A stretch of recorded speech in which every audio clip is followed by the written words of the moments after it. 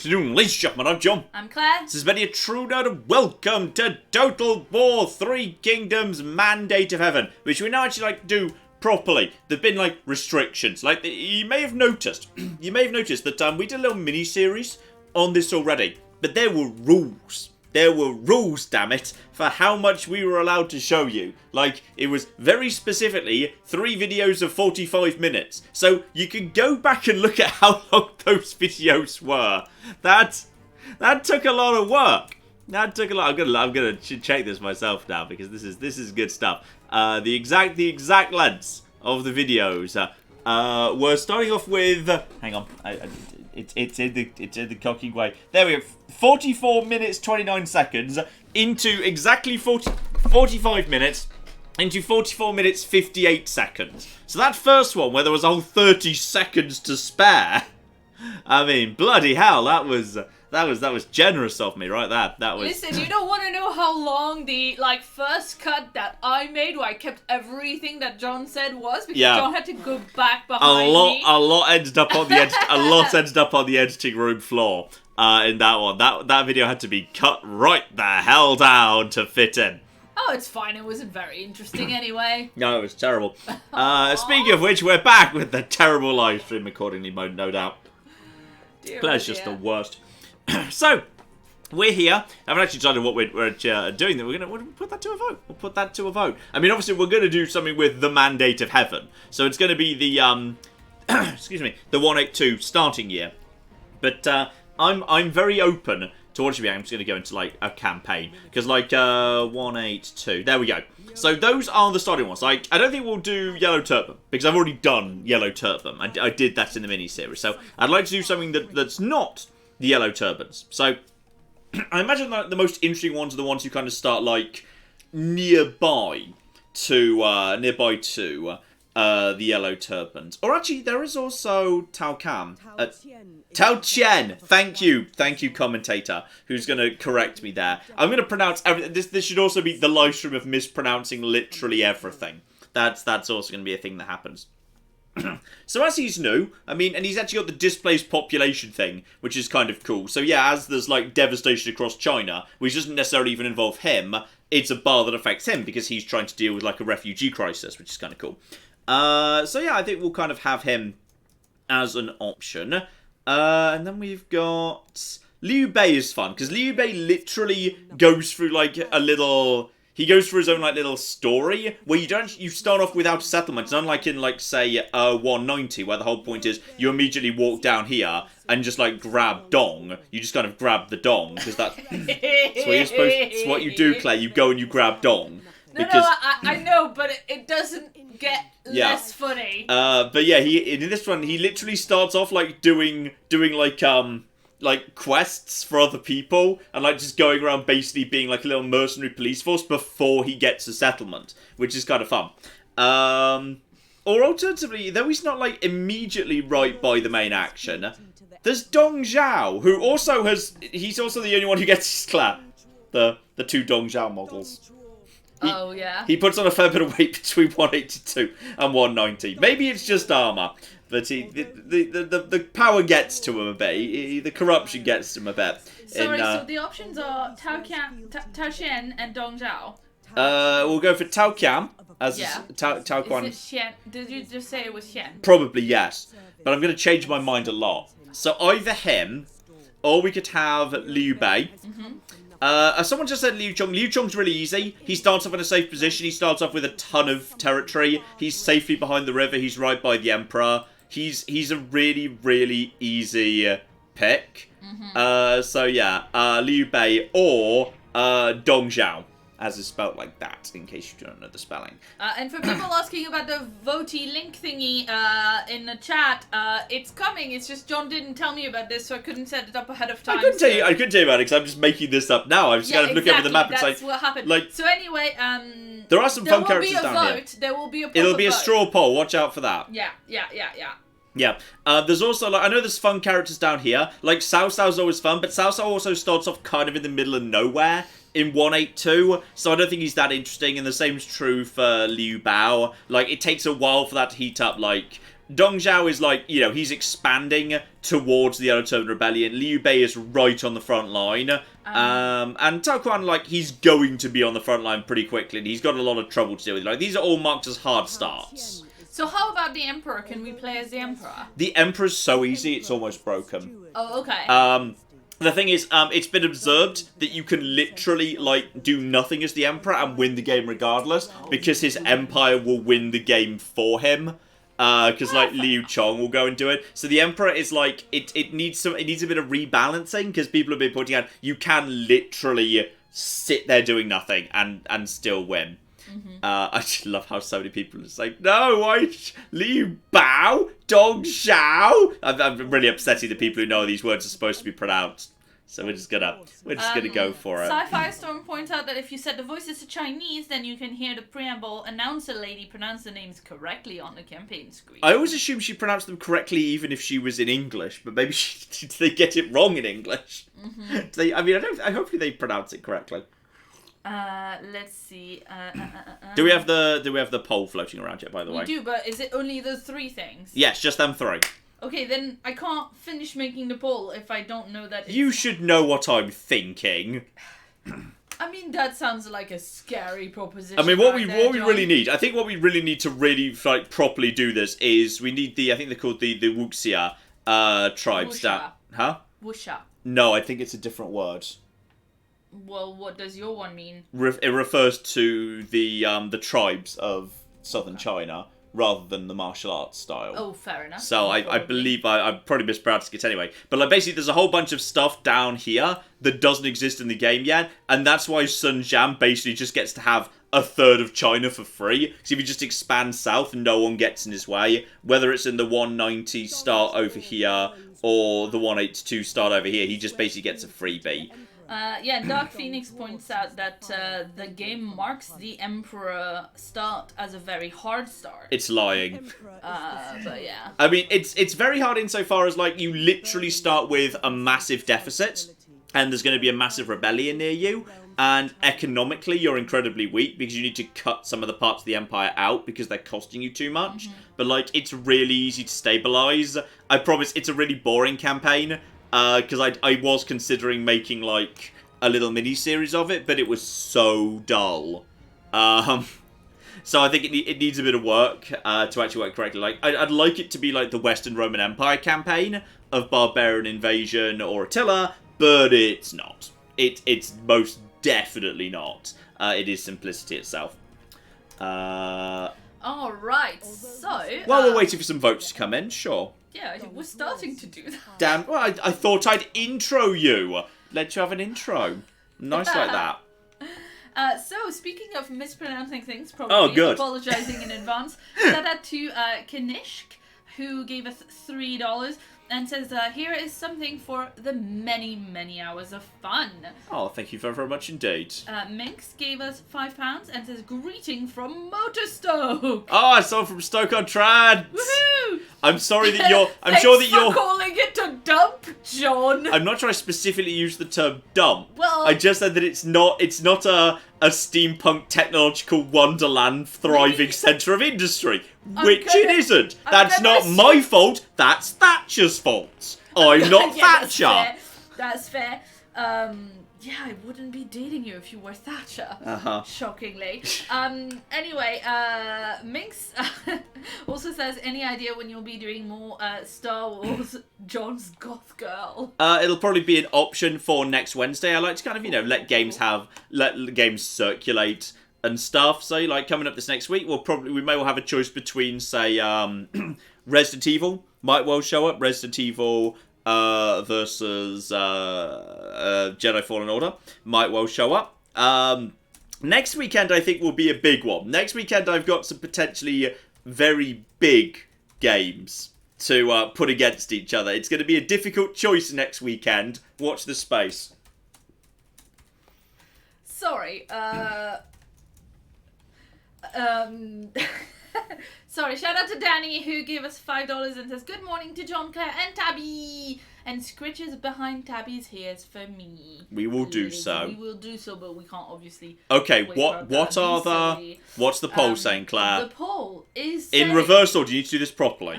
Do it properly. We have 338 votes at the minute. In third place with 17%, we have Tao Shen. So we don't have to figure out how it's actually pronounced. Excellent.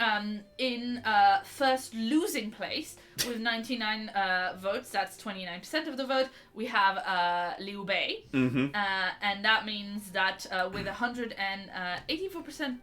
184% of the vote. This has been verified by independent democracy observers from the UN. 184% of the vote. Glorious leader, Big Daddy Dong. Listen, 53% of the people have voted for dick jokes. Dick jokes all the way through. Okay? I'm going to be honest. If Dong Xiao did actually decide to set up a vote to decide whether or not he should be the new emperor, he would get 184% of the vote. Yeah, that's just how I was wrong. That's just how Big Daddy Dong rolls. Okay. So that's all right. So that the seems. The vote was just happy to see us, John. Yeah.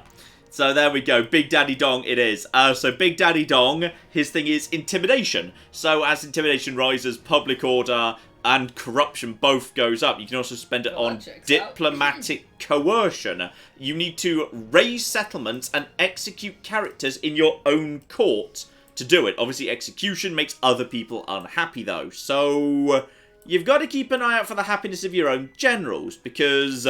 yeah, they're going to get more and more unhappy as you execute more and more people, but high intimidation doesn't actually, keep them happy fundamentally. So there's a greater chance of rebellions, potentially.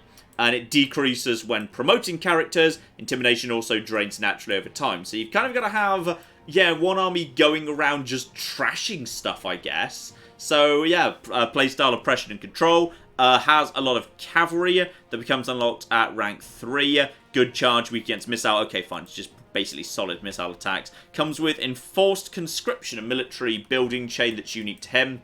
So, starting rank up for new recruits. They start a bit stronger. Seasonal retinue deployment goes up a bit. Public order up. Mustering time is down. Redeployment time. But it slows down population growth, which is not the worst thing in the world. That sounds like that's pretty good building. And yeah, he actually has the option to do... raising, which not everybody gets, and coercion, diplomatic action. Chance of accepting deals goes up, and that causes intimidation to go up too, by the looks of it. Okay, haven't really played with this guy much, but we'll figure that out. And okay, how are we going to calculate this?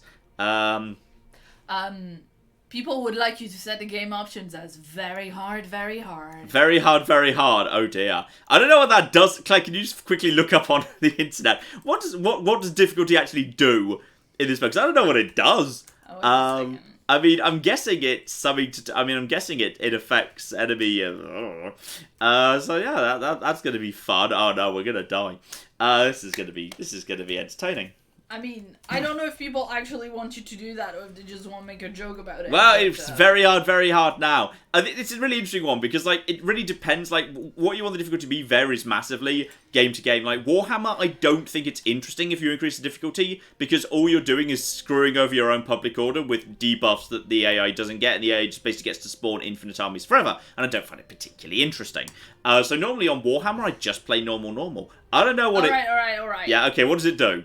I'm on the Total War forums, so someone asked that very questions. Yeah.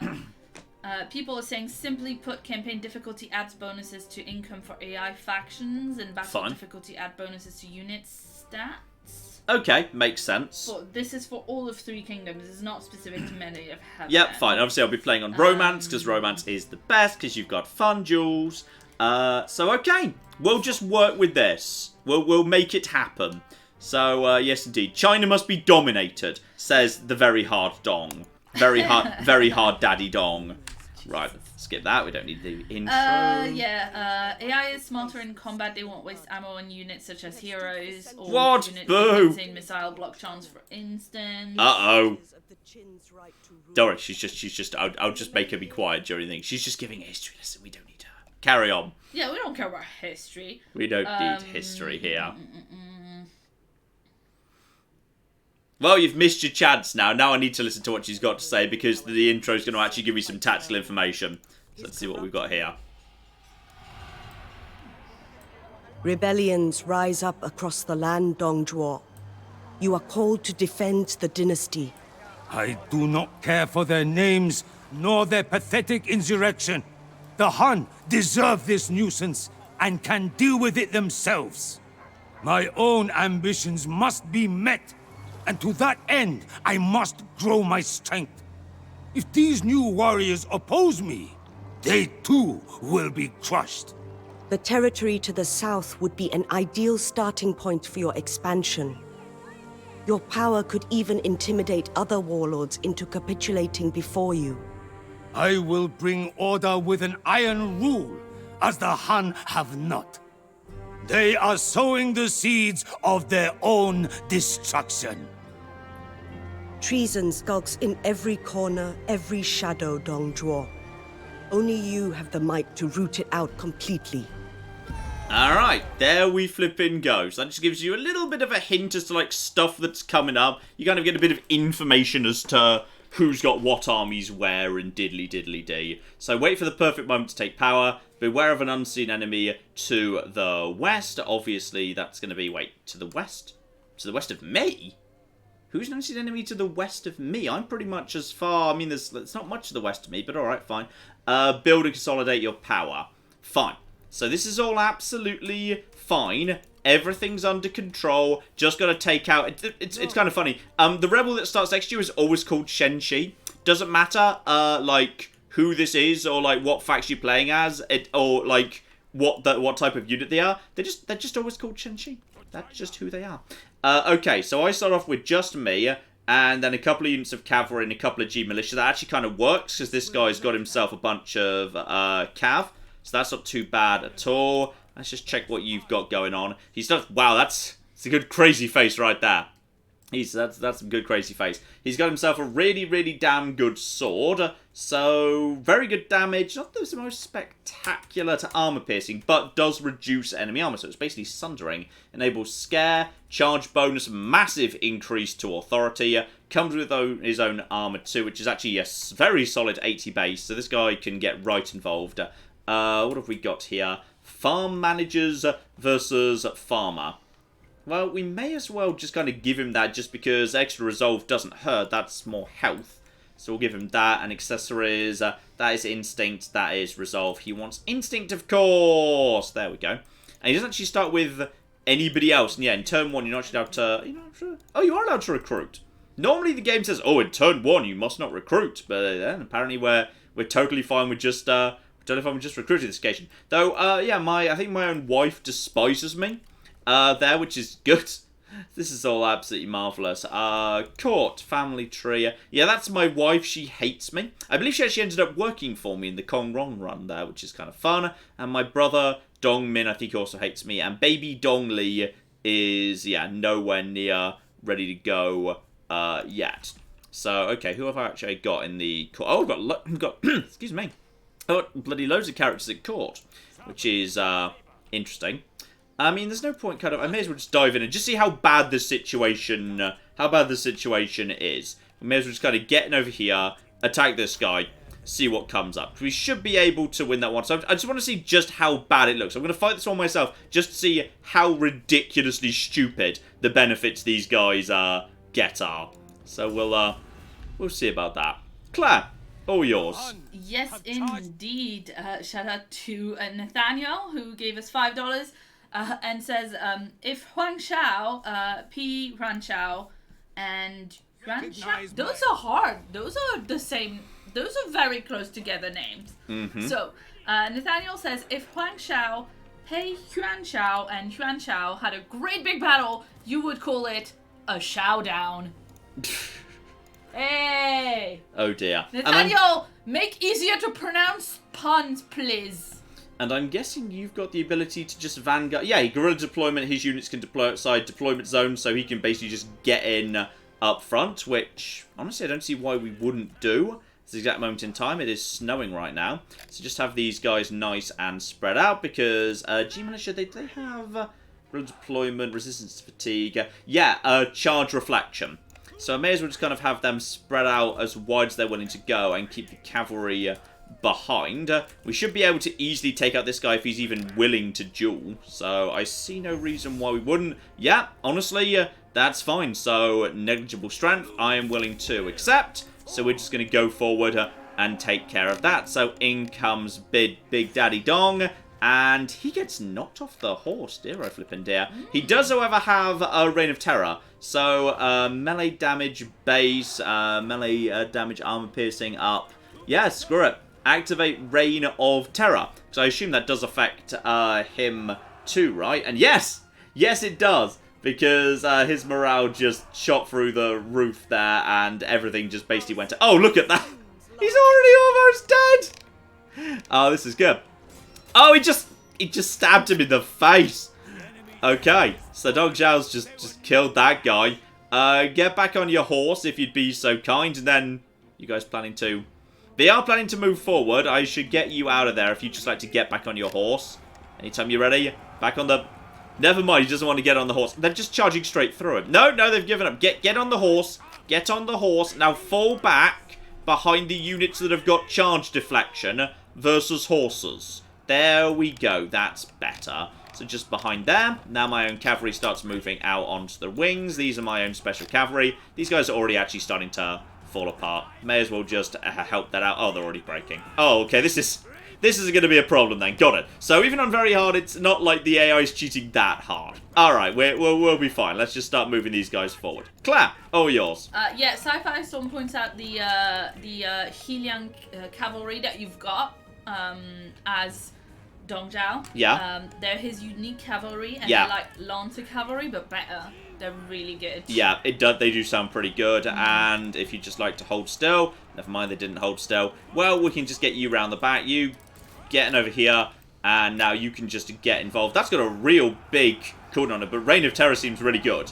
So yeah, that's actually 50-meter effect range for everything. Problem is it's snowing right now, which is a bit of a problem. And now we'll just get these Lancers in here. And if we're lucky, they'll actually get a good charge in. Sort of, kind of sideways charge. But, boom, boom. We don't really get the proper thundering charge because it's in snow. So our movement speed is slower. But that was still a victory with a tiny handful of losses for the most part. Dong took a bit of a knock, but it's fine. He'll have plenty of chance to recover. It'll do as a starting point. So... that's... Okay, so nothing too... Like, you know, it's like the AI is cheating so damn hard their cavalry can just cut straight through G-Militia and you need a full stack army for everything. The benefits they're getting seem modest. Because their cavalry is still struggling with basic G-Militia. So I'm fine with that. He doesn't have head anymore. Obviously, we've got the blood packer installed, so it's going to be nice and bloody. Get myself a big old pile of money. I don't believe I get myself... No, I do get myself some intimidation just for winning a battle. Okay, so you get tons of intimidation for, like, raising settlements, but you get a little bit just winning any battle whatsoever. I will take... what do I even need? I may as well take the... Actually, 2% replenishment's nothing. I'll take a ton of bit of income. Might well be of use. Okay, so that's a good start right there. So plus 10 intimidation right there. And I start off pretty good. And yeah, capture some horse pastures down over here. That is good. I do need those. I need to get some cavalry running. So that should be a nice, easy thing to take care of. These are just held by looters. So I start with a full intimidation.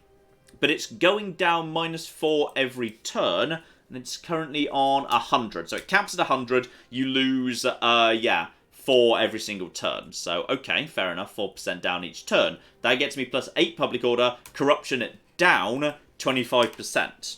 Okay, and as it goes down to nothing, eventually, public order is -6 and corruption is high. In the medium, corruption is still down a little bit. So corruption is generally pretty low for Dong Zhao, which is good. Not really so relevant at this point in the game, but not a problem either. So that's these guys. You are the... that's actually the horse pastures right there. So that's the actual capital. Then we've got Salt Mine, Animal Tamer. Okay, we should be able to expand pretty quickly here. We also own this small town here. There is a fishing port that's completely abandoned right there, so we need to go and grab that at some point, but I don't think anyone's going to be rushing to that. There's also abandoned territory around here. When I say abandoned, it's on fire. I'd probably set it on fire, to be honest. That was probably me. Sorry if so. So I don't know what you guys have got, but I'll bring you over to the edge of this territory. So you're still inside friendly territory. And then we need to, yeah, expand quickly. So, okay. This is actually the capital of that, those horse pastures. Got it, I already own the capital here. So this territory that's industry. Animal Tamer does... What does Animal Tamer do? Can I check that right now? Show me what Animal Tamer does. That ultimately leads to craftsman. So market buildings are cheaper, nothing major. Salt is obviously industry income. Horses are recruitment cost for cavalry units, which is just a generic good. So, and also this place comes with a that comes with a harbour, fine. So it's on the water apparently. Yes, it is on the water. Okay, so that's with commerce income. That's a bit of a messy settlement, to be honest. It's a bit of everything. So that's kind of a bit unfortunate, really. Still, that's a source of food, and I don't have that much food floating around, to be honest. Yeah, Animal Tamer, none of that's food. I need to go get that fishing port for food at some point. There is farmland here in Anding, so I might need to go and grab all of that too. But yeah, sooner or later the Yellow Turbans will start causing trouble over here. But I don't really care about that just yet. What else do I have, by the way? Oh, that's just stuff I started with. Fine. In which case... okay. Yes. Animal Tamer is like weaponsmith and armorsmith in that it can give you rare and unique horses. Yeah, I saw that, which is pretty good. So we'll definitely be going and getting that, but I also need to start recruiting immediately. Unfortunately, everybody in my own empire hates me, which is kind of good. So we'll start off with... I'll check if anyone just happens to be showing up who's, like, good in the... Actually, the reason... I've just realised the reason the game gives you all these extra people you don't really need. It's so you can execute them. That does make sense, yes. So if I execute him, that's confiscated funds, intimidation up by 10, but minus 10 satisfaction faction-wide. But it would help out the economy. Which one of you is the worst champion? You're unremarkable. You're unremarkable. Okay, just make sure you don't have any friends, by the way. Do you have any actual... friends? No, and you've got hamstring, which is probably the worst. Okay, so, begin operation execution. So there we go, that's you out of the way. And obviously we want to be taking, well, whichever's better out of Li Ru or Zhu Bi. So you've got the high cunning, which is the only stat that really matters for strategists, because strategists get archers, and archers are the best. So you've been executed, which was totally a legit thing to do. So, recruit, Claire, which I just say was the best. Li Ru, even. He gets recruited immediately. That was a little bit on the expensive side. We've still got some... Wait, where did all that money come from? I don't know where that money came from. Basic Archer Militia, continue recruiting. He just wants to take... here we go. In case you missed it, by the way, there's been some changes to artillery. So, trebuchets are more about, like, buildings now, because they're a bit less accurate than they used to be, and the crossbow is a bit better at dealing with, like, troops. So, that's kind of the priority. So, I would like to get at least one, in fact, I wouldn't mind two of them, and that's medium crossbow infantry, so good against armor. If I take another one of them, then it's probably best I take two of them. Yeah, then I'm down to 500. Then what could you theoretically have? Maybe a hold off for the time being. Maybe give you one more spear. Yeah, that's fine. It's a bit expensive, but it's worth it. So that's at least got those guys starting to move in the right direction. Okay, that'll do, I'd say, for now. The rest of my, group is going to be sad because I executed someone. But I'm sure it's going to be a-okay. Right, move time on. Claire, all yours. Yes, sorry, we're just talking about Game of Thrones in chat. It's all good. Shout out to Jorordradar the Mighty. Listen, that's just... I'm glad you're having as many pronunciation problems as me. I know, right? Hello, Claire. Hello, John, Claire, Tabby, and the many true nerds, they say, and also gave us $5, so thank you very much for that. And also Akil gave us 100. I want to say... Yeah, I thought I remembered what that was. I think that's rupees. Yeah, there we go. Sorry, Akil gave us 100 rupees and say, hey, John and Claire, not a fan of Total War, but I couldn't make it to the Darkest Dungeon stream. Could you check out Company of Heroes? I've been asking for a bit. Company of Heroes. Is that an FPS or is that something? I don't know, I'll write it down and we can look at it later. I'm just gonna use Force March to get it to this. Yeah. Then I can get to this territory next turn because I'm not sure I can really do anything else this turn. Economy's looking a bit on the weak side right now. Can't afford that upgrade, and yeah, obviously can't do any more buying or improving. So we just need to pass this turn straight away. I could. How much does it cost to settle this? 4,000 gold, and I could settle that. And I could do that if I just had... That would get me some food. I could just buy, like, a really basic army and then break it down later. What's the cheapest army I've got, just in theory? Oh, I do actually have an assignment as well. May as well have an assignment being done. I'm just going to quickly check my assignment. Yes! People in chat point out that Company of Heroes is a World War II RTS. Ah, is it now? Based around squads of units rather than individuals, like in StarCraft. I see. That makes a bit of sense, yes. Yeah, because you don't normally do a lot of, like, historical World War stuff. Not like, really. Of that kind. I mean, obviously we did Warsaw. Yes. But that was a little bit of a special thing. And also shout out to Oren who gave us $2 and says it's snowing again in the US. There's over 2 feet. Wow. That's quite a lot. Yeah, that's a lot of snow. We had I'm gonna get my champion this morning, but yeah. I'm gonna get my champion just to do food production, by the way, just because that's +4 food production, which as a flat amount means I can sell it to somebody, which is worth doing. Rest of people are getting a little bit on the upset side. You are now can't do anything till next turn, so that's probably worth doing. And has anyone else shown up in court, by the way? Yes, a whole bunch of people do actually want to join my court. Terrible idea, you mad bastards. And yeah, the court is a little bit on the annoyed side, all things considered. Just because I did execute one of them, but that's fine. If they get too annoyed, I can execute more of them. Everything is under control. Yeah, intimidated by execution -10. They'll be okay for now. And oh, the tree. Okay, the tree just changed a bit. Because there's now a whole bunch of new stuff over in the red side. Like, say, we got cataphracts down over here. And we've got to get ourselves the new, like steaks and oil and whatnot. So I am actually going to rush a little bit into regional commissioners and less farm. That's population growth, and that would get me some more stuff. Now let's get some deployables. Deployables are fun because actually the very first deployable, if I just wait 2, is a tower as well, which seems pretty good. So I'm going to get that out and we'll work in that direction. Fine, that is all we need to do for now. Further is present. Oh, I'm aware further is present, but I'm pretty sure we're going to be fine because intimidation will offset the further. That's what the Yellow Turbans are doing to me. But it's not so bad. I think we're fine. Claire. Yeah, shout out to Posh Sheep who gave us £10 and says, evening John and Claire, I'm very excited for this stream. Loved your videos of A Short Hike and Pathologic 2 this week. Keep on keeping on the good work, guys. Oh, the best stuff is yet to come. The best stuff is yet to come tonight, because tonight we're doing, if you haven't heard this before, Sekiro.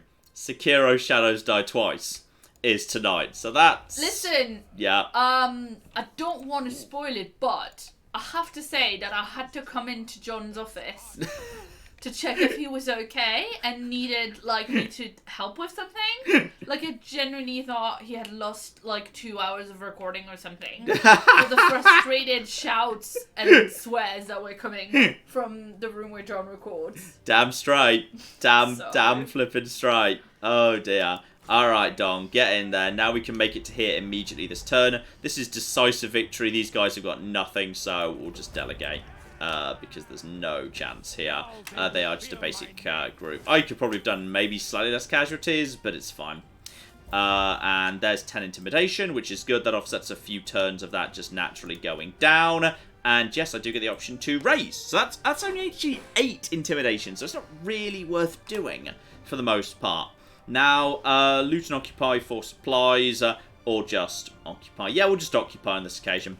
I think I'm fine with just occupying. That immediately gets me some intimidation. We're starting to expand a little bit. And now you want me to own the entirety of one commandery for another 10 intimidation. That should be fine.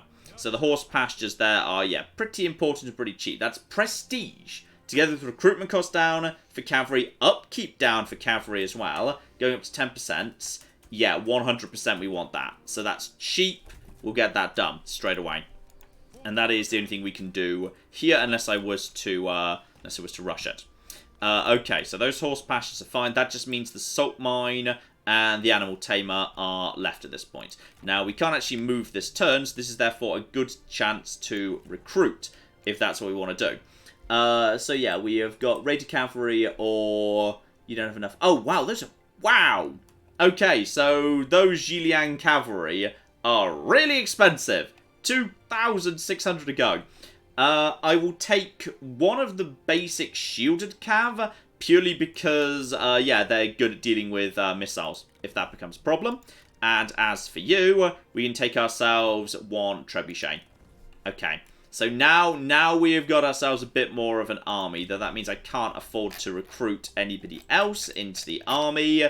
Doesn't really matter. I think we've got enough troops for now. And the game was saying go over here. There's actually an army over here. So that we should be able to take care of. So good first steps here. Keep an eye on ownership and diplomacy and whatnot. Just, you know, make sure we know what's going on in terms of how the Yellow Turban Rebellion's doing. Like, if it starts expanding in this direction, then obviously, potentially, my town, my little small town might be a threat, which is a problem, because I need the food. But then again, I need the farmland as well. So we're just going to swing around here, and hopefully at some point soon we'll have enough money to maybe have a second army. Then again, none of these are big earners. Salt mine's not bad. Salt mine's not a bad earner. Anding, that's kind of what we want. That's got a livestock farm and farmland. So Anding is kind of essential, because that's like... That's going to be my farm. That's my farming center. So we need to basically get down there and lock that down as soon as possible. Though speaking of money, I'm just going to very quickly check the people I know around me, see if any of them are poor in food. If anyone's potentially like poor in food, here we go. Liu Bei is poor in food but has money. Okay, Liu Bei, how about me and you have a little chat about, yeah, getting a bit of food. Because I've got tons of spare food. So, he really doesn't value that highly, actually. He doesn't value that highly at all, which is a bit of a shame. I was kind of hoping he'd handle that, he'd value that a bit more highly, but no, wow. Okay, well, that's not going to fly. I'm just going to check to see if anybody values food highly enough to pay me for it. Claire?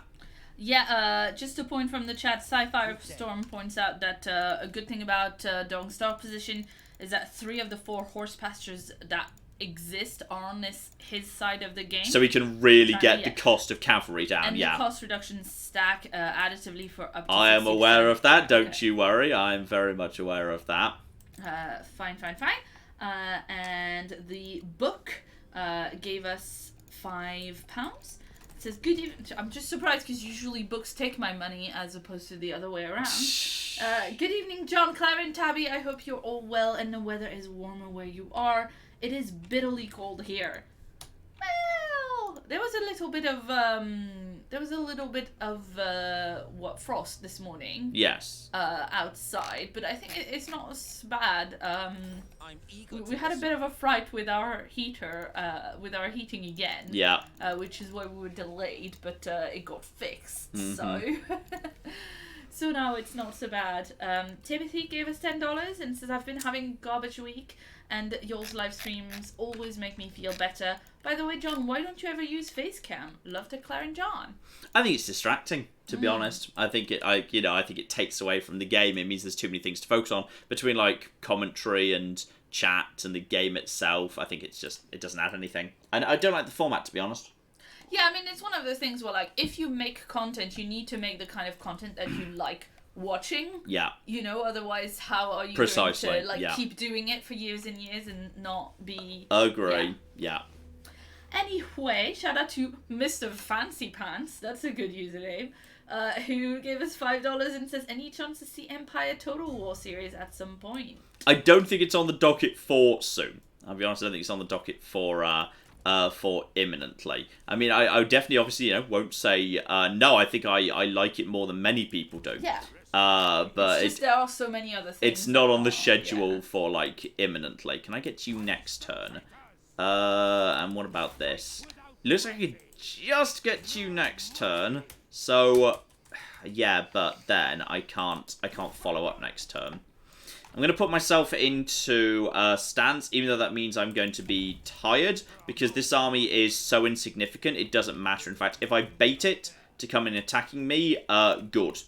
Because it thinks it's got a chance because of that. So I'm just going to go knock him out and then move straight on to the animal tamer. Which seems like that's actually pretty damn good for generating legendary horses. And of course, at some point, history being, history, I will get a Lubu. A Lubu. I will not need to pursue Lubu because Lubu will come to me. It's gonna be great. And you are angry. Oh yes, he's angry. Look at him. He's Mr. Angry Face. Well, that's absolutely fine because you know what happens to people who are Mr. Angry Face. Guess what happens to people who are Mr. Angry Face, Claire? They get executed! Oubliette. Bye-bye. No, not oubliette. The Doombliette. The Doombliette. The Doombliette. That's where he goes. Right, so now we're just going to take them on next turn. Claire. Yeah, shout out to Matt, who gave us $5 and says, keep up the good work, you too. And to Tyler, who gave us $20 and says, hey John, I'm sick with the flu. I'm so sorry. I'm sick with the flu, and watching you is the perfect remedy. Please also take actual medicine. Yes, definitely do that. Beautiful content that you create. Aw, thank you. Definitely, yes. Get actual medicine. Medicine is good. And also, at some point, get off the computer and get some sleep. Do whatever makes you happy. And the enemy have been stupid enough to be baited forward because my army was tired. So as I've actually got, trebuchets and things, I'm very happy to let them come at me because they've got nothing. They've got no cavalry. They've just infantry. Would have been better if this had happened in winter, but it's not bad at all. So yeah, we're just waiting for Lubu to show up. Some people have been pointing out Lubu might be a risk. I don't see why we would be worried about Lubu or Cao Cao. I think we can trust both of them. Absolutely. Chase would like to know if you think it's possible to marry Zhang Zhang into your faction. In theory, yes, but I don't know whether she'd accept. And she hasn't shown up on the map yet. Okay. So definitely not yet, because she literally ain't shown up yet. But in theory, I don't think there's any reason why not. Also, this is kind of an interesting map with a bloody mountain in the middle of it. So I don't know where they're going to spawn precisely or which way they're going to come. Hopefully they're going to come... Maybe I should fall back to flatter ground just on the off chance they decide to spawn way back or go a different way around than I'm expecting. But then again, I don't really have much in the way of any of these guys. I can just pull these guys forward. It's fine. Do you guys have got decent line of sight? I might need to pull you a little bit further forward. Maybe I'll move you up to... like here, you up to, come on, little trebuchet. You up to here. Yeah, I feel like you've got a better look forward there. These guys don't have flaming ammunition, but they're more accurate without, so this is fine. That should be a-okay. We'll just reposition you guys to deal with that, and that should be everything we really need. So you guys go forward, and it looks like they're going to be heading in this direction, which works for me. I'm just going to move those guys forward a bit, just so they're actually facing the right way. It'll take them a little bit of time to get there, but we're just going to let them line up properly anyway. You want to take me on, do ya? I'm willing to do that right now, even though I'm starting off with less health, just because, yeah, with the ability to be unbreakable and... Actually, melee evasion goes down a bit, but I think it's still fine. I think it's worth it to have melee attack and base and armor piercing up. So we're just going to boost that right now. And there we go. So now he's just going to basically start tearing this guy to shreds.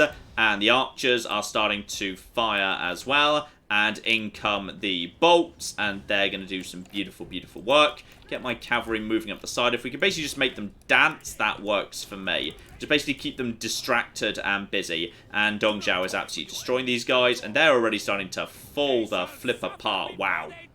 Okay, so I need to double check the morale penalties attached to Dong Zhao, because it does rather appear that these troops have actually broken before like anything happened. So that's all good. Okay, but now guys, we want to get that. Oh, never mind, we've won. All right, that's yeah. Dong Zhao is got these guys bit on the terrified side, which is reasonable. You guys go over there. You guys stop firing, and now my cavalry can just ride them down, just to make sure they don't retreat into their town. So I'm just going to basically ride them down. Claire, Claire, all yours. I'm not going to ride down Claire. Well, that would be sad. Don't ride down Claire. Shout out to Joshua, who gave us $10 and says, "Hey John and Claire, here's a little something for keeping me company on a lazy Saturday." Oh, you're very welcome, and thank you very much. And shout out also to Adelaide, who gave us £5 and said, "My dissertation project has gone awfully wrong, so I'm here to get lost in ancient China and pretend a real word doesn't exist right now." I'm pretty sure ancient China. I'm pretty sure ancient China was real. Like 90% sure. I've read the Wikipedia page several times and watched a Chinese TV series. Okay. I did. You do realize the thing with the wizard in the cave probably wasn't real, right? How dare you? How dare you suggest that the thing with the wizard ghost wasn't a part of real history? How dare you? I mean, I guess technically it's a part of history. Yeah, the idea of an accurate historical record just wasn't really a thing at the time. Exactly. It just doesn't make sense. There's 10 more intimidation. I'll take a little bit of replenishment just because the army's not even full strength yet. So some of them made it away, but honestly not much. And because we actually charged forward, got myself a law enforcer there. Public order +2, authority +4. That's not bad. I'll take public order +2 for literally everybody, to be honest, and some graffiti. Oh, promoting the Yellow Turbans, unacceptable. Yeah, we'll swap you out for that. I will give you a law enforcer, so that is +2 public order to literally the entire empire, which is very useful. Because, yeah, that's just going to keep that public order ticking up. So I've got 8 already. Despite low faction support, we're in good shape. And if I put myself back to normal... I can't quite reach it even with that. That's so annoying. But then again, that guy can't regenerate in 2. I was kind of hoping I'd have just enough to get in here. I kind of need to have... Yeah, I need to double check all your effects, by the way. So Cruel is -4 to public order, faction-wide. Peasantry income is up. Greedy is increased demand for higher office. Corruption goes up. Okay, he's terrible. Instinct and -50% chance of evading capture due to arrogance. Okay, I'm seeing the problems. I'm seeing the problems we got here. He definitely has some issues. But he is very strong just in terms of sheer fighting. So, okay, we'll need to take him out next turn. Horse pastures could be upgraded again. I can afford to do that immediately. And honestly, just because that gets me more and more in terms of cheap cavalry, I kind of may as well just keep that going up in the world. Can I afford anything in town? No, now I can't. My economy is terrible. I'm entirely dependent on my basic bits and pieces. I do have the ability to upgrade a little spot in this small town. Government support is, yeah, peasantry income. This place makes literally no money right now, which is great. Okay. Public order up, land development. This place is going to be a food producer. Then again, what else is here? Oh, it's literally just that. Wow, that's a terrible tiny little province. In which case, as public order here is fine, isn't it? Public order here is A-OK.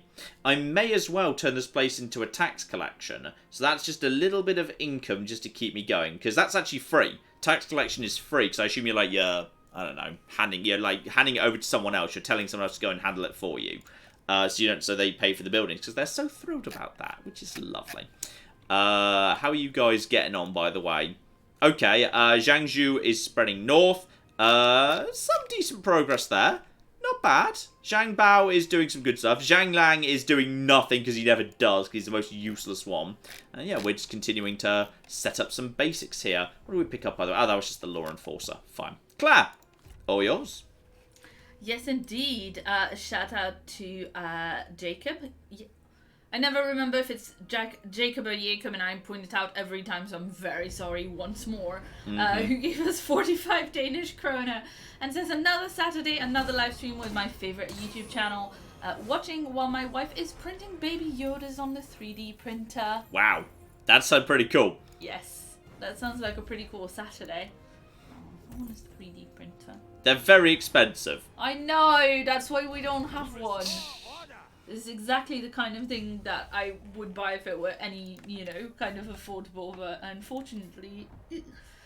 shout out to Jason, who gave us $5 and says, I was going to ask if you were ever going to play a nice relaxing game of Dark Souls, but Sekiro works too. We've played Dark Souls before. You can go and look it up on the channel. It's right there. Indeed. And, okay, move any character to the horse pastures, and we might get red hair for Dong Zhao, which is beautiful. So that's pretty damn good. Obviously, that horse, historically, will end up with Lu Bu. And Tang Zhao defects. And that's just a thing. That's just a follow the story thing. One of the Yellow Turbans has defected and said, hey, here's all the people who were guilty of crimes. You've got nothing but some basic mounted saber militia, anti-missile, but I don't have that much missile. So we'll be absolutely fine there. And yeah, the actual animal tamer, the garrison here is not much. Okay, we should just be able to basically move straight in here. This is decisive victory. In fact, there's no garrison. Okay, well, if there's no garrison, this is decisive victory. I'll just delegate that one. Let's just get this done. Yeah, we lost 35. That's not much at all. 350. We'll get back up to nice there. Occupied straight away. Kaboom! That gets me a battle axe for Dong Zhao in silver. That's not terrible. That's not terrible at all. Remind me, are you allowed to use that? Because if you are, I might... Oh, no, you've already got a really good sword. You don't need that. And that's not equipable for you anyway. I thought reds used... No, I'm thinking of the greens, the champions. Okay, we're making some good progress here. You are now in good shape. We've got plenty of money floating around. Obviously, we want to head down... I wouldn't mind heading to the salt mine first. But then, hang on, where's officially the horse pastures are? Okay, yeah, we do need a second person just to go and settle this fishing port. I need someone cheap who can also go and pick up that horse so Dong Zhao can stay focused on the important stuff. So, okay, raise one army. The cheapest person is my wife. Is pretty cheap. Then again, you're not happy about life right now because of all of those executions. But I'm sure that's fine. Yeah, we'll send my wife to go and handle this. I'm sure we trust her to not rebel. So she gets sent right there. And we will, first up, send her to... Why didn't I just raise her in the horse province? Never mind. This way she'll be closer to the town we need to settle. Put her straight into force march mode. And now she'll be able to make it to the horse pasture next turn. Then we can get her down towards the fishing port the turn after. We just need to save up 4,000 to settle that, because that can generate a little bit of money. Not a huge amount, but it'll do. Can you move any further this turn? No, you can't. In which case, if we can afford it, it will be good to get someone else out onto the field. And when I say someone else out onto the field, literally no one else is willing to work with me. Everyone else hates me. Oh, that's sad. Right, well, I guess we'll wait for someone else to show up. I mean, keep an eye out for the legendaries. Lu Bu will be showing up sooner or later. I think with, I think we should be absolutely fine for the time being. But yeah, we'll just head down, grab the salt mine, then we need to start mopping up all of this business. That's Han Empire. Technically, I'm not really supposed to go to... Oh, technically, I really can't go to war with the Han Empire. Luckily, these territories are up for grabs. That is abandoned. That's also abandoned. Abandoned is different from raised, though, isn't it? No, abandoned is 4,000, and that is, yeah, that's 4,000 too. Okay, so if I want to expand into the food-producing areas, that's going to be expensive. But yeah, this is technically Han Empire. Who are you, by the way? Han Sui. Okay. Might want to just go and steal your silk trading. That sounds like that might be valuable.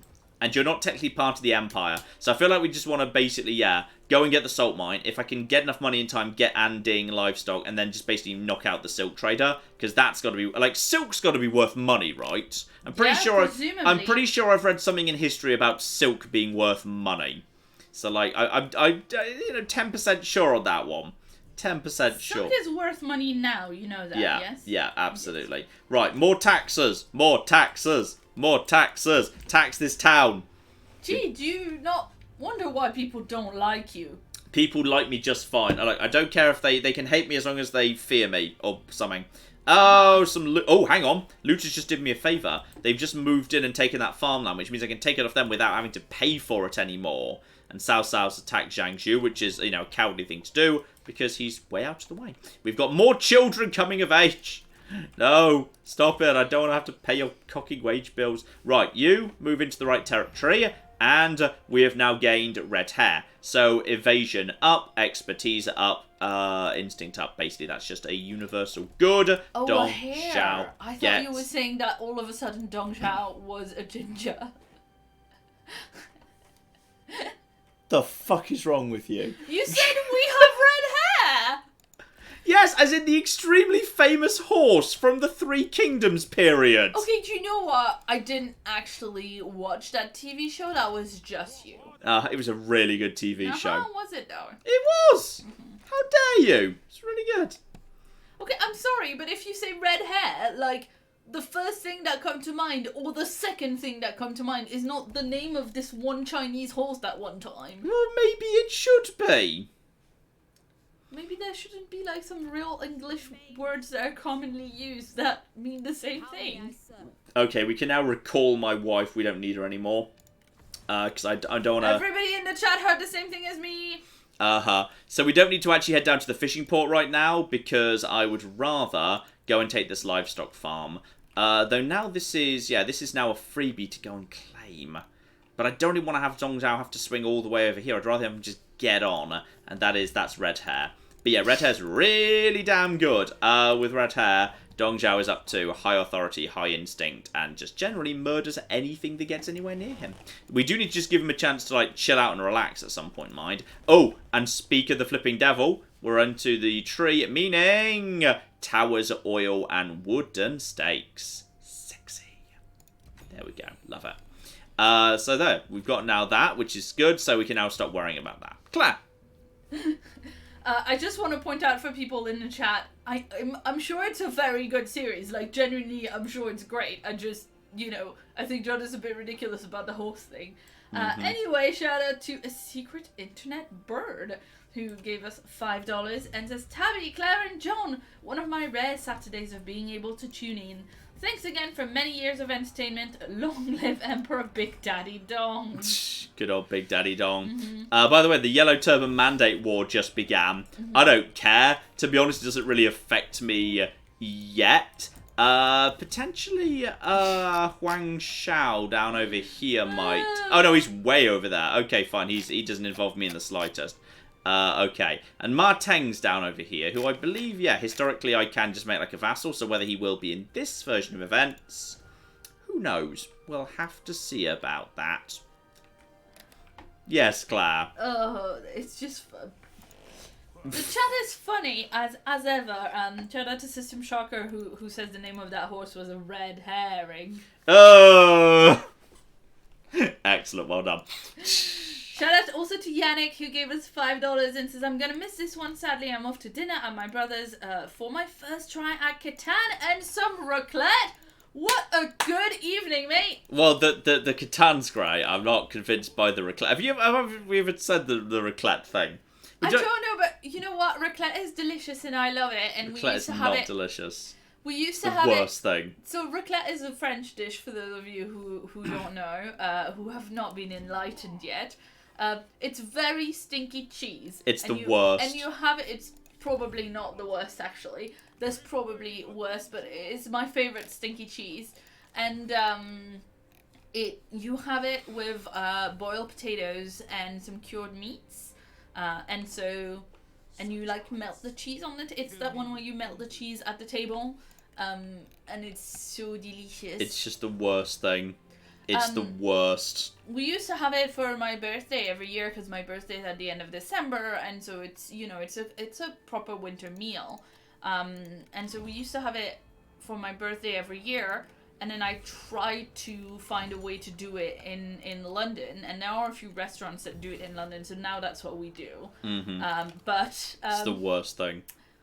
Yeah, one time when we were living in a house with flatmates, and John was in a room on the 3rd floor, I believe, whilst the raclette was being cooked. That's true. He said he could smell it enough that it made him feel sick. I felt physically ill from the raclette. It was the worst thing. From the smell of the raclette in the kitchen 3 floors below. It was so bad. Also, why am I going to rush to a livestock one when I've already got +7 food? That's... Oh! Uh-oh! Looters! Have they put the town under siege yet? No, but they are right here. And they appear to be losing troops. Okay. What's actually in this town in terms of garrison? Not much, to be honest. Okay, I mean, if we lose that town, it's not the worst thing in the world. I didn't even realize there were going to be looters around here. But I'm guessing they've bypassed that fishing port and just come up here. But they're losing troops, because I assume they're out of supplies. I mean, I might just be able to hold that, to be honest, just because they're so badly damaged. Then again, there's no walls here, but there are towers. There are towers here. Actually, does this place even have a garrison? Oh, this place doesn't have a garrison! Oh, that's not good, is it? That's less good. Yeah, without a garrison, I feel like he can have it. But if I have a garrison, now the garrison will be in its basic form. If he wants to have it, he can have it. I don't have time. In which case, out of normal mode, yeah, I should go for the salt mine. Just basically, 1, get a province, which is good, and 2, moves me back in this direction to start mopping up these guys, because these looters need to be taken out. That kind of needs to be my next priority. I can ignore the livestock farm for now. So fair enough. We're going to go over here. We're going to settle this. So establish order.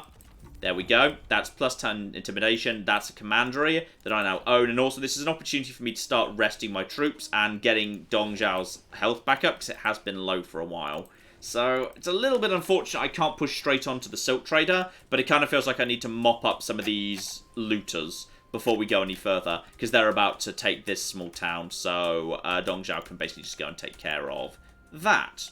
So, yeah, that's probably kind of the priority at this point, because I could have spent the money, but then that would have slowed down me getting the salt mine, and we probably would have fallen anyway, because the garrison would have been at its basic form.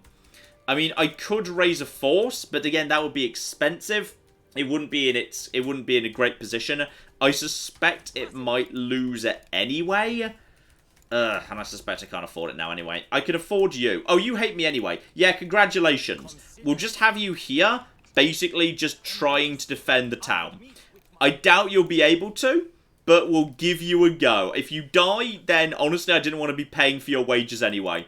Have fun. So we'll see if the looters decide to go against it. So, I mean, Dong's been doing a lot. You can't do too much with Dong. He ends up getting chafed. So we need to give him a day or 2 off. Claire's not even acknowledging this. Fair enough. I'm sorry, we were just talking about cheese in the chat. Anyway, Yannick also says, looking forward to the VOD in Hail Tabby. And Bram gave us €2 and wants to know if you'll play this prequel DLC for Frostpunk. Oh, I've heard about this. It's literally pre-Frost, which strikes me as kind of going against the spirit of things, to be honest. So, I don't know. We'll see. By the way, I've no idea whether in a Settlement 1 town, there's even, you know, like, towers. Are there towers? Okay, there are towers. And I do have barricades and deployables. I mean, technically, I really should lose this. But I'm kind of wondering whether I might be able to win purely on the grounds of this is really heavy on cavalry. And are they going to be stupid enough to just straight up run into the barricades? If I actually put those, like, right here. Like, if we have, yeah, the stakes right here. If we just have stakes right here by this door. And then where are the other doors? There's another door right there. There's another door the other side. I can't light this oil, unfortunately. Is either of these... I don't know if either of these are closer. I'll barricade up... Yeah, I'll barricade up this area to try and dissuade him from going in this way. Oh, there's actually another one right here. Okay, so we'll stake up. Actually, can I stake right here? If I stake here, there we go. Stakes here cover both of those doors. That stake over there then isn't available. Then we just have both of our archers basically right here. And then my strategist is going to try and single-handedly hold off the entire cocking army. Because that's what he's going to do. It's going to be great. That's his role in the world. And, okay, we've also got one more of these, apparently. It says deployables remaining 1. Oh, you mean the oil, which we can't light. We'll put it there. There we go. It's completely pointless. If they immediately now just kind of turn around and go to that door, it'll be hilarious. I mean, it's what they should do. We're going to see how clever the AI are at this point, and... Wait, where's the... Oh, do you only get 1? Oh, I only get 1. Okay, well, I'm glad I noticed that, because this is by far the most likely scenario. I thought I had 2. Didn't the game say I had 2? 2 of what? 2 of the wooden stakes. I thought I had 2 of them. But maybe it means... well, apparently I've only got 1. Maybe I know I have got 2 barricades and 2 deployables. The deployables being 1 stakes and 1 oil. There we go. So we're basically just going to see... Okay, we were specifically warned, hey, the AI, they're much cleverer on very hard. Let's see how clever. Let's see if they're clever enough to not run directly into wooden stakes. That's basically what we're banking on here. All I need to do is I need to use this guy to hold them in tower range while the towers do their terrible work, and then whatever's left... So you're just leaving the entrance on the right and hoping that they go through that way? Yeah, we're just going to hope they're going to walk straight into the only set of stakes. Okay, cool. Which is precisely what they're doing. And do you know that you can light your oil by tossing torches on it, even if you don't have a flaming arrow? I had heard that, but I don't actually know the exact mechanism by which it happens. Sci-Fi Storm, please tell us the precise mechanism. I mean, because they're the person who told us about the fact that it's... But yeah, we've got the towers coming in. They're not great towers, but all I need to do is I just need them to slow down. I just need them to slow down long enough. As soon as we enter archer range... Once we're in archer range, I just need them to be basically slowing the flip down. I don't know whether this is winnable. Those guys are now holding still, which works for me for the time being. I need the cavalry to not do too much, to be honest. But if they just want to basically stand here and be shot, I'm not going to say no. Oh yeah, they've got a flipping vanguard, don't they? Oh, that's going to be fun. But a vanguard's going to struggle against basic towers. Come on, get out of there, get out of there. Well, we just shoot you, because these are basic horses. And now just lead them away, and just basically let the archers do some good work. Because they're following my leader. My leader's broken! What, you utter coward. Okay. I don't know how bad these are against horses, by the way, I have no clue. We're just going to start shooting, by the way, and that is, that's a problem. I kind of needed more of the infantry to die. Focus all firepower on infantry, please. Focus all firepower on the infantry. I need them to die. I mean, archers are pretty powerful. That's a G captain, which is not good. I'm pretty sure the stakes have no effect whatsoever on these guys. You're taking some big damage. Okay, what we're going to do now is we're going to start splitting them up. We're going to start splitting these guys up, and we're going to hope that they're stupid enough to only pursue one rather than both, or not stay long enough to actually... Oh, hang on. I might be able to lead you guys into some oil. You guys fall back over here. The cavalry are... Oh, the cavalry just took some serious knocks there. The problem is whether we can actually defeat... Oh, now they're coming over here. Yeah, okay. So you're breaking immediately. We just don't have the... Sci-Fi Storm says you get a unit, any unit, and right-click on the oil. The unit will walk I see it. Okay, now let's see if we can make this work. We're going to fall back behind the oil. You're breaking already. Come on. Get behind the oil. Get behind the oil. Don't break. You're my last unit. Set yourselves on fire. Come on. Oh, they didn't get the fire off. Oh. It wasn't as decisive a defeat as I was hoping for. Oh, dear. We did some damage to them. which is useful. But, you know, if he's... he better not have survived. If he's survived, I'm going to be really annoyed. I wanted you to die. We wanted to get you out of the way. Well, you know, Big Daddy Dong is on his way. I mean, we killed more of him than he killed of us. We've lost some intimidation for that. Fine. We'll go and take them out next. They'll be a priority. I didn't realise they were going to be coming up that fast. I mean, I thought we'd see them take the fishing port beforehand. Good, he was killed. That means I don't have to pay his wages anymore. So we've lost that. And... Good to know how you feel about your employees, John. I've already been executing them at random. I think they know. I think they know, Claire. I think they know. Okay, so now we've got money, and apparently that's the fastest way to get round to the horse pastures. I'd love to force march, but if I force march, then I won't be able to recharge my troops, and Dong does need to be recharged, unfortunately. We could do with getting someone new into that. Characters currently away on assignment. Yeah, Guao Si is away on assignment right now, I know that. You haven't been recruited yet, none of you have been recruited. Fine, save up some money. No, it's a setback, but it's not the worst thing in the world. It's nice to know even level 1 settlements do have towers. If we'd had even basic infantry, we might have stood a chance. We might have been able to hold the towers a bit better. So it's not the worst thing in the world. So worse things have happened at sea. Claire, all yours. Yeah, shout out to Quentin. Oh my god, this again. Sorry. Quentin. I'm so sorry. Quam, quam. It's very hard to not say in a French way because I'm French. Shout out to Quentin who gave us $5 and says, John, I've been wanting to ask, have Dan, Matt and yourself or anyone else ever thought of a hand simulator stream? Very excited for a Sekiro stream. It's a video. The Sekiro is a video. It's a video first, yes. Though it will definitely show up as yeah. an option for a live stream. I think it'll be one of the sexy options that may well show up next week. If you enjoy seeing me suffer, which you all do. And oh wow, that's a big army of looters. Okay, but were you meaning to completely ignore the first half of their question? No, what was the first half of the question? Have Dan, Matt and yourself or anyone else ever thought of a hand simulator stream? Hand simulator? Yes. Is that the silly one with like the coconuts and whatever? I'm not sure how a joint stream for that would particularly work. I'm not sure how I see that would work. I mean, generally like the kind of the silly joke simulators, I don't do too much of, to be honest. I'm not sure they're quite the thing for me.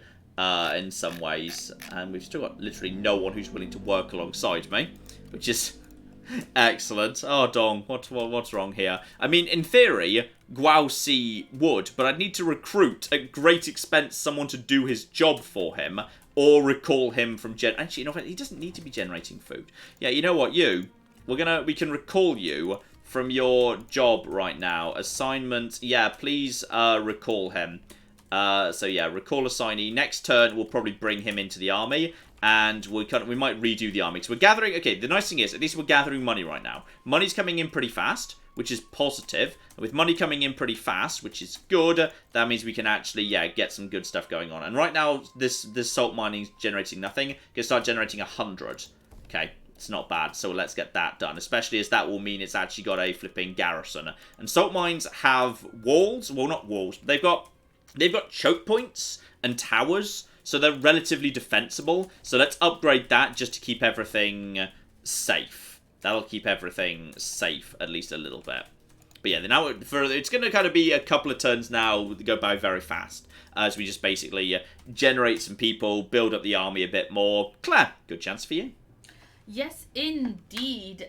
Shout out to Cyclone, who gave us $5 and says, any chance of us getting a legit Total War playthrough soon, though? I keep on being awesome, John, and give Claire more money. The next big thing is... Oh, Hanfu's been destroyed. It's just the Yellow Turbans are doing well. The next thing is Crusader Kings 2. As I've said before, that's coming back very soon indeed. I'm so excited to edit it! Oh, dear. Get it recorded, John! That's coming back. I will do. I was planning to... hopefully tomorrow I might record the first part if I can. So, yeah, that's coming back very, very soon indeed. But after that, I suspect then we'll be sneaking up on, well, actually, time is going to make fools of me. I don't know how long that's going to last, but depending on that, I might try and sneak in somewhere, Last of Us Part 1, ahead of Last of Us Part 2, then who knows. So it might be a bit of a way off. Which one's Liu Hong again? Also, that would cost me intimidation to do. Diplomatic relations minus 40, and... Okay. Your men do not see this, they see... Okay. Now the Han have come calling. Oh, that's the Emperor! Yes, that's the Emperor. I see. I'm going to refuse handing over 8 to the Emperor. I think he's got his own... I think he's got enough problems. Screw you. Bye. So I'm not sending help to the Emperor. That ain't happening. But my intimidation is going down because we lost a town and now we're just kind of walking through the middle and there's no proper roads here. It's really slow. The only downside is I really would like it to be not Guaosi because champions don't really have much to add to me at this point. They don't have a huge amount to add to me. And there is Han Fu's technically showing up in the pool. I'm assuming that is the Han Fu, who literally just got defeated. He's now actually showing up as an option. I didn't notice that was actually him till just now. Yeah, he's expensive. That'll actually be him. He's not actually that good though. He's basically just though he's actually a historical figure. He's basically just a generic champion. Champions don't really work for me. I don't think champions are really that good. But I could get rid of some of the G militia, get some more appropriate cavalry into this guy. Commander wouldn't be the worst thing in the world. We've got really limited options right now. You know what? You're cheap, and you can help out with the fighting. We just need to get an army out the door. To be honest, even though it's not really your thing, you could get some proper spear guards. They're 600 apiece. Basic assault infantry is cheap, to be honest. Yeah, I'm just going to give you basic assault infantry. We'll trade this round later. It's a cheap, easy way, and yeah, we'll just give you some archers because they're super cheap. We've now got a full stack army, which I feel like we need to get in production because we saw a big looter army heading in this direction because it's very hard. They're just cheating. They've got bonus money. So we need to basically have a full stack army. But if we've got a proper army, it's had some chance to rest. It's got cavalry, and it's got archers, and it's got some infantry, and it's got some good cavalry, and it's got Big Daddy Dong. We should be just fine.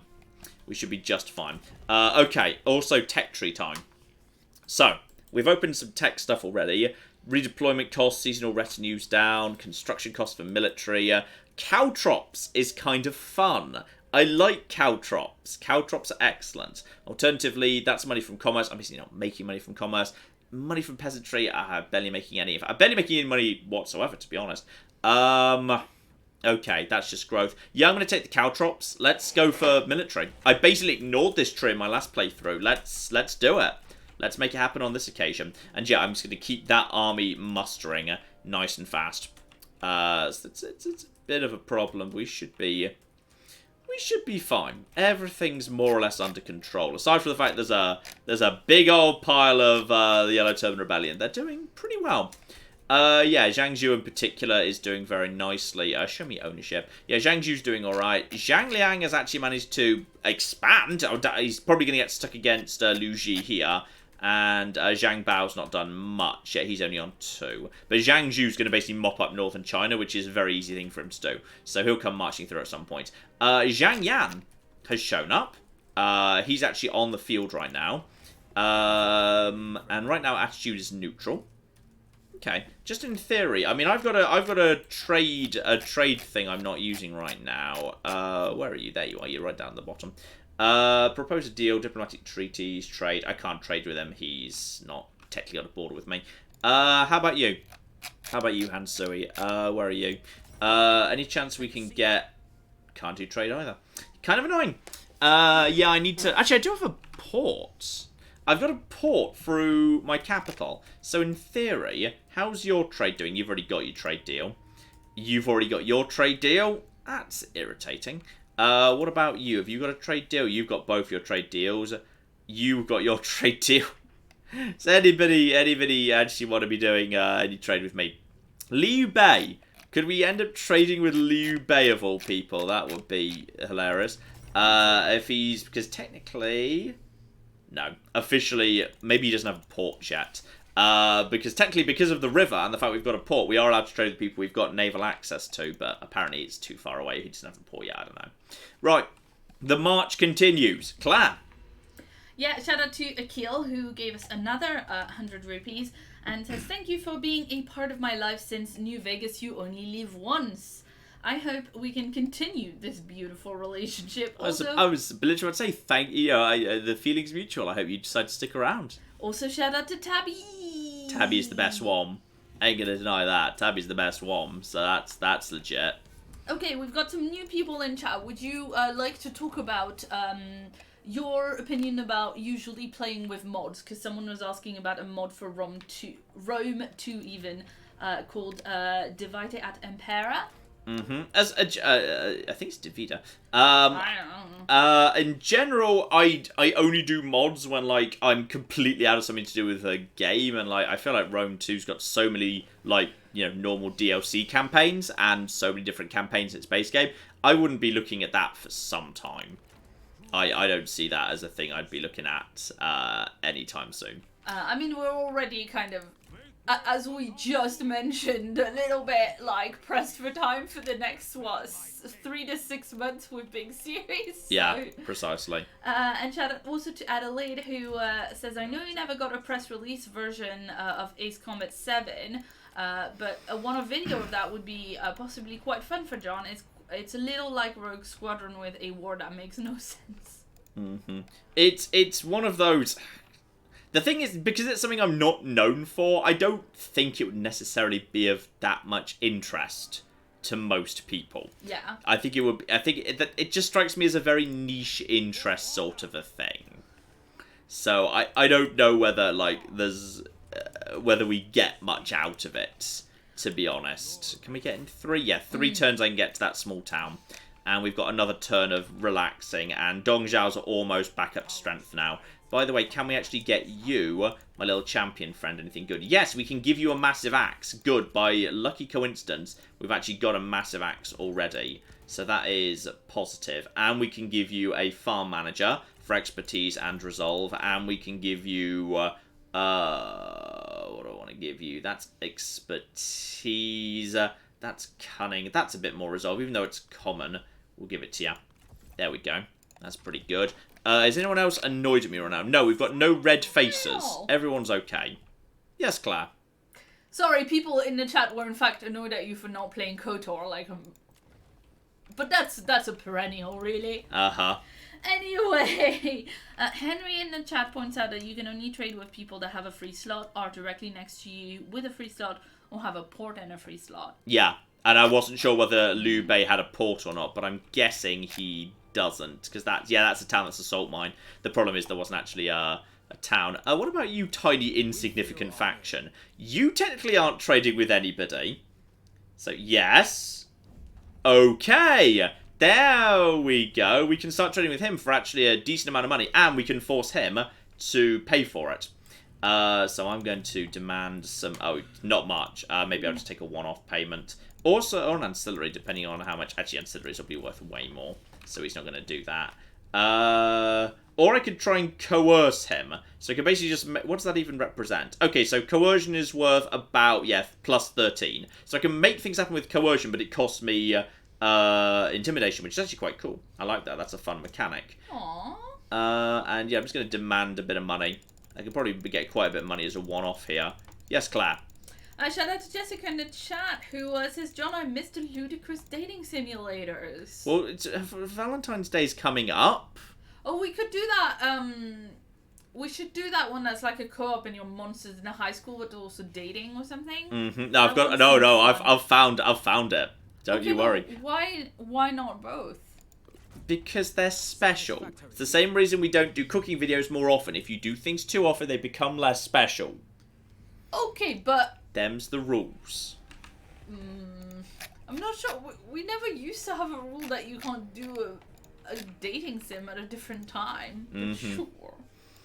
Okay, we just need to keep recharging here. Keep recharging. Okay, so at least this champion's now pretty damn solid at taking out other people.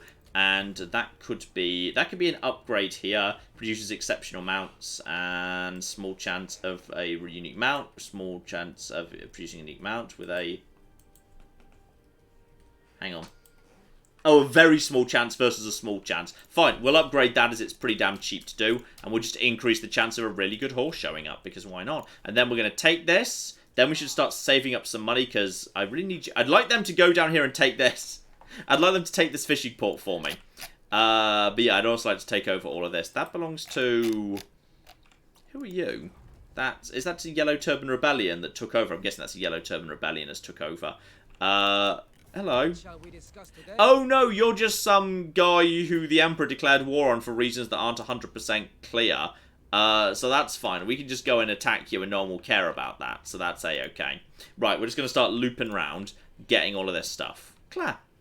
Yeah, a shout out to Ben, who gave us $5 and says, "Hi John, I've watched the Total War series like 3 times and I love them. Also, John is better than Claire, but Tabby is better than John." This is an acceptable ranking. The first is contested, however, the second very much is not. Mm-hmm. Tabby is the best of all of us. Tabby is the best of all of us. Indeed, indeed. And Jimothy gave us £5 and says, "I'm sorry for almost getting you killed with my Latin earlier this week, John." They made a Latin joke that I think happened just before a liquor came at ye. Oh yes, quite possible. Anyway, Jimothy also says, "I imagine the zombie appreciated the hug after you stabbed him." Excellent. Oh yes, of course, and because I've got this massive trade route, I now have visibility along this whole trade route. So I've actually got visibility of huge swathes of the bank, which is actually kind of important, and Tao-Keen is just here. I don't know what he's doing here, he's just chilling out in a boat. So that's fun. And yeah, Liu Chong has just niffed off over to the port over there, which is fine, I guess. How are we doing, by the way? We're doing okay. We're doing alright. We can cross the river next turn, and there's that force. Okay. So there's a force coming in, but we did damage it. I think we'll be okay. Especially as, well, this army will be at half strength, but Dong Zhao will be back up to full strength. And bear in mind, he can pass on his benefits to his entire flipping army if he's just fighting close by to them. But we really need to start making stuff happen, because right now, public order is falling across my empire. Purely because, well, it's not fast, but it is falling just because we're not at max intimidation right now. So, yeah. I'd like one of you to naff off south and claim this fishing port so I don't have to. That would be great. And Dong Min, who I believe is my brother, is also up for an upgrade. So, just in case we ever bring him out. I don't think clarity is that useful, so just give him intensity just in case we ever need him on the field. Yeah, that'll be fine for the time being. Anyone new showing up in the court, by the way? No special uniques. Characters who are willing to spy, but I don't think we've actually got... No, we haven't got spying yet anyway. How are we doing in terms of... second marquee? That is still 13 off, but we're getting there. Once we've mopped up some of this, we should be okay for that business. But yeah, the regeneration rate on these guys is really damn slow. It's only 8% a turn. I've been spoilt by playing as the Yellow Turbans recently, who get insane regeneration rates. So, we'll see. We're finally going to take on some big proper forces here. This is where the very hard thing starts becoming more of an issue. Now, are they going to come out and meet me? That's the interesting thing. I'd love one of them. I'd love them to just separate out in different directions. Be great if they would separate out. I don't want to take them both on at the same time. I know that town, still as it's level 1, doesn't have a garrison, because we literally saw that ourselves. So we know there's no extra garrisons to work with here. And He attacks Ma Tang, which is odd, but I guess he was probably drawn into an alliance war there. Yeah, the Empire's holding together for now. Gongdu's way down there. You are technically like an arch enemy of somebody, but you know, we're not actually at war yet, I don't think, so we're fine. Yeah, I mean, okay. Rather than going directly at them, I could swing down and take their farmland to pull their attention away. That would actually give me an extra turn of healing, rather than attacking them directly. They've got Axe Band, Saber Militia, Jan Sword Guards. They've not got much in the way of spears. They've got a load of cavalry there. I'm not I've got some spears, but they're basic G for the most part. I'm willing to come over the river and just to offer them battle. I'm curious whether they'd be willing to take it. I mean, just because I might swing south, but yeah, there's no real... I'd need to cross an area with no road, which is kind of annoying. So... You do love a good road in a Total War game. Damn straight. But yeah, we're just going to come down over here, and we're just going to see what happens at this point. I could encamp, actually. I've just enough to encamp. That gets me recruitment and replenishment, and if they come and attack me, means I've got a camp. Now, speaking of replenishment, Sci-Fi Storm points out that if you go down the red tech line in a tree, further down at the intersection between two branches, there's a tech that gives 10% replenishment. It'll fix your diminished army issues right quick. Yeah, but I will keep an eye out for it in the tech tree. But for the time being, if they want to come and attack me now, I will be welcoming it, because then I basically get a tiny free town. In the form of the camp I'm in. Everybody loves a free town. It's basically a free town. It's got little towers, and towers are powerful. Towers are great. So that'll do. So let's see. Come on. I really want them to come and attack me now with their army, because it's not that much weaker than mine, and they've got, you know, whatever benefits they get off it being very hard mode. So I'm kind of hoping that they want to come and attack me like a bunch of idiots. Come on, looters. Come on, come on, come on. Yeah, they're coming. They're coming. And they're hiding right next to me. They're hiding right next to me. Okay, there's a banquet with many officials present. And an enemy officer now at my mercy is the entertainment. So, I can flog them for some bonus intimidation. And Reign of Terror, minus 10 satisfaction faction-wide. It's kind of bad. I can torture them. 10 intimidation. I become contemptuous for also 5 turns, also satisfaction down. I could release them. I lose a bit of intimidation, but I become beloved, but only in the local commandery, or I could totally ignore them. Minus 10 satisfaction. I mean, everyone's happiness is... It's only 5 turns. Yeah, I'm going to take the flogging. A flogging, a flogging. There's going to be a flogging. And after the flogging, never mind. Okay. I think he's in ambush stance down here, which is kind of irritating. If I were to come out of this, then I don't want to get ambushed by him. I don't know precisely where he is. I would like to start moving in this... I'm just going to drop a coward save here, because he's somewhere around here. Okay. Start moving around here. Aha! Enemy ambush failed. This has sort of worked in my favour, because now there's going to be a normal battle, but it's a normal battle in the snow, where I've got the artillery, and he doesn't. And I've got cavalry, and he doesn't. So, yeah. Yeah, we'll be doing that, actually. I think I can get more than a Pyrrhic victory out of that, I think. Will be just fine. Especially as, yeah, they've actually got no general who can duel. That's just a unit taking the part of a captain, and that is just a strategist who can't duel. So, the newly refreshed, very hard Dong is ready to flippin' go. He will be able to just get straight in there and smash the hell out of them. So, yeah, I think we can actually win this quite convincingly. I'm not so worried about that, actually. They call me tyrant, I'll show you tyranny. He's right, he will. Historically, that there be true. And the guy then says, yeah, these are a band of brigands. Yes, they are. You're all stating facts. Thank you for stating these facts. And it's just basically nothing but a massive flat field, which really works. That's pretty much everything I could want. This is maybe a little bit of a gentle slope upwards. But for the most part, that's kind of perfect, actually.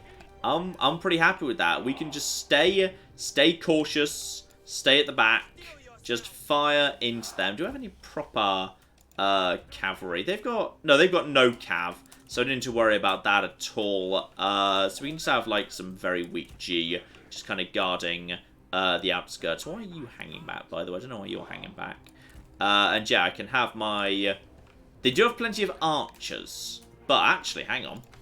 They've got plenty of archers. I can deploy my cavalry hidden in the forest, which is sort of interesting. Because if I just lead them in this direction now... actually, you too. You can actually go in the forest as well.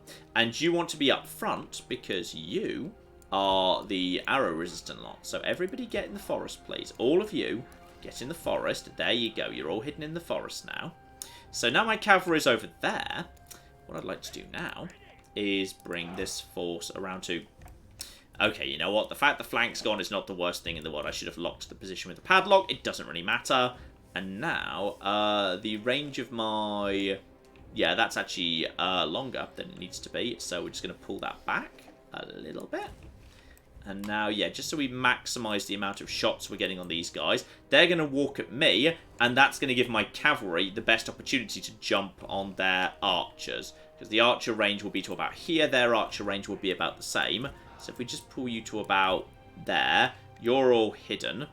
Dong Zhuo could actually be waiting there as well.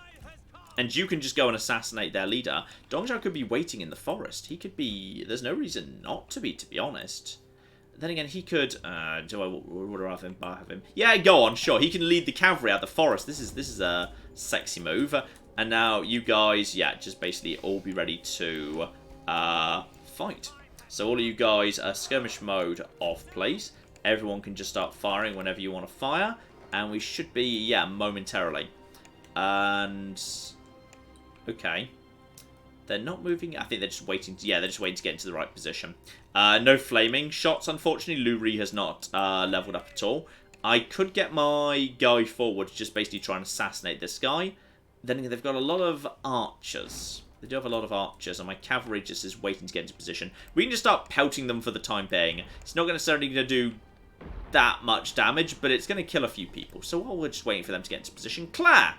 Yeah, absolutely. Shout out to Henry, who gave us £5 and says the 2 reforms that give you trade agreements are in the top left are really valuable, so presumably in the top left of the tree. Yeah, but as Dong Zhuo, you struggle to maintain friends who want to trade with you, so it's a little bit... Because you murder them. Because you murder them, yes. Yeah. So it's a little bit less valuable than it might be otherwise. Yes, indeed.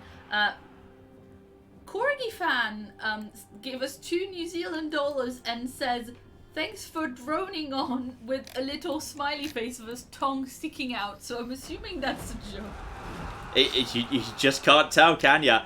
Oh, here comes the massive crossbows. If they're still here and listening to you, then joke's on them if you're just droning and not being in fact really funny. So. Dear oh dear. Okay, I'm going to try and use my guy to basically bait the archers to hold still. So we're just going to basically move him around the outskirts. I mean, we said they won't waste ammo of the archers on champions and leaders, so we'll see if that's true. We'll see if that's true, or if they are actually going to completely waste all of that. And we're moving towards my archers being in range. Well, they haven't stopped yet, which is kind of works for me, actually. If they are going to do it, they're not doing it with everybody. So you've got yourself a massive, war axe. So now we just basically bring you forward, and you can just smash straight into these guys. They're immediately going to start running. Prepare the massive war axe, and screw you! And now basically just start chasing them off, which means their archers are now basically immobilized for the time being. Their troops are already starting to suffer in terms of morale, and now I'm basically just going to try and hunt down their strategist with this champion. It's technically not a duel, but it doesn't need to be. He's got, like, no health. So, and we're just basically also keeping their troops back for the time being. And now it's time to bring my troops out of the forest. I mean, this was probably completely unnecessary. But I quite like just jumping out of the forest, really. And those troops are already breaking. So now we just hunt you down and hit you with a great big axe. Just hit him with a, just chase him down, hit him with a big axe. There you go. He's already looking screwed. Down to 11,000. Come in for some more attacks, please. Don't just stop riding around. Just hit him. Oh, you know what? Let's hit the... They're going to try and defend their archers. They're going to try and defend their archers. And they're going to regret it. And they're going to try and shoot me down, but it doesn't really matter. They're going to start collapsing momentarily. They can't stand up to this. Their leader's already almost dead. They're nowhere near my front line. They're sending in the G Captain, which is probably the most dangerous thing. Time to get you guys over here. Stay away from the G. In come the Lancers. They've got just enough space to get another charge in. And those Axemen are nothing major either. So we should just be able to get them down. I will pop Dong Zhao's ability pretty soon. You just need to keep hunting this guy, please. Why are you not hunting down this guy? Yeah, those are now breaking. They're now breaking too. And now what we need to do is we just need to get them over here. And we need to move everyone back just for a moment. And then Dong. There we are. We're going to pop the ability. So all those guys are now getting basically doubled to attack and doubled to special attack. And in comes the charge. And they should basically all collapse momentarily. So this is going to start falling apart. That's going to start falling apart. You guys are running forward. I don't even know why you're doing it, but you are. So that's good. So these guys have started collapsing. And yeah, in all fairness, we may as well just start telling infantry to come forward just to basically chase down anyone who's not doing anything right now. And now over here, and there we go. That is basically, aside from maybe 10 or so horses, pretty much perfect victory. So from Pyrrhic victory through to pretty solid victory. So yeah, very hard is, it's not like, the AI is not cheating that hard. The AI is not cheating that hard. I'm pretty happy with that. So in which case, start dividing up the cavalry, because these guys, it's a failed ambush. I don't think they're automatically destroyed. So in which case, I'm just going to start spreading out the cav to basically hunt them down, to make sure that whatever's left is destroyed. These guys should be exhausted or tired. Actually, no, they're active. They're not that tired at all. So in which case, yeah, we just need to ride them down. Ride them all down, and I won't have the speed advantage, but whatever, it's not a problem at all. So in which case, Claire, back to you. Yeah, shout out to Mix, who gave us £5 and says, why can't they slip on the oil in the battles? It's not that kind of oil, I guess. I don't know. Maybe, I guess. And says, P.S. I'm not sure China is real, but I know that France isn't. Yeah, don't tell John that Story checks out. Go to France for Christmas. Wow, that took a dark turn. Oh dear. Oi, excuse me. You're supposed to be... Start moving in this direction, you. Start getting over here. Start hunting down anything that's, like, not dead yet. There we go. You guys just get over here. Starting down these guys. You are hunting down these guys. Just get over there and finish them off. You just basically get on these guys now. The champion's being slowed down. Yeah, we should have pretty much everyone dead here. I'm not sure their leader's dead. I think he died. He might have been able to flee. My champion was just standing around not doing anything. So, oh yeah, and I forgot to deploy the caltrops. We didn't need them in the end. They never even made it up to my front line. This was basically just a question of, yeah, overpowering them overwhelmingly with cavalry. So it wasn't really needed in the end. That's good enough. That'll do right there. So how much did we actually lose in what was supposed to be a Pyrrhic victory? 91. 100 troops out of 2,500. So yes, definitely that was a fight to fight yourself. Just the advantage of winter and the slow movement speed is ridiculous. And he's definitely dead.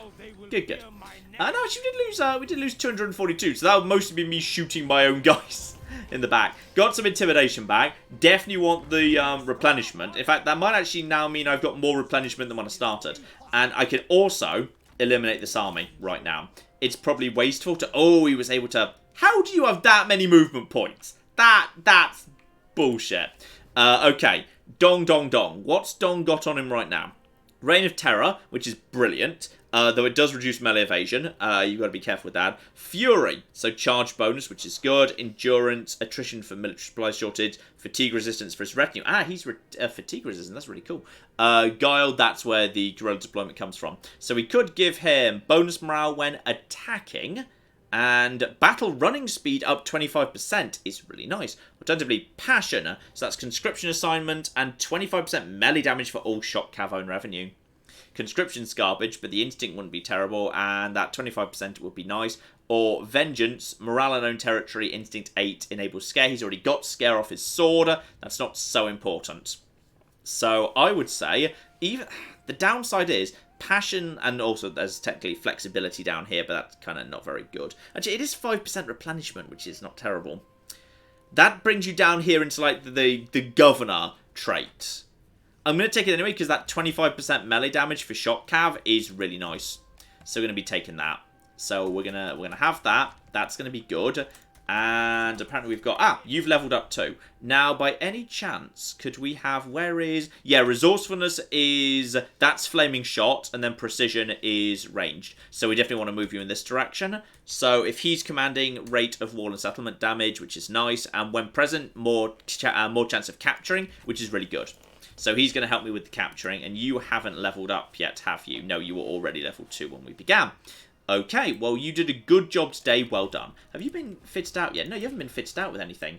Give this guy +4 cunning, because that's more ammo.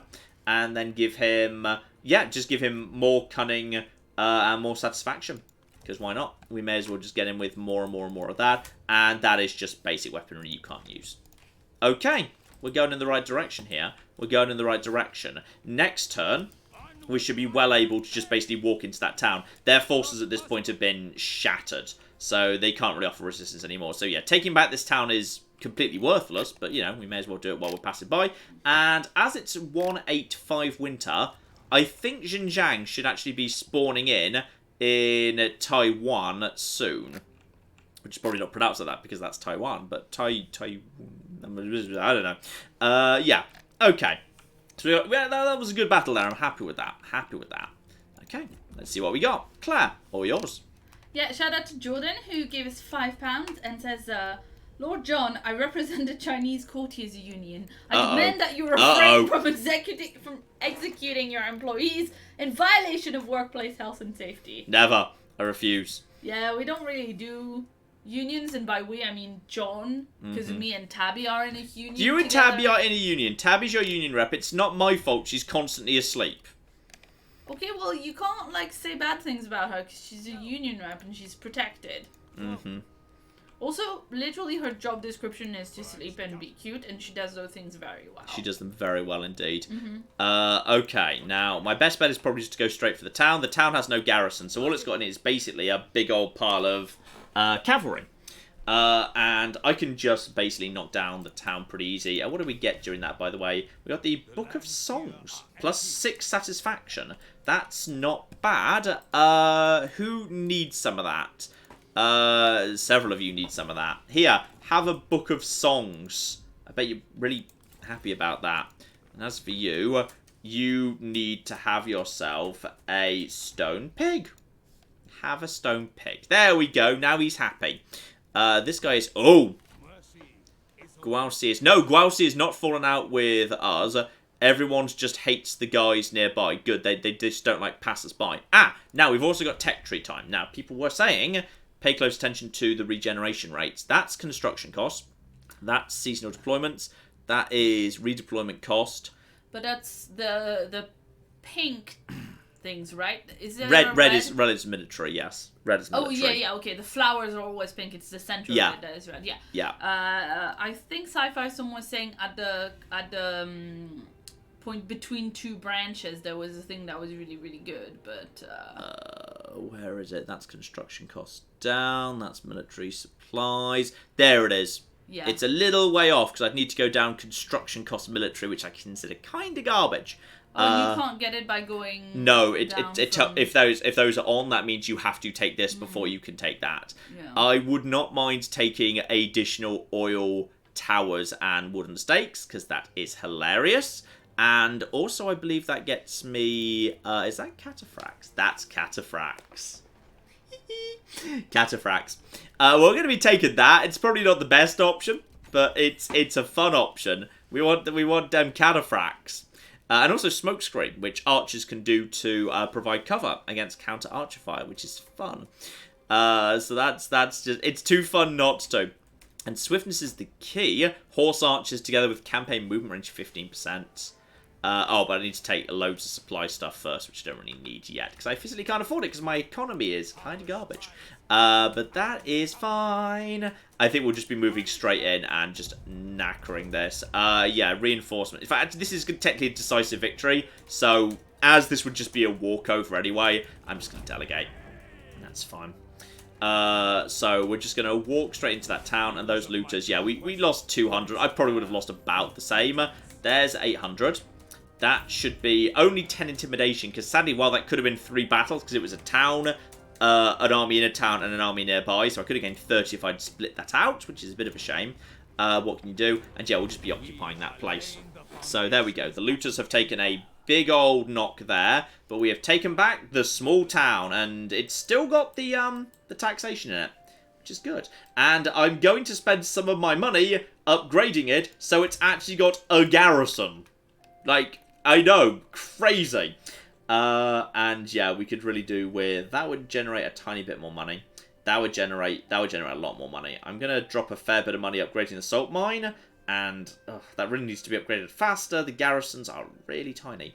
Or I could get the tribal horse herders. That's saving me money. That's the thing. That's saving me money.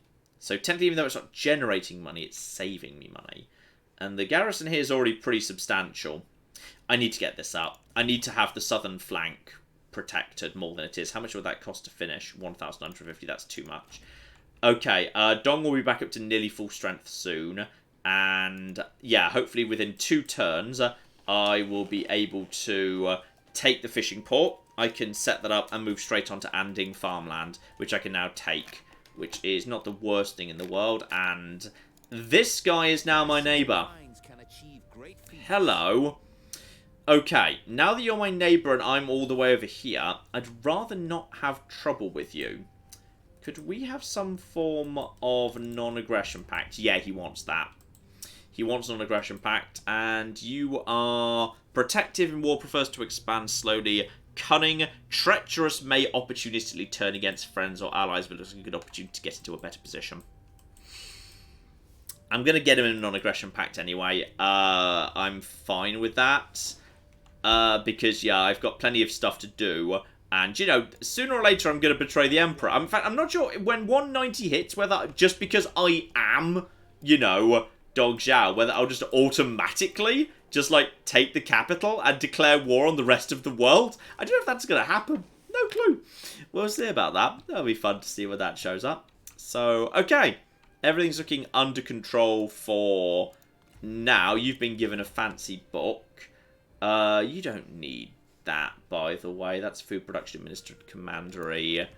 Yeah, we'll be okay for now. You like you, and Dong Zhuo hates everybody.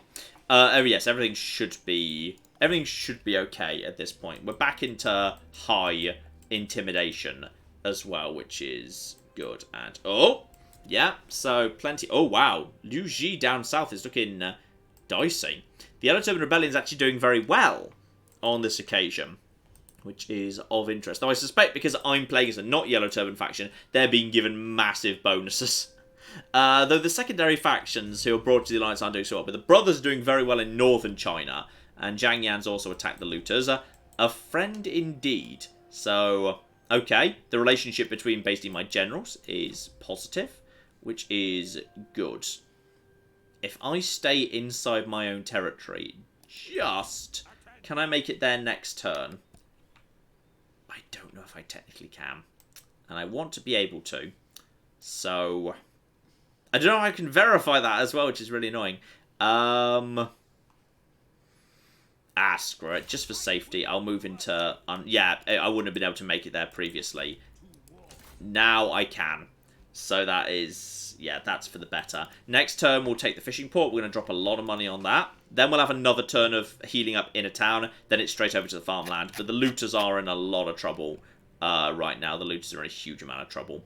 So, in fact, that looters... technically, that might be the end of the faction. I'm not sure if there's any more anywhere else. Don't know.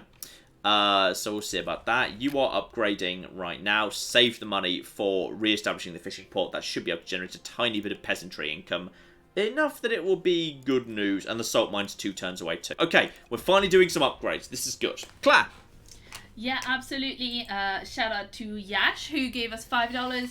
And wants to know, will you be trying to get some of the more requested games, like Dragon Age, done in the early 2020 lull? Not in the early 2020s lull, because, like, you can't squeeze the Dragon Age franchise into, like, a month and a half. It doesn't fit. It just doesn't fit. I am trying, I mean, like, I have, hopefully you've noticed, been specifically trying to do precisely that. Sekiro is tonight. Pathologic 2 was the other night. I've been trying to look back at some of the, you know, the highlights of 2019. I've absolutely been trying to get to, and Kenshi was just the other week. I've been actively going out of my way to try and find the games that are older games that have been frequently requested. So yes, I will be trying to do that.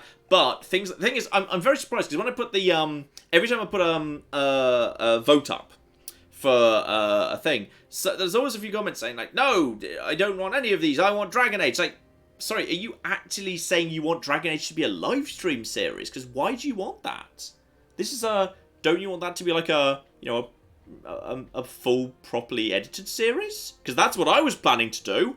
I was planning to do that at some point during 2020. I was going to do you an actual, proper, full, edited, nicely put together series. But some people want it to be a live stream series. I think it's just because you did a live stream Yeah. of it. People were assuming I find that it was odd. a possibility. I find that just an odd thing, to be honest. And yeah, we'll be establishing order here.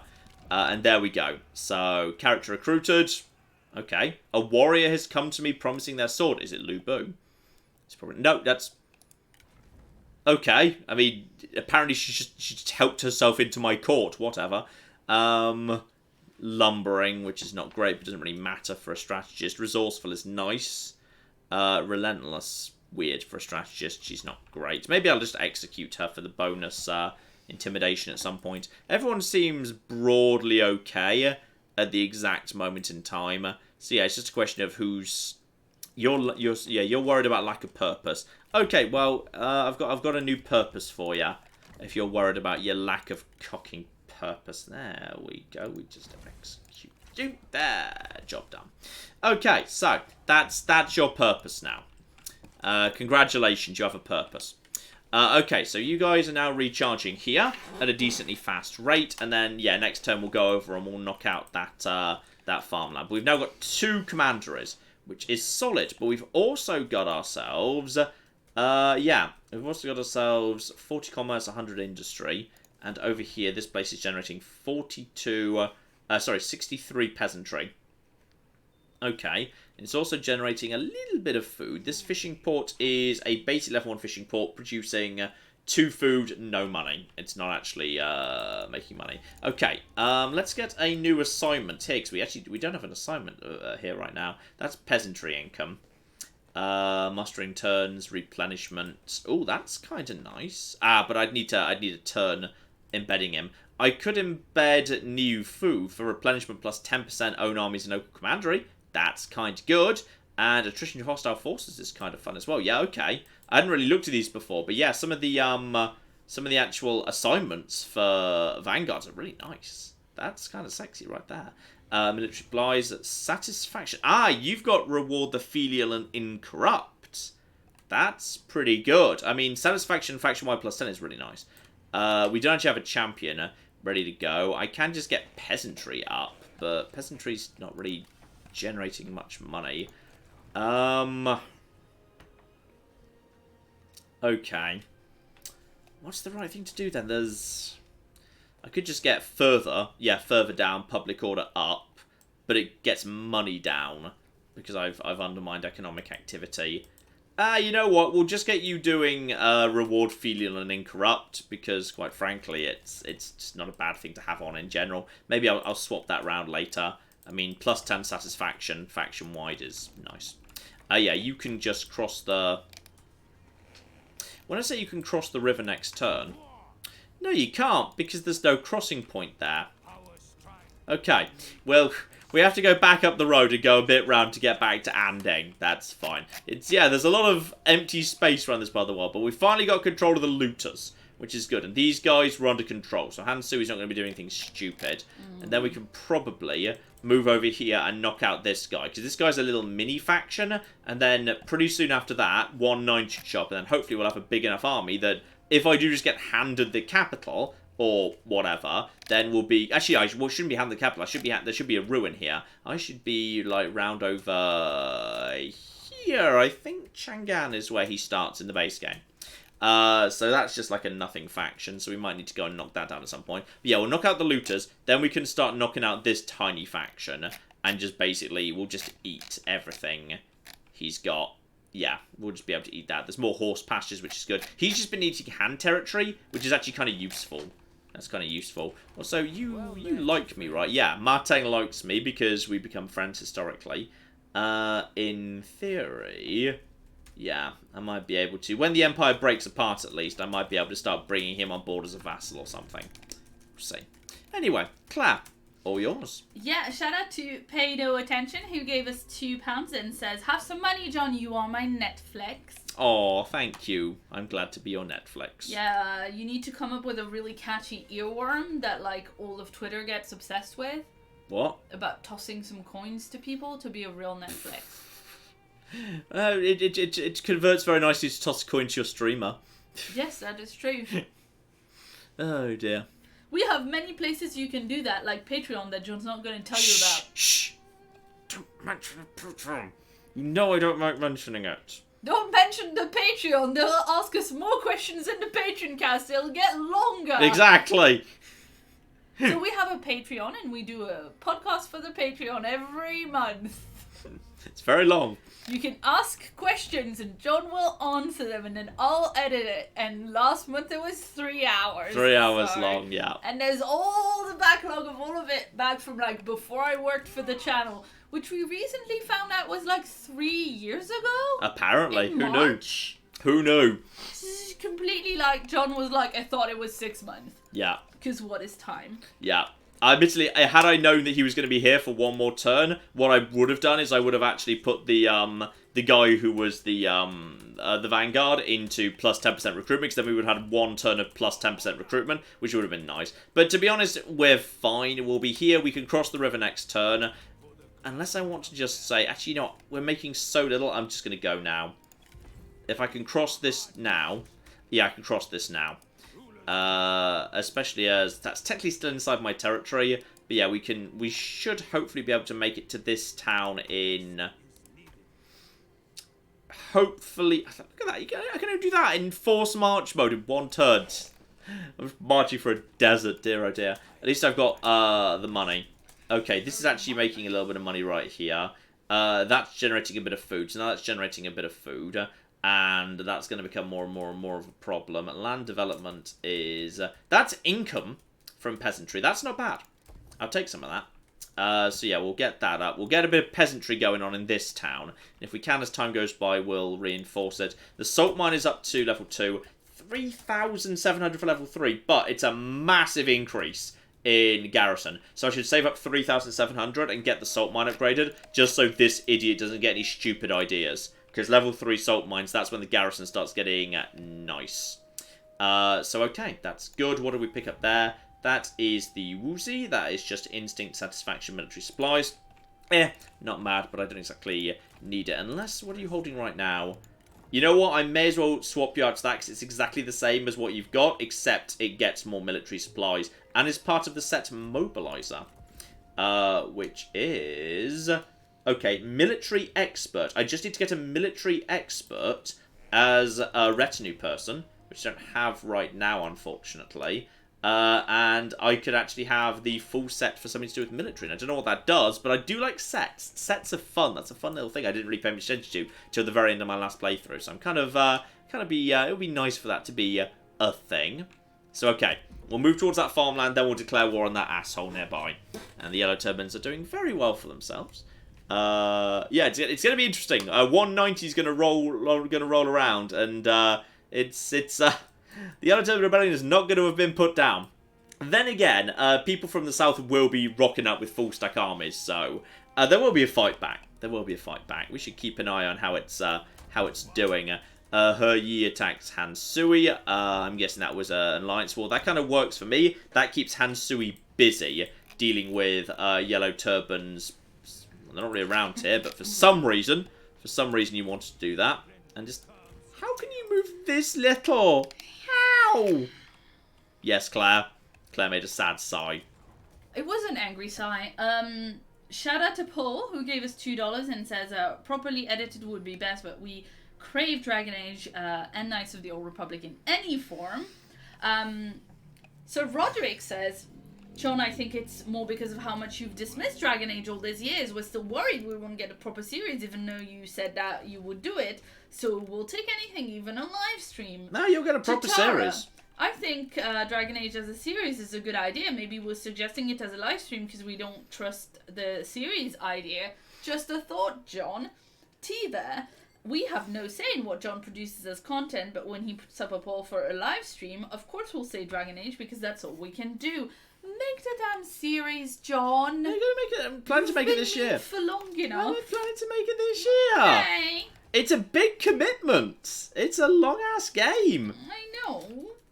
But I am planning to, because there's not like a huge number of big releases coming out this year that I look at and think, yes, I would like to turn that into a massive series. There's not a huge number of them that I actually look at and think, yes, that's the thing I want to do. There's so many big series I want to make out of the big releases. Like, you know, Resident Evil 3, if I were to do a series, that's going to be short, because Resident Evil 2 is super short. Cyberpunk, I don't know. One, who knows when it's going to come out? So that's fine. Final Fantasy VII, the remake, doesn't really interest me that much. I mean, it's fine, more power to you if you're excited for it. I was never into Final Fantasy when I was younger. I might do, like, one video. So, like, you know, now that Cyberpunk's been shunned out in particular, there's nothing big coming out anytime soon that I'm looking at and thinking, yes, that's going to be a massive series, which means there's a lot of space this year for me to do classic series. And absolutely, like, probably, based on the strength of feeling about it, Dragon Age Origin is the best candidate for that. I agree. Yeah, and Thomas says, John said no big releases. I see his claim and I raised not for broadcast. That's okay, it's not a one-off video. In theory, that could be a few videos or a few live streams. That's possible, but I don't think that's going to be a big game. In fact, is it even out yet? I think he said January, later in January. Like, yeah, I thought it was coming up soon. A few days. Yeah. But, I've heard good things about it. I was chatting about it with Hannah, Low Media, who I ran into at the Doom Eternal event, which was lovely. How far can I move here? If I'm in normal mode, can I make it there next turn? Yeah, and a few people point out also Animal Crossing is out in, I think, March. I have never played Animal Crossing, and to be honest, I don't quite get it. Like, I don't understand it. It just doesn't quite appeal to me. I'm not saying it's bad, and I'm not saying you're a bad person if you like it. I'm just saying I have never personally seen the appeal. So I might make a video and try and be as open-minded with it as possible. But I don't foresee myself doing a series just because it's not something I've got any nostalgia for. I never played the N64 version. That was the first. I'm not sure the N64 version never even made it to the UK. I think that might have been Japan only, actually. I never played the GameCube version. I never played the 3DS versions. I watched, like, a significant part of Choco Conroy's series of it, because I love Choco Conroy's work. And though I enjoyed the spin he put on it, I still don't get it. So, you know, I will, I may feature it, but, like, it's not something I look at and think, yes, that's something I'm very much going to put together a series of right now.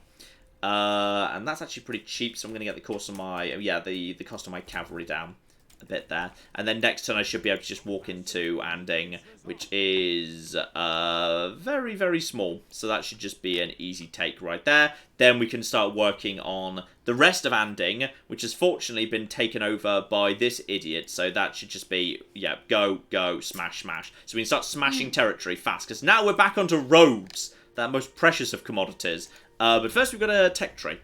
So. That's now opened up a smoke screen and mustering turns down. Yeah, that 10% would be nice, but I'd have to go through construction cost inventory, which I think is just a waste. I very rarely build the construction buildings. I don't think they're that great. I would not mind unlocking some new units, to be honest. That would probably be not a bad idea. I might want to go down into farming just to unlock some medium G. Is that medium G? No, those are spear warriors. Permission to forage is... What does that even need? I don't know why that's locked, but alright. Required... Oh, you need to have built a thing. You need to have built a tower first anywhere. That's an additional trade agreement would not be the worst thing in the world. You know what? I'm just going to get an additional trade agreement because that's actually quite a lot of money. And now I'm next to Hansui, who might be willing to give me... no, because he's full up. Okay, but all I need to do is I need to find anyone with a port. You are full up. Kongrong, is that a port? No, that's Beihai, so that's not going to be that. Who's got space to trade and access to a port? Liu Chong, do you have a port there? No, you don't have a port there, do you? Actually, no, you do. But you don't have the space in terms of that. You're just going complete flipping random. But any chance do you have... No, don't have access. Don't have access to her. Oh, that's kind of a shame. I was hoping I might be able to trade... Oh, hang on, what about Tao Quan? Like, trading all the way around the corner with him. And... Yes!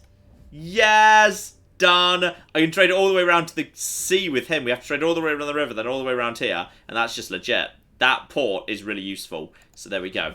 We got ourselves deal number 2. So now we've got 2 trade deals. Trade is starting to be worth a lot of money. If we look at the treasury here, yeah, trade is worth... My commanders are only generating 355. Trade is worth way more than that. So, and diplomacy is money I'm just being given by the emperor because I'm technically part of the empire, which is useful. Okay, so that's a significant increase right there. I'll take that. I think that was a good pick. Did you know there's a quick deal button at the top left of the diplomacy screen? Yeah, but I always forget it exists. I always forget that exists. So Sci-Fi Storm reminds you about it. Mm-hmm. Oh, I think Liu Bei might be about... Oh, Liu Bei's on the run. Zhang Fei is, anyway. I think Liu Bei's in trouble. Because Ping Wan, which is his starting territory, has just been completely overrun. So... actually, this would be kind of fun. If Liu Bei and his, his brothers start showing up as recruitable... That'd be hilarious. Liu Hong has declared war on Kongrong, which I've seen him do before, and I don't know what makes him do that, but he does. So, alright, fine, I guess. Friends stick together. Me and my champion BFFs, which is great. Clay Dog, good boy. I'm just going to keep an eye on the court, because factions are starting to die. So a couple of legendaries might start showing up, or people with some experience, like this guy's level 4. So I'm guessing he was from a faction where he actually got some experience there, which is not terrible. And that means they might also come with better retinues and whatever. Okay, so finally, finally, we've made our way to... Are you joking? Right? How can you not make it there? It's right there! Why are you so slow and fat? Ah! Okay. Another turn. Before... It's taken me like 6 turns to get from here to here. Very annoying. Okay. Everything's fine. One more turn then, I guess. We'll just keep an eye on factions that are dying, because the Yellow Turbans are doing really well. Actually, they're doing very, very well indeed. Yeah, Huang Xiao's... That's not that much land, really. It looks more than it is. But Zhang Zhu in particular is doing very well. Liu Bei is in trouble.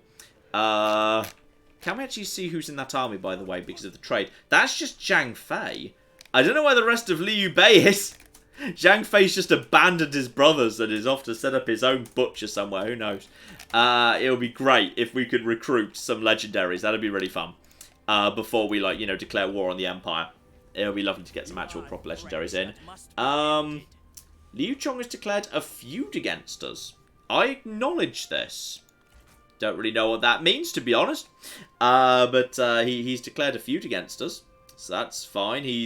Technically, there's a port that's not too far away from where we are. He's not declaring war on us yet. And yeah, now we've got visibility all the way around here. And they're doing well. They're doing really well, actually. Yeah, it looks like the Yellow Turbans have smashed the hell out of Tao Quan. Kong Rong's looking flimsy. I don't know where Liu Chong is. I mean, normally he's good at this sort of thing. Or where the Emperor's own army is. I don't know where he is either. And yeah, he's declared a feud against me for whatever reason. And is this army getting on alright? Yeah, this army's getting on fine. Okay, finally! We can just walk into this bloody farm. And a faction looters has been destroyed. There we go. Dear oh flipping dear. And yes, please upgrade that to an actual farm. Which is good. I know I need to be saving up money for the salt mine level 3. But for the time being, I'm happy enough. And I've got a good army on the roll here. These guys are dicks, and we hate each other. So we can just basically walk through here, and we should just be able to knock all of this down. Yes, Claire? Shout out to Henry in chat, who confirms a feud is basically another faction in the Empire declaring war on ye. Huh? A feud is basically another faction. Oh, an internal imperial war. Got it. Declaring war on you, yes. Yeah. Okay. Yes, indeed. And shout out to Linus, who gave us $5 and says Dong Zhao has a mandate with destiny. The $5 are reparations for making everyone hear that joke. Yes, indeed. Can I coerce him? You must first propose a term to begin negotiation. Well, the term is peace. I was just wondering whether I could actually force him to peace just using coercion. But apparently, no. Okay, if I'm willing to make him... If I'm willing to give him some money, can I add a coerce? You must first propose a term to begin negotiations. I have. Okay. Then I can coerce. And that's worth... Okay, so I need to actually add a diplomatic treaty in. So, in theory, I can toss enough stuff at him to make him shut up. So that's okay. If need be, we can just basically tell him to shut up that way. I doubt he's going to have too much time for me. I mean, his forces around here. Hang on. Come out of the diplomacy screen. Zoom right out. Go over to ownership. Yeah, he's got one tiny force here on this port. But most of his forces here, like, he is bordering Yellow Turban Rebellion, like, on two sides. Like, I don't think he's really got time to be doing this. So I doubt he's going to be going out of his way to cause trouble. Hopefully, anyway. Also, I'm really not sure whether Dong Zhao hates everyone or not, because these guys don't hate Dong Zhao, and Dong Zhao doesn't seem to hate these guys, but it's constantly flagging this as disharmony. So, but it's not saying that here, but there's no one else in this territory, so I don't know who Dong Zhao hates. To be honest, I'm not 100% sure on that. We've got a little bit of a garrison here. I could do with maybe more garrison just in case. Or I could go and just smash that trade port. I mean, his trade port's just sitting here. And a trade port is not a bad thing. A trade port is a good thing, fundamentally. And it would bring me towards the Emperor, who I need to go and smash at some point. Then again, I'm kind of hoping this army will just cease to exist, because it's elite Imperial troops. These are new. They're terrifying. So I'm just going to leave it be for the time being and focus on smashing this idiot over here. As time goes by, the nice thing is about my trade routes is, look what I've got. I've got full visibility of the river. Nice. If he starts coming in my direction, I will see it a mile off, because I will literally see him sending troops in my direction. Because he's not going to be able to do it by land, he's going to have to come by the river, and I will see it. So that's something I'm pretty happy with. Okay, and speaking of him, yeah, I think he's got his hands full, to be perfectly honest. I don't think he's got the time or the space to be doing this, especially as there is now an invasion south of the Yellow River happening right now. So I don't think he's got time to be going and bothering me. I think he's got plenty to get on with in his part of the world. And Kong Rong is, yeah, independent. I think he's just been cast out of the Empire. It's just his time to become independent. Liu Bei's attacked Kong Rong. Well, that's not history. That's the opposite of history. And second marquee. 2,000 treasury for that for free, which is good. And a steed to rival the ages. And the master animal trainer from one of your commanders gives you a most beautiful horse. Okay, so I've now got myself another good horse on top of Red Hair. Let's see how good we're talking here. That is Yellow Hoofed Thunder. So, okay, resolve up, expertise up, evasion against capture up, capturing enemy officers up, charge bonus plus 40. That's good. And yeah, that's actually 60 speed, 1.5 mass, which is pretty much a normal horse, but the benefits it gives are pretty huge. I mean, yeah, Red Hair is fast, and Red Hair is literally supposed to be the best horse in the world. So, okay, we'll give that to our champion, because why not, to be honest? I mean, that just helps him be much more effective. Okay, so now we're finally back on cocky roads. Yay!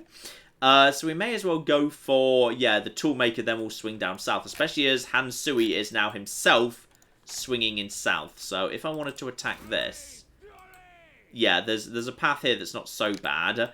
You've got a force there. That's technically 3 away, so in which case I'm going to put you into force march mode just to get you there. Should be next turn. So we should just be able to attack this guy, declare war, and then walk straight in. This guy's basically useless. But I'm really worried because Hansui just declared war against him too. He's going to come and take this himself next turn, which would be really annoying. So we kind of hope not. And no sign of movement from Liu Chong. Alright, everything's fine for now. And don't forget, by the way, we've now got the money to invest in the salt mine, which is 100% worth doing. So we'll get that underway. Though it is kind of weird that my capital is technically a level 1 like basic crappy village, which is hilarious, given everything else around it's been quite upgraded. But what can you do, eh? Happiness is looking under control for now. So, yeah, the Warlords of the Han restore the mandate of heaven, and... have they? Wait, what? Show the people who's... Oh, okay. Why has that been... Oh, that's just an existing quest. I was about to say, did you win the war somehow? I was wondering how they did that. Okay, no, everything's under control. They're doing very badly in that regard, actually. Very, very badly indeed. Liu Chong's barely expanded aside to this one trade port, and if I can, I might go and I might swing down and take it after I've knocked out these two factions. Maybe Hansui's going for the horse pastures, which is a shame. I would have liked to have had it, but if he takes it, that's fine. I do have one advanced horse pasture already. It would have been nice to have the others, though. As you say, it's nice because they stack. So it would have been nice if that had happened, but we'll make do. Oh. Alright, Liu Chong is, yeah, running about, but he's too busy to deal with me. He can't send armies to go and deal with me. Zhang Fei is just chilling out inside Imperial territory right now. I don't know what he's planning to do next, because they're out of territory. Though Liu Bei has not shown up in the court, so I assume he's, like, not dead. Maybe he is dead, actually. Or maybe he's just, like, been recalled and is waiting to redeploy, but they can't afford to right now. So, no idea why Zhang Fei's going to set up Liu Bei's new faction. Who bloody knows? Actually, we would have been told that the faction changed hands if he died. So, that is not the case. And still no one showing up. There are some high-level people starting to appear here. So that's all absolutely a-okay. And you are just now... You've moved out of that You've moved out of your town. Okay. Well, you're not getting into the salt mine with that army, not a flipping chance. So I'm just going to put you into normal mode and then go and take your toolmaker and basically screw you. And apparently we were already at war with this guy. Who knew? Right, well that's just walking in. No problem there whatsoever. So we'll just walk in. Lost 200 men, but it's not the end of the world. That gets me a little bit of intimidation, which is good. We're just going to occupy that. And... oh, sorry, we just killed him. That's why we lost some men. He actually came to reinforce. Or maybe he retreated. No, he's retreated. But now he can't do anything about it. Who are you, by the way? You are... ah! You are part of that faction, aren't you? Yes, you are. And... wait, am I at war with you right now? Disorganized rebel. Yeah. Okay. Alliance war. Our alliance is at war with him. Yes, I'm in an alliance war with him. That's why. Because I'm still part of the Empire. Okay, well that's fine. If he wants to go and send that force against me, he can, though I'm a bit worried by... I'm going to spend some money just getting the salt mine upgraded now.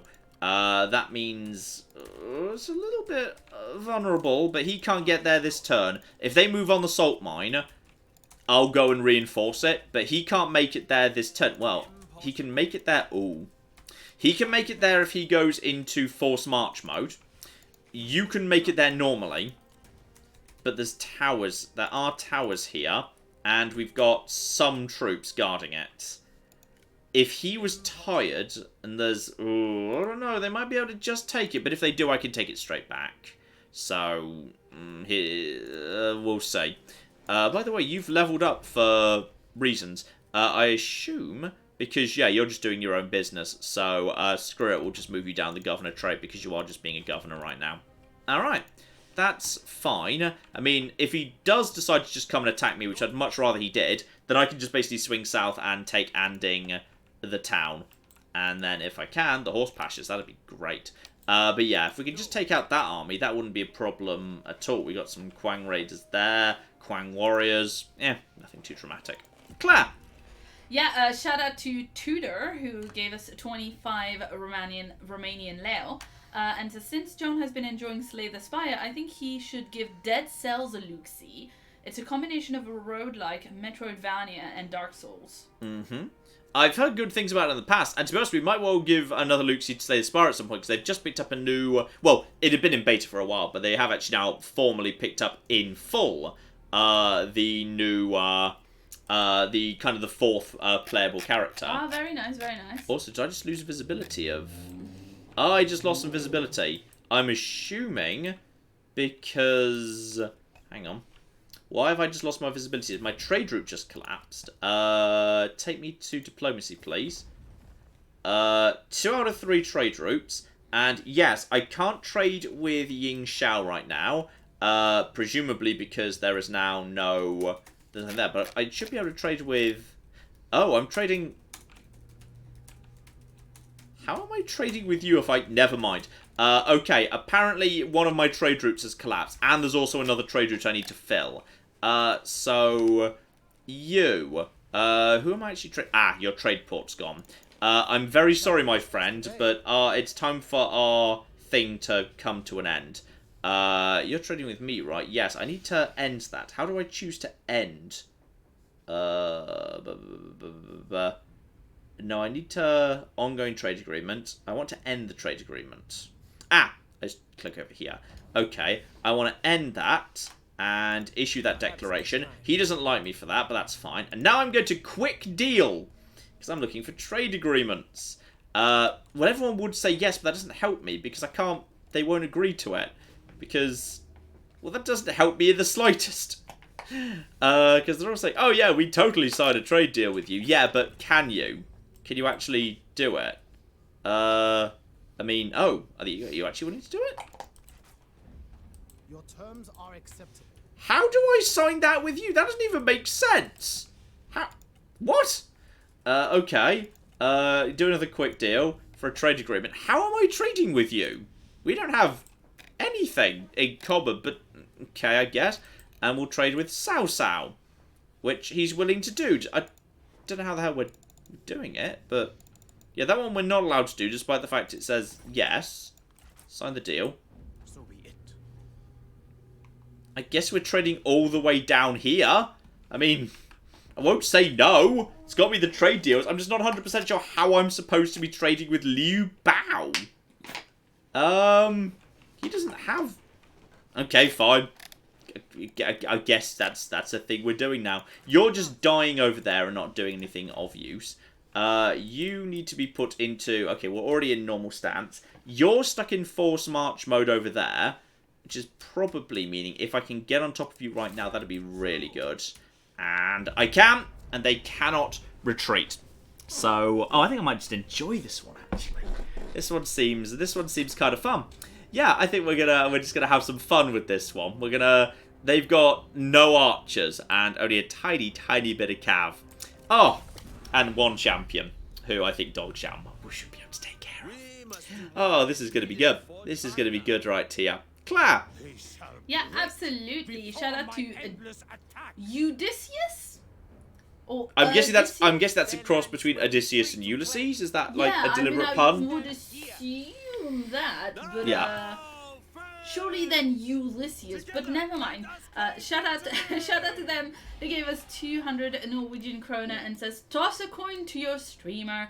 Thanks for the many years of entertainment. Oh, thank you very, very much indeed. And shout out also to Peyton, who gave us $4 and says, I was planning on shopping, but you're live streaming, so... Yay, you've Yay. chosen wisely. You have chosen well. Shout out to Ryan the Rabid, Rancorous Rambling Regent, who gave us $2 and says, have some dong dollars. Dong dollars, that sounds very wrong. Nathaniel became a channel member. Thank you very much for that. Welcome to the channel. Well, Yes. kind of, you know what I mean. Like, not, I know you've already been here. But, you know, welcome again. Yes, and for people who were asking in the chat, channel membership is what lets you have the little M next to your name, and then your name shows up in green in chat. It kind of, yeah, it marks you out as a little bit special as far as YouTube's concerned. Yes, indeed.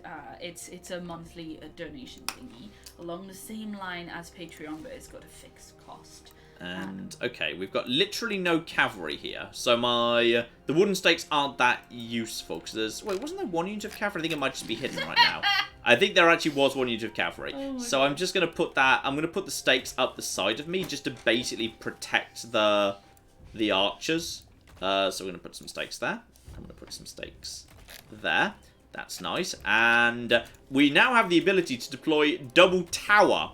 And towers have really good range and a really solid hitting power. So we're just going to basically deploy them right here. And then we're going to just deploy some oil that's just going to be in front of our line. So if they want to basically march us, they have to walk straight through oil. And as we've now established, we now know we can just set that on fire, which is really, really damn good. So we can just... I've got my cavalry hidden over here, so they can just jump out of the woods if need be. And we can also deploy caltrops. This is basically just a single-use item, which just puts, you know, steel caltrops on the ground. And they slow enemies as they pass through them. And also does damage. It actually does kill models. So it's very effective. Like, there's a lot of advantages defenders have these days.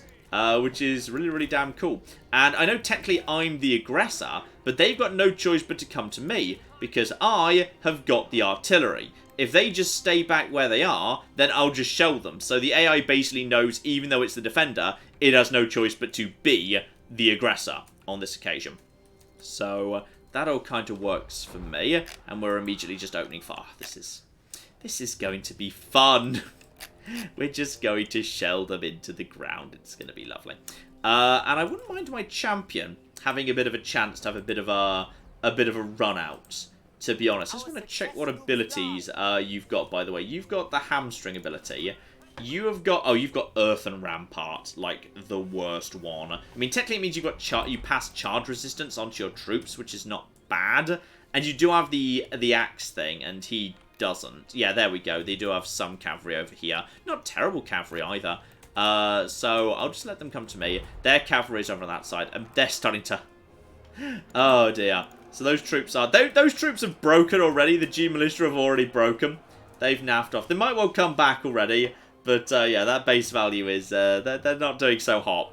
And they're trying to close up the line, but this ain't gonna... It ain't gonna end well for you. They're just being shot. I just enjoy watching... Okay, my psychiatrist probably has something to say about this, but I just really enjoy watching fictional clouds of ones and zeros being shelled by artillery from an extremely long range. Alright, I just really enjoy it. Alright? It's worrying, I know. And you're getting a bit worryingly close to my cavalry that's hidden over here. I was kind of hoping that wouldn't be the case, but okay. Ah, and the crossbows are opening fire too. Right, well, we're enjoying this, Claire. All yours. Yeah, shout out to Rob, who gave us $5 and says, hey John, I'm a long-time fan. Any chance of a Skyrim special run like You Only Live Once or Kill Everything, or a Return to Rome Total War or Medieval 2? Those are... Skyrim kind of feels like a game where I've done what I want to do with Skyrim. In theory, there's nothing to stop me going back and doing like a one-off challenge run, but I think that's what it would be. Because I don't... You know, I feel like what I did there was kind of like pretty bloody... Look at the power of the crossbow there, by the way. Was pretty bloody conclusive. Like, it was a long series. It was a long series that was maybe not quite 100% run, but also wasn't a million miles off a 100% run. Like, we protagonisted around, like, we went and did all of the... Yeah. Being the heroes of all the different guilds and stuff. Precisely. So we got this right here. The tower's right there. We're just firing on these troops. They're being slowly torn apart. You want to take on Dong Zhao, do ya? I'm going to say no. I'm going to send my own champion in instead. And I'm going to offer him the duel. And I think we should be able to handle that. So I'm going to send my own champion forward because he's got his own super special horse. Technically, I just had him run through our own caltrops, which was probably a bad idea. And I think we're actually going to be fighting in, like, yeah, a little kind of little wooded grove here. So that's nice. We just need to deal with all of this business. They're slowly getting up to... in fact, actually, the strong units are over here. I should probably tell you guys to be focusing on the strongest units. Focus on the spears. Speaking of which, we're going to fire on them. They've got shields. You're already in a lot of trouble, which is good. My champion's doing a good job. No other troops will intervene for the time being. And then momentarily, when they start getting a bit closer, then again, it looks like they're not even going to get up to me. In fact, I'm surprised they're breaking so easily. I would have expected less of a break on very hard, but they do appear to be falling apart, which is enjoyable. So I guess that probably means it's time to expose our cavalry. Hello, thundering out of the forest. Screw you, you stupid losers. So now we can just start spreading them apart. We've killed their general. That should be a victory, actually. Okay, just before we declare that, though, can we please just set fire to the things? And guys, don't get too close, by the way. Also, I'd like to take credit for this, by the way. I'd like to take credit for this because in the original version I played of Mandate of Heaven, that was not a thing. And I went into the little special private creator Discord Creative Assembly has. I said, hey, it's kind of annoying that sometimes you can lay down oil, but you don't have the ability to light it. And they added that in. Yay! And that's that. You're welcome. You're welcome. That it actually exists as a thing that now anyone can light the oil, because that was some feedback I had right there. So that was a nice cakewalk. But I enjoy a cakewalk when it involves people being shot by huge amounts of arrows. Oh dear, you stupid losers. Fun times. Yeah, and Rob also wanted to know if you would be returning to Rome Total War or Medieval 2, though I think probably the next Total War I would be doing will be the Saga one. Yes, the Iliad Total War. Though I would like to go and visit one of the Medieval 2 DLCs, because there were some really good DLC mini-campaigns for that, and some of them are really, really good. Meanwhile, the only Rome campaign I haven't done is Alexander. Honestly, I don't rate it particularly highly. I don't think it's actually that good. I think it's a bit of a weird rushed campaign. So, yeah, I'm not convinced by that one. Okay, you're pretty much screwed at this point. And who leveled up there, by the way? It was my champion, and well done too. He's down over here. That's no good at all. Reinforcement range plus 50% when commanding. Guile, intuition, industry for Miss Commandery. Reach, 25 movement range when commanding, which is fine, but I want Dong Zhao to be commanding. He deserves to. So, we'll just get you up in this direction. We'll get you up in this direction. Consideration is fine. Champions. I think champions are the weakest of all of them, to be honest. I know, like, a lot of people talk about commanders. I think champions are the weakest. I think as duelists, sentinels work better, and with the right setup, honestly, vanguards can do just fine. I think champions are kind of not great.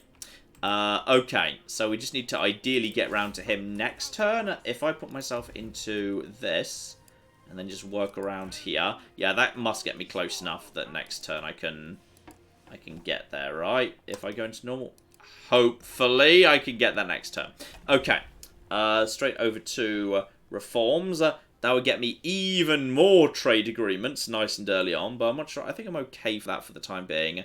I should probably start moving into farming at some point. That's 15% income from peasantry, which would not be terrible.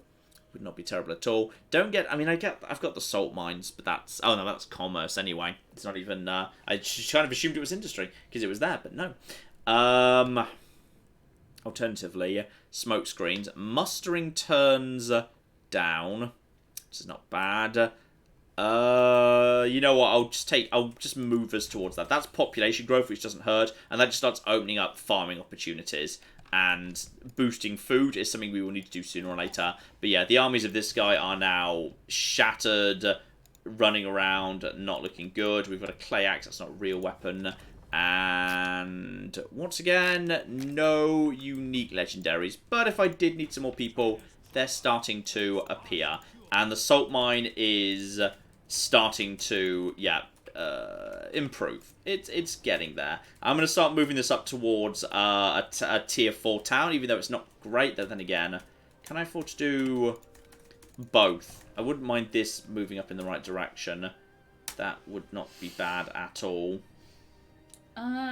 Yes. Sci-Fi Storm says commanders now actually have access to tier 2 units from all classes. Yeah, I know. That's what makes them better. Actual archers, saber infantry, G infantry, etc. No access to elite units, but it makes them good all-rounders. Yeah, it makes them much better than they were. And I already thought they were better than people gave them credit, because if you think commanders are bad, that means you've probably never faced a really strong commander who has just a good line of infantry that will literally fight to the last man. They just will not break. The morale benefits that could be passed to even mid-tier infantry of commanders were really good back in the day. So these days I think commanders are actually pretty damn solid. I think they're a solid pick.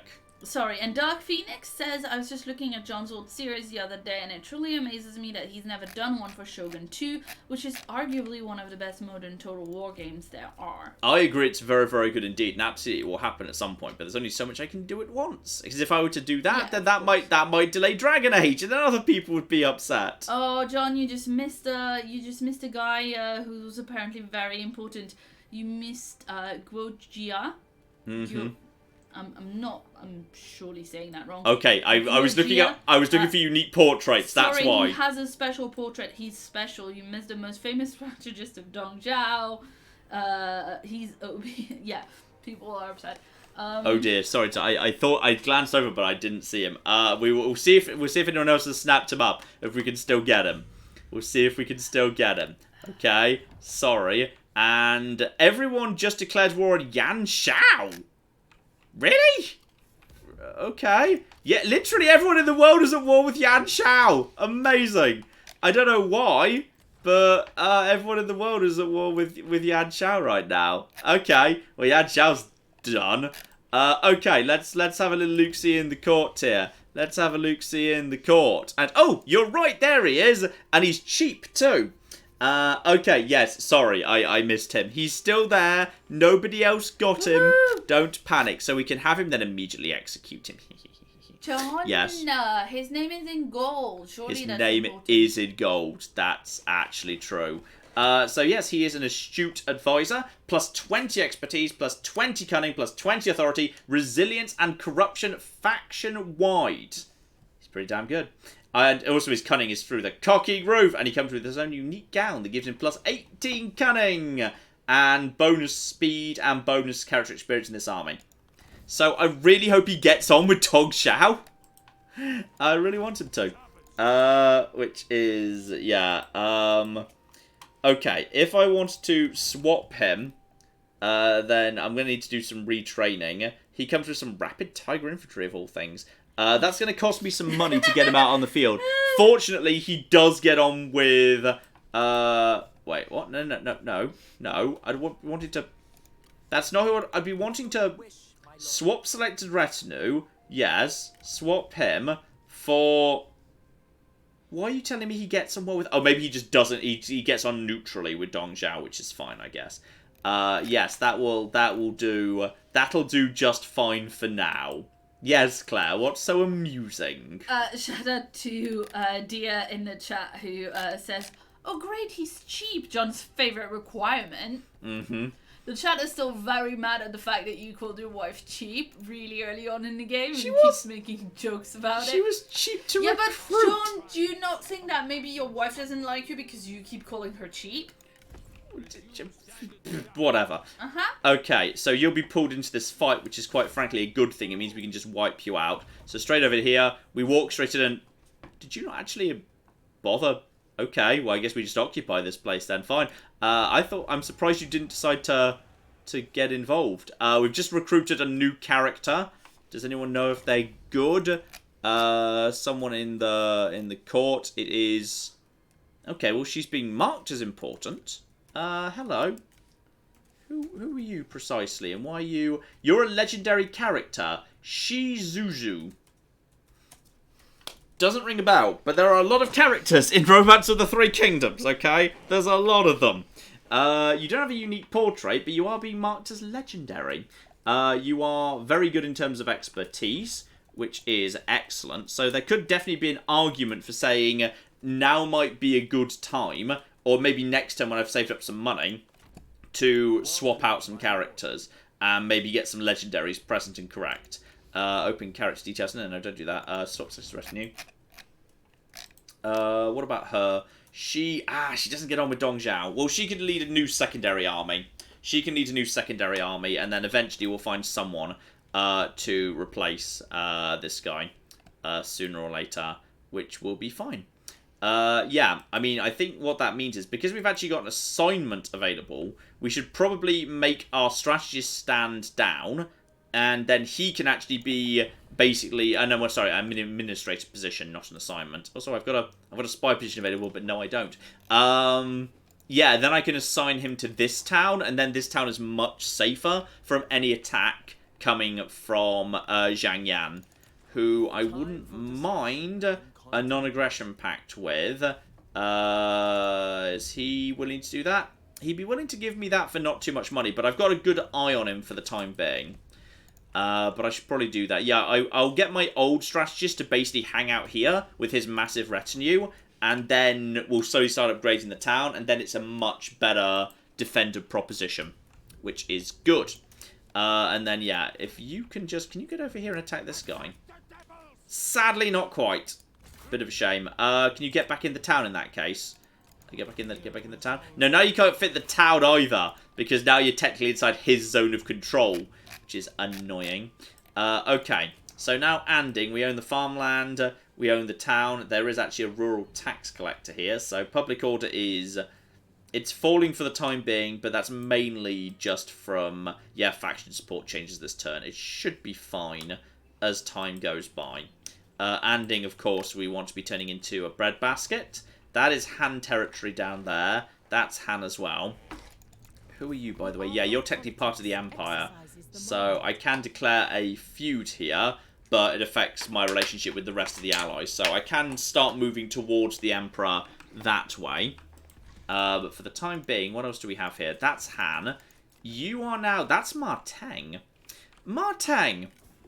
Me and you should have a chat. Me and you should have a lovely, lovely chat about how we're going to be super awesome best friends. Make this work. I am willing to... I'm willing to give you some food, actually. I'm willing to offer a food trade. And oh, wow, you do not consider food important at all. Then again, just one food for 1.5 is okay. I could coerce, but I don't really want to spend the intimidation. It's only at 83 right now, which is not spectacular. What do I have I can give him that's just trash I don't need? Apparently I picked up some expert's leather at some point, which is, I consider, not very good. So I'm willing to trade him that. So that's 4.3. That's it. That's all we need. So non-aggression pact with Martang. Okay. So now I've got non-aggression pacts with these guys on this border. That means I can just continue to expand to the south without it being too much of a problem. And speaking of which, have you got anything left? I mean, technically you're just homeless at the minute, so we just need to basically just go and hunt this guy down and just kill him. So yeah, that's working for now. We're starting to build up a bit of an empire here. That ain't bad.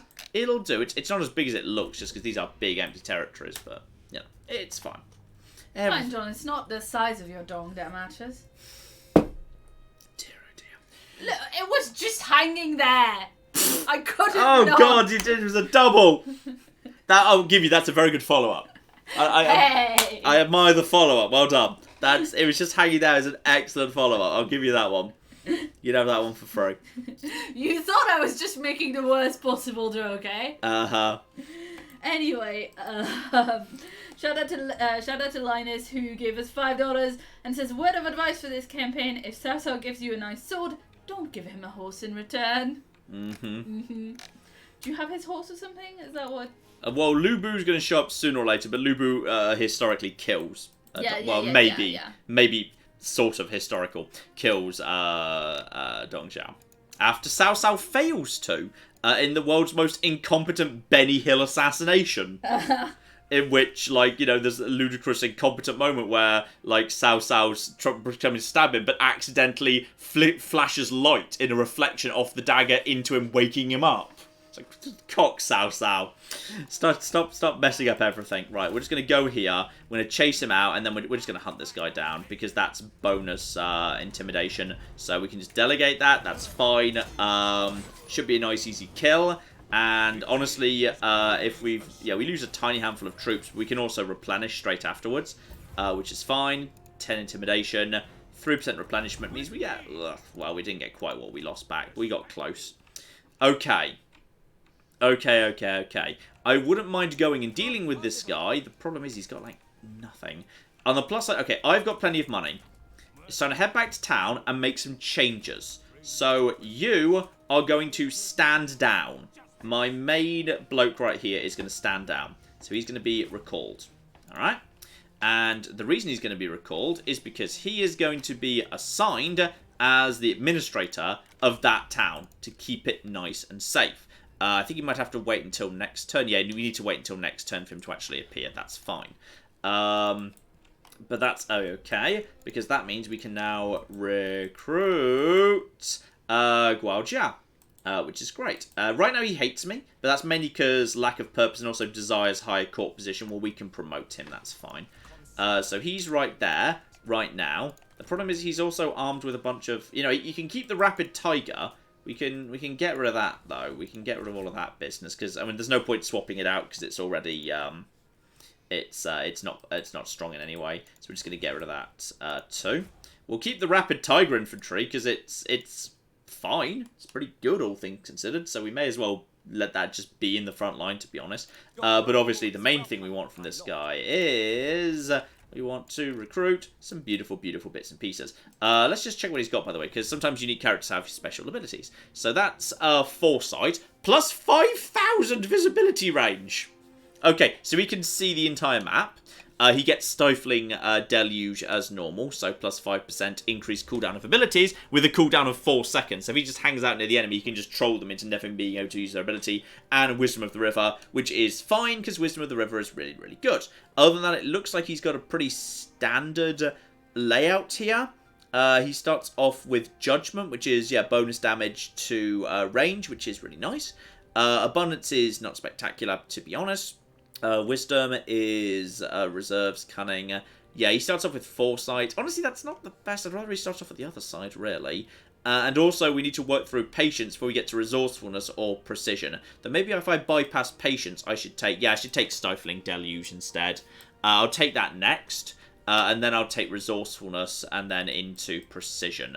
Yeah, that's got to be the best way of doing it. Then into Composure for Fire Arrows and Night Battles. And then finally Wisdom of the River, which is kind of a bad start, but he's also, yeah, Cunning, so bonus ambushing chance for own army, brilliant bonus ammunition and minus ammunition for enemy, which is really good. Brilliant is fantastic in that case. Perceptive, bonus chance of capturing enemy officers, and bonus 10% line of sight. That is solid. Is that just his army? I guess that's his, maybe that's during, I don't know if that's during battles or on the battle map during his army, I'm not sure. But that'll do. So obviously we want to get him the artillery as fast as possible. And then we want to just basically give him, some archers and whatnot. So yeah, medium crossbowman and light archer militia. Probably best to give him crossbows as fast as we can. That's all we can afford for now. We'll give him 2 more crossbows down the line. And I would not mind raising an army just for like one turn. Like maybe my wife, given she's so cheap. We'll just raise her in the salt mine. And that's absolutely fine. Yeah, because then she can just basically go and wipe him out because he's as good as dead ready. I just need 2. Who's actually the cheapest person I could raise? Oh, I'd be raising at the capital anyway, which is kind of annoying, but what can you do? The cheapest person to raise would be... No, actually, it would be she, the woman who showed up sort of at random.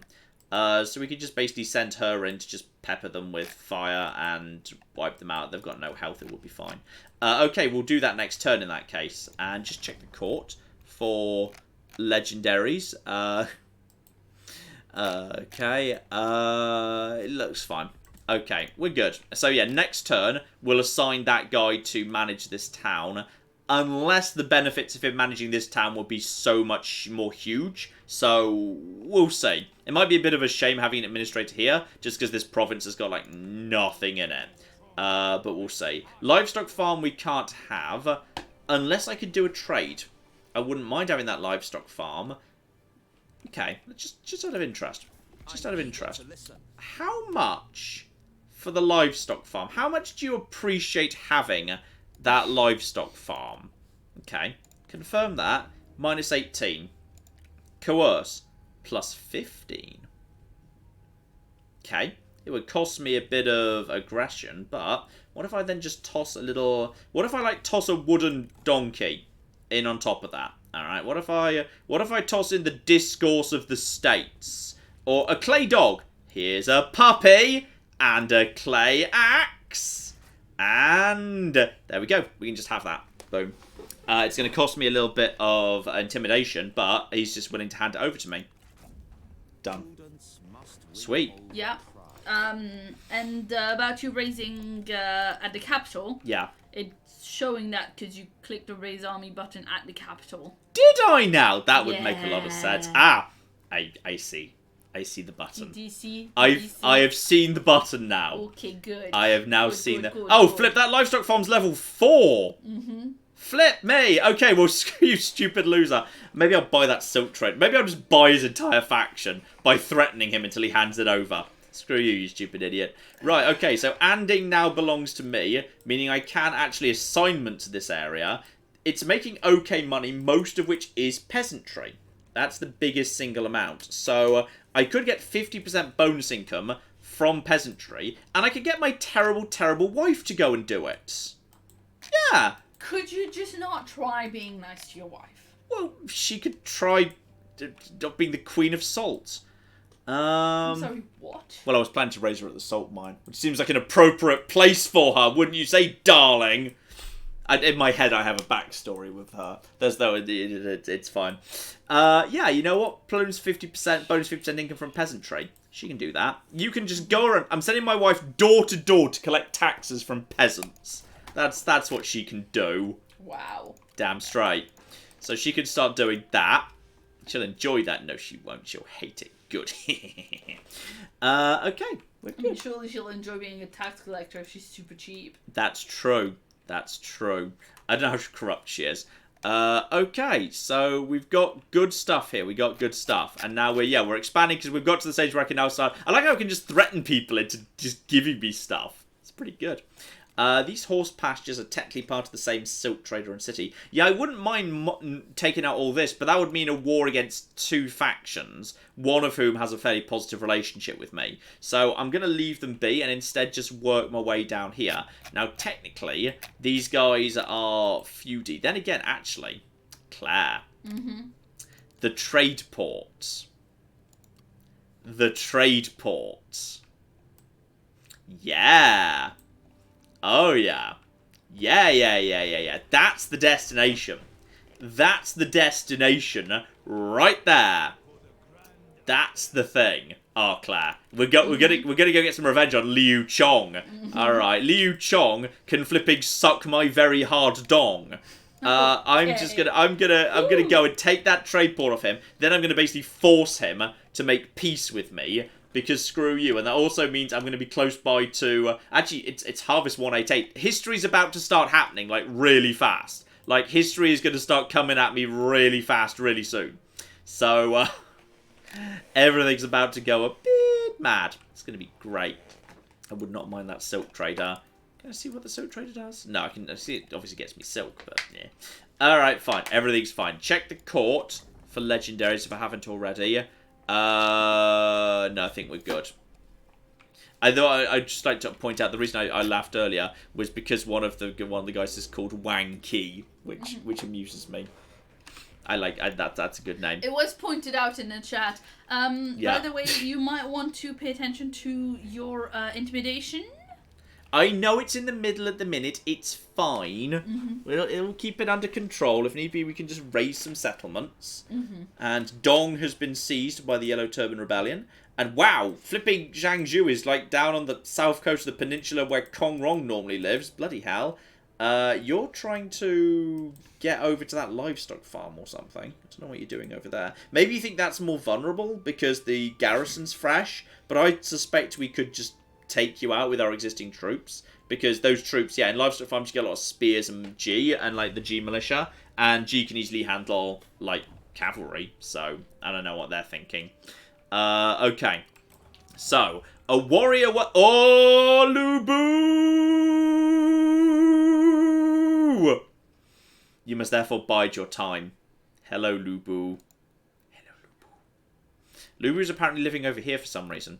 Your plans are being thwarted by the upstart Ding Wan, while others have bent the knee. He continues to defy you, but his forces are strong, and his adopted son Lu Bu is said to be a fearsome warrior. I get the feeling we might be able to persuade Lu Bu to betray his adopted father to be a new adopted father. To me, it's going to be great.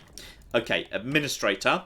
We want Li Ru, who has got himself a ton of stuff, and that gets, yeah, corruption down, income from all sources up, which is nice, but. As much as I would like to defend this town, the commandery, actually, no fairness, it makes 177. Like, Anding makes 369. The capital only makes 244. I may as well defend myself against what is probably my most vulnerable flank right now. It's not like saving. It's not going to make much money one way or the other. Yeah, I'm going to deploy him there. So Li Ru is going to be deployed there, which is going to get public order up, corruption down, available armies up, and yes, sources up 15%, all commanderies. And no, you're going to go do it in this commandery. Confirm. Alright, he's now in play. Because he's already got an army, he gets to keep that army as a garrison, which a lot of people kind of miss, but it's really useful. Because you can see there, he gets to keep his entire army that we've trained, and then he kept when we recalled him. He gets to just keep it, so during any battle, he gets to just use that. So now there's like a half-stack army together with defences, and if I can just get one more upgrade off, it'll have walls too. So that's starting to, that's starting to get somewhere. That's starting to get somewhere nicely, and public order should start going up soon, because now there's an administrator there, so that'll have a positive effect on that. And as for everything else, yeah, I'd say if we wanted to get down to this trade port, we could start an internal feud and take Chang'an, which is a good city. And it's a small city. It's just got a jade mine and whatever. There's some Han here. Let's just go over to ownership here. Make sure we're not kind of causing any trouble here. Yeah, that's just this small territory here. That would be a logical next step for us. The Han Empire is fine. Not a problem. We can mop it up later. That would be a logical step on the route to knocking out that trade port, rather than just going there directly. I'd say we should just go and knock that out. I mean, it's a level 4 city, and I don't know how strong she is, but at the bare minimum, let's go and get close, because if need be, we can just cut through her territory, and then we can just go on foot to here. Because hang on, there's a bridge here. There's another bridge there, which is a bit out of the way, but I mean, there's a port there. Yeah, you know what? We'll go in that direction. We'll just see what she has. We'll see what she has, and don't forget, recruit some additional crossbowmen as well. So good against armor, poor in melee. They're not as good in terms of range, but they'll be fine because we've got the. Yeah, I'll give you one of them, and I'll give you one basic archer militia. That's okay. And we've got extra archers there. That should be plenty enough. So we'll just move you in that direction, and you can just do that on the move. We'll just move you in that direction. I know that means that the build time on those is going to be slower, but it's worth it. Okay, what does the game think is the fastest route for me to get here? Literally, the game saying, no, you can't get there, you mad bastard. The game thinks, yeah, cutting straight through this territory to get round here is the fastest way to go, because I don't have access to a port nearby that I can embark in. So, yeah, we might just want to knock out this city with a feud, though we might want to go spy on it just to see what's going on. And speaking of which, don't forget to raise at the livestock farm Someone nice and cheap. I swear you were cheaper. Wait, currently... Oh, she's on assignment. I have to put her on assignment. Okay, well, she's Zhuo, who is supposedly, like, elite and legendary. I don't know who she is precisely. We're just going to put her right there. Ah, she can't go there straight away. Well, we may as well put you in the settlement. We'll have you hunt him down next turn. Let's just get that faction off the board. Check the names. Nope, those all look like generics to me. Okay. I think we're in good shape here. We're going to start heading south. I've got... This border is now secured through diplomacy. This border is now getting more secure through garrison and strong administrator. Just keeping everything in check here, which is good. Save up some money to get this place up to level 4, which is not that expensive and actually will be cheaper now the administrator's there, which is great. So we just start heading south. Maybe take Dongzhao's, you know, traditional historic capital of Chang'an. And then, yeah, the Han will actually start working for me if history just happens. Also, who are you? Because you are actually very significant. Ah, Liu Yan, I believe the faction that Liu Bei would have some trouble with in the later days of the Three Kingdoms, if I'm recalling my history or sort of pseudo-history correctly. What can we upgrade there, by the way? Oh, just the tax office. I mean, we can probably get away... Actually, no, with, yeah, right now, because we're only on menacing intimidation, maybe hold off increasing taxation buildings for the time being. Yeah, we'll be fine. Claire, all yours. Yeah, absolutely. Big shout out to Philip, who gave us $2 and says, keep up the good work. Sir Memes a lot. Sir Memes a lot. Excellent. Sir Memes a lot gave us £2 and says, John, ports can be used to trade even fishing ones. Which I think you know because you've been using some ports for trading? Yeah, but I have a trade port at my capital. I did think it was just trade ports that we use for trade routes, because I'm going to be honest, that does sound like it makes sense, doesn't it? Yeah, because it's in the name. Yeah, because a fishing port isn't actually set up to do trade, so I'd like someone to confirm that. And, oh, here we go. A glint of gold. Your advisor suggests that Lu Bu's avarice could be used against him. If you were to incentivize him, he may join you. So, we could offer him gold. We can change our mind and decide, you know what, Lu Bu's not that good. We don't need Lu Bu. So speaking of that... Yes? Shout out to Linus, who gave us $5 and says Lu Bu is just god tier. According to the official game stats, he kills over 300 people per battle. Correct. So we're gonna be getting him, and we're gonna be giving him red hair, because I don't know what happens if you offer him gold, but he might just straight up kill you because he's cocking Lu Bu. And betraying everyone and murdering them is just a thing he does. So we're going to give him red hair, because then he'll have red hair, and that's just good. So we're going to give him red hair. Everybody ginger together. Yeah. So we're going to give him the red hair. It's going to be lovely. And then we're just going to use you to chase down you. We're just going to basically hunt you down as soon as we can. Can we get on top of you right now? Can we get there? Yes, we can. So just delegate that. And deployed one. It's one guy. I think we got it. Please tell me you actually defeated him. Come on, stab him. Don't tell me he got away. Do not tell me he got away. Yeah. Okay. Well, we're going to take the replenishment. How did he get away? How? How did this happen? How did you mess up this badly? How is this a thing? Also, apparently, Hansui has more land than I thought. He's got a whole bunch of territory over here I didn't realise. Okay, the map goes a bit further than I thought. Sorry, I forgot there was this bit over here on the side of the river. Okay. We're just going to keep chasing her down. One of these days, you are going to cocky die. And next time we'll fight that battle manually, just for the sake of making cocky sure of it. And we've got an unhappy general.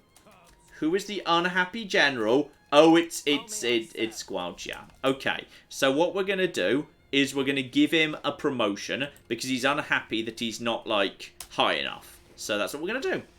We're going to give him a big old promotion. Now he's fine. Alright? But yeah, for the time being, I think we don't have... not diplomacy. I think we don't have Lu Bu yet. I think he just joins automatically after he's done killing his father-in-law. So he'll just do that by himself. That's fine. So yeah, we'll just move down over here in this direction. We'll pass... Yeah, that'll give us a few turns just to further just increase the strength of the units. I wouldn't mind Lubu replacing Guaoxi. I know that would leave us with 2 vanguards in 1 army, but when they're as good as Dongzhao and Lubu, it's fine. And I'm assuming that they will like each other by default. Unless, of course, yeah, there's a possibility that Guaoxi will simply not like Lubu. So we'll have to see about that. And yeah, we should be A-okay. And do we have enough? No, we've got nowhere near enough money for that upgrade. But the economy's looking okay. We've got an okay-ish surplus. And this bit of the map is basically pretty dead. So our core land should be safe enough. What I should do, however, is take... This horse was, yeah, resolve up. We should take that off you. You now go over to crappy normal horse. And you go over to super horse. There we go. It's not the optimal horse for him, but it's, you know... Resolve is still good for anyone who's going to be getting involved in fighting, because Resolve is more health. So it's not the worst thing in the world. It'll do.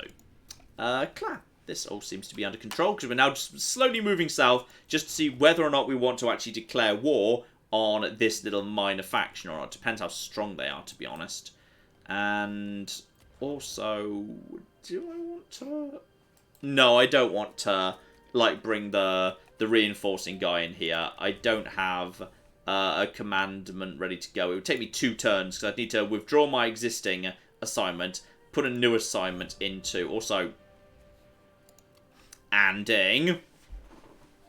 What are you doing, Anding? Anding's apparently about to rebel. Okay, we might have to turn around and deal with some small problems around Anding. Unfortunately. Which I wasn't really wanting to do, but there we flipping go. Apparently Anding's being a problem here. That's because... Oh, it's probably my stupid wife who's leading the rebellion. I bet it's her. Right, we're going to recall her. Gee, I wonder why. Stupid wife. Maybe you, like, started to tell your stupid wife that she could talk and then you kept talking? Oh, yeah, that's probably a thing I did do. Yeah. Anyway, carry on, stupid wife. Oi! Ow! Shout out to Snowy, who gave us $5. £5 even, sorry, and says, "Hi John, apart from FMV, what feature of older games would you like to see make a comeback?" Less hand-holding. Games these days seem to be obsessed with the idea that the first, like, hour and levels, the first few levels, even if the game ultimately ends up being very open, should be incredibly restrictive. In order to basically tutorialize everything one by one in a nice, neat line. And I kind of miss the days when games just, like, throw you out there and just say, screw you, and you're about to attack that settlement. The ingrates here. Faction destroyed Yellow Turban Rebellion. Okay, hang on. We've got problems here. And Dongzhao wants to... Okay. Lubu arrives at your palace, bringing a sack dripping with blood and kneels before you. I bring a gift to you, my new father, head of my father master, Dingwan. He won't be using it anymore. So... Okay, I can just confederate Dingwan and also adopt Lubu and just have a Lubu. I'm having a Lubu. Hooray for Lubu. You rise and embrace him, and he returns your gesture, and you both wept tears of joy. Does anyone know what I just conquered, by the way? Lubu has been adopted. I just got... Oh, wow. Okay, I just got a whole bunch of territory over here. Like, he had an okay amount of territory, but it's kind of got a Yellow Turban problem. And also... Oh, Zhang Yan's there. Oh, this is... We're going to lose this, then. Oh, how have you... Oh, dear. Okay, well, this guy's here. We've now just adopted... You're just here now. Oh, bloody hell. Okay. So. I kind of would have liked to have Lubu without the territory. The territory is going to be a problem. So we've just eaten this territory on the far side of the river, when I was just kind of ready to just fortify this area. So, yeah. Taiwan still belongs to... Zhang Yan, who's lost his capital to this guy, which I've now taken over. But further in these territories is literally 100 bloody %. So the Yellow Turbans are just going to take this territory, and I'm not sure whether I should just let them, to be honest. Actually, population is... How's public order? It's holding for the time being, but it's... Yeah, further's going to start being a massive problem. Also, you two, you hate Zhang... Oh, you hate each other. You're also both garbage. Right, so you can both go. By the way, bye. You're both terrible. Bye. Okay, so that's saved a bit of money. Admittedly, these territories are now completely unguarded. If they end up falling, I'm not sure I care. Okay. I'm going to take Zhang Yan out of the situation. I'm going to force a non-aggression pact on him. And that shouldn't be too difficult to do, just with some spare ancillaries of some description. Mathematician, let's see how much you value that. Plus 4.3, perfect. Non-aggression pact with Zhang Yan. Don't know if I trust him, to be honest, but it will slow down the possibility he's going to do something stupid. And if he wants to attack the... In fact, who are you at war with? You're at war with... You're at war with the Yellow Turbans. Good! He can fight the Yellow Turbans for me. So this is positive, actually. This sort of works. He doesn't want military access, which is weird, because his territory is completely cut off from where his army is, so you'd think he would want military access, but he doesn't. If he wants to just go and knock out some Yellow Turbans, it makes my life easier. There is a small force of Yellow Turban Rebellion that is growing here. There's a giant pile of peasants. There's an iron mine, and... Yeah, all of the garrisons just reset, unfortunately, which is not ideal. Some of these are actually decent. I mean, I could... If I'm about to lose these, I could try and sell them to Zhang Yan. I could do that. I could sell all of these to Zhang Yan for military access and build a relationship with him. Because I don't think I'm going to be able to hold them. I don't think I'm going to be able to hold this. There's literally a Yellow Turban Rebellion right there. And I'm not in a position to go and deal with it unless I can, like, raise a massive army right now. And I guess I could send my terrible, terrible wife. But there's also... Okay, I've just inherited a bunch of people, I think. Oh, no, you're the guy who I just broke down. I should get rid of these. The wage bill is starting to get out of hand. I wouldn't mind holding the iron mine as a little kind of barrier against the rebels. That's kind of tempting. If you're going to go and attack these, and I can just hold here, then I would probably be able to hold Yanmen, which is a competent, if unremarkable, farming settlement with a lumberyard you're probably about to go and take. But if you go and take that, then that means... Oh. Also, I own this toolmaker. That's going to be difficult to hold. Okay, we've got you, random man. You need to be kept in a non-aggression pact. And why can I not non-aggression pact you? Oh, we're in the same empire, so unless he feuds me. Well, he could feud me. Hopefully he won't be stupid enough to feud me. Hopefully he just does his own thing. I don't have much money right now, but I've got some. You know what? As I've just eaten all this territory, I kind of need some way to guard it. Not the stupidest thing in the world, really. Lubu is too... Oh, what the cock? Lubu costs 8 grand to deploy. Now you're not so snarky about your cheap wife, are you? Yeah, okay. Alright, the iron mine contains... It's a giant pile of horses, isn't it? Yeah, loads of horses. But nothing in the way of that. Okay. So... What I wouldn't mind doing is... We can't send you. You're on assignment. Oh, bloody hell. I might send my fairly useless brother, or I could send... No, I'm going to send my wife. I'm going to send my wife to the frontier against the massive, unstoppable horde of rebels. Because if she dies, then... Pff. Great. Okay, but we need It's always good to feel, you know... important. Damn straight. Okay, and let's just give her some proper troops, because she does actually need to be able to fight here. Yeah, in all fairness, missile troops are cheap but highly effective. We're going to get her there. We're going to train them up. We're going to use those to try and destroy this Yellow Turban rebellion. And hopefully they'll come and attack us immediately. We've got the... I've read that as the Book of Mountains and Sex there, but no, that's the Book of Mountains and Seas. Okay. That might be fun to give to... Hang on. What are you holding right now? You've got, like, nothing on you. Here, have the Book of Mountains and Seas. There you go. And part of the Tamer of the Earth set, for which I would need an elite trainer, which I do not have. But we could actually have a eunuch here. So that's cunning up but authority down.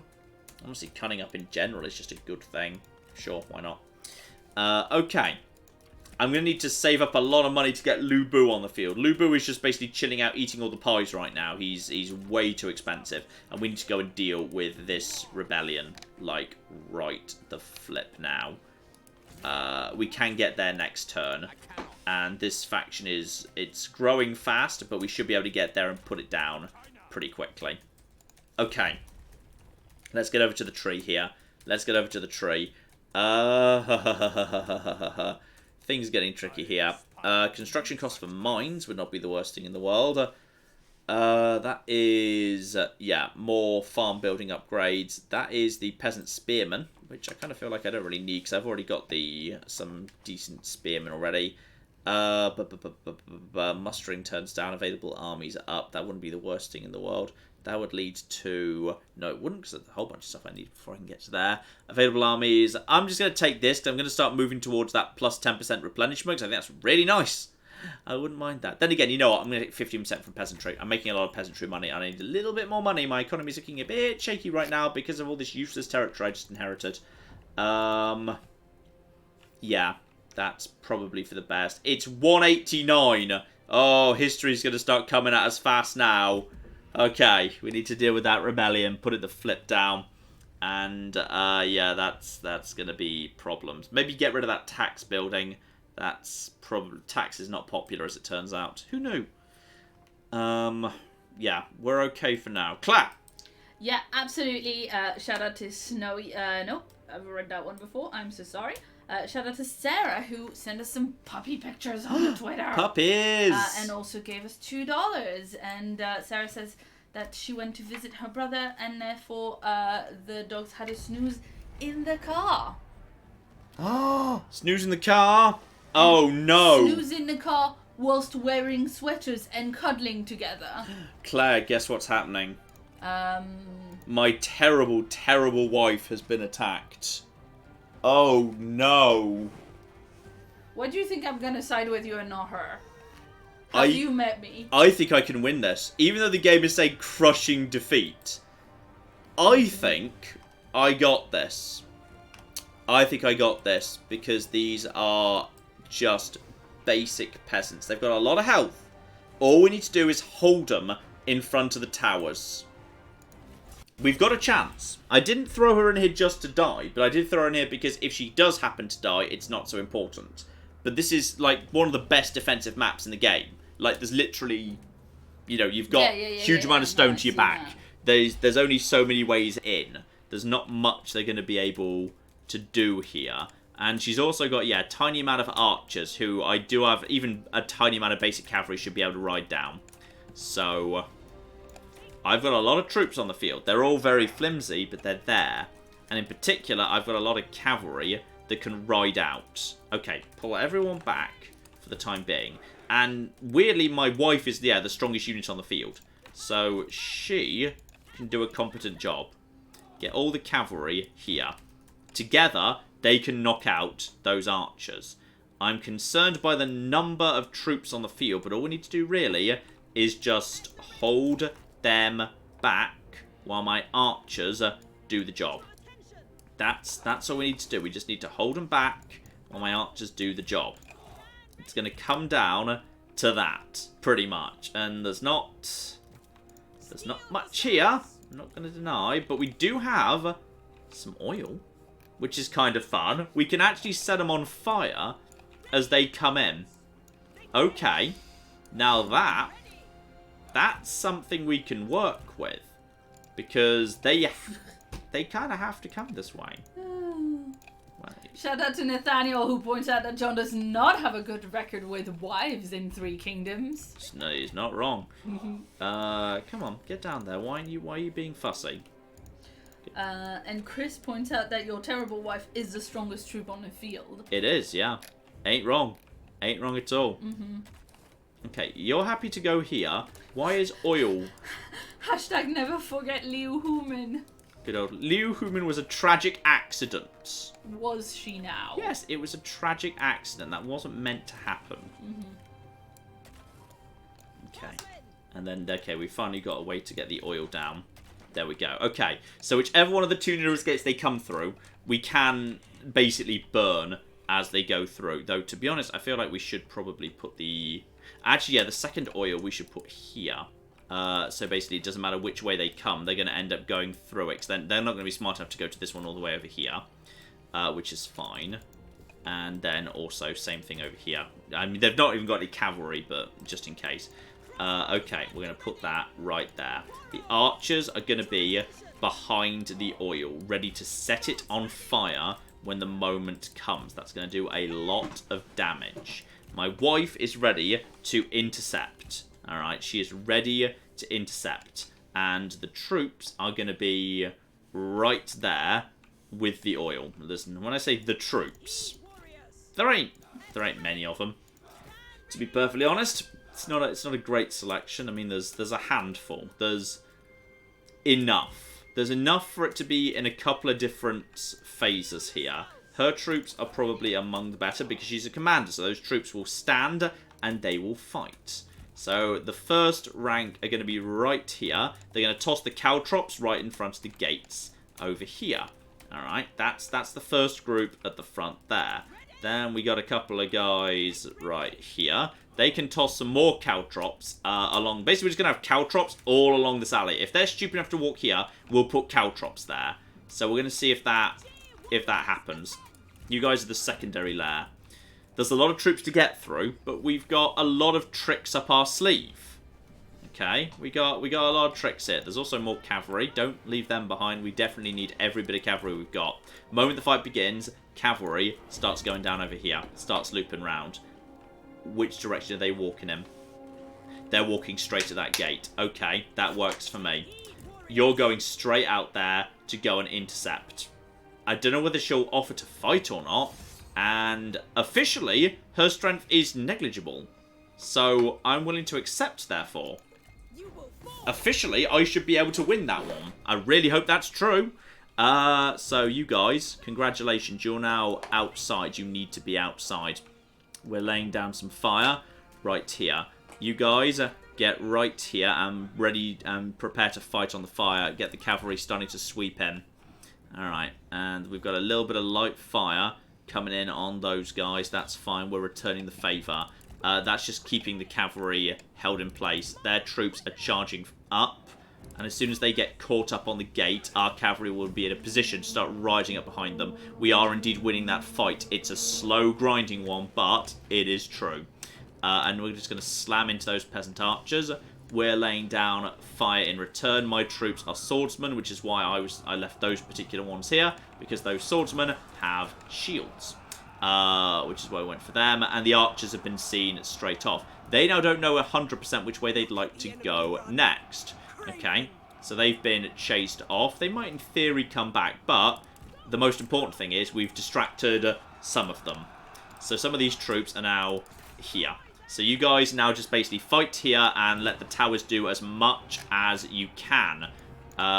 Meanwhile, yeah, just chase off those archers again, please, and keep the rest of the troops at the back.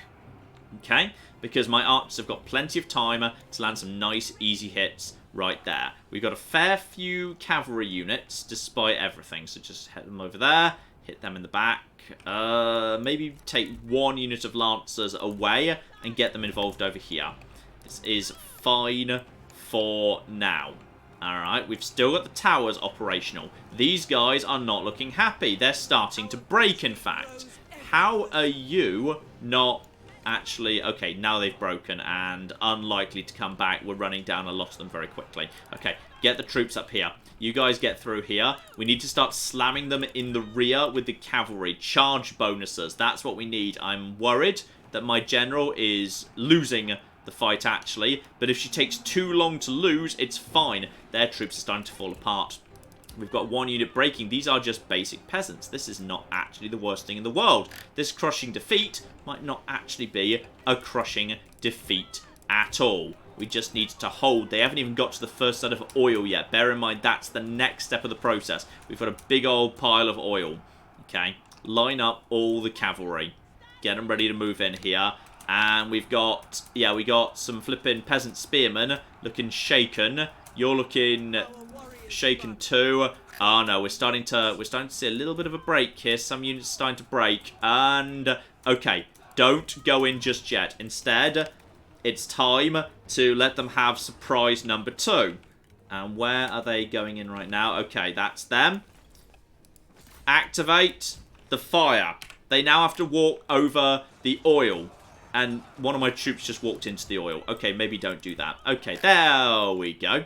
There we go. And now they have to walk through the fire.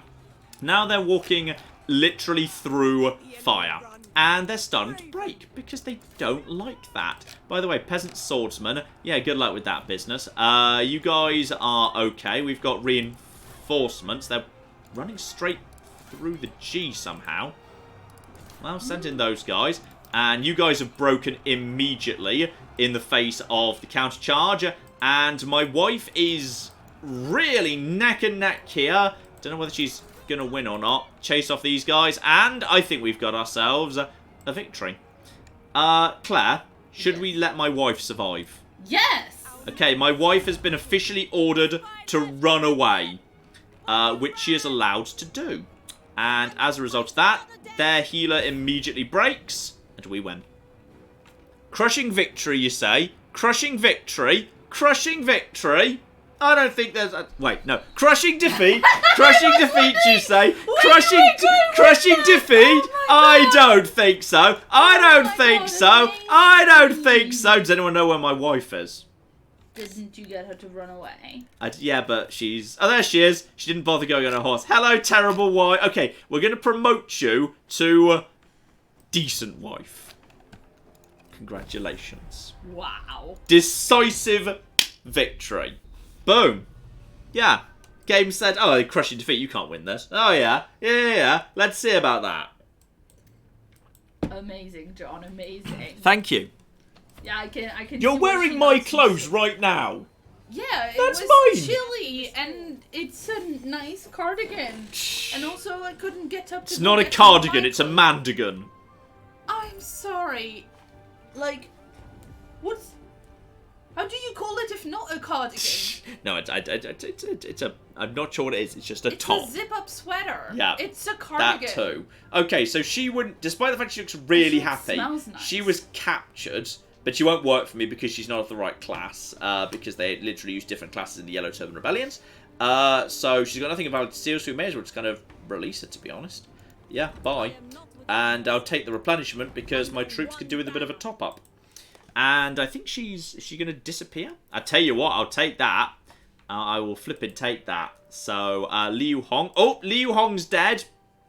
Liu Hong's been dead. So, Liu Zhenyu is in play right now. Oh, Claire.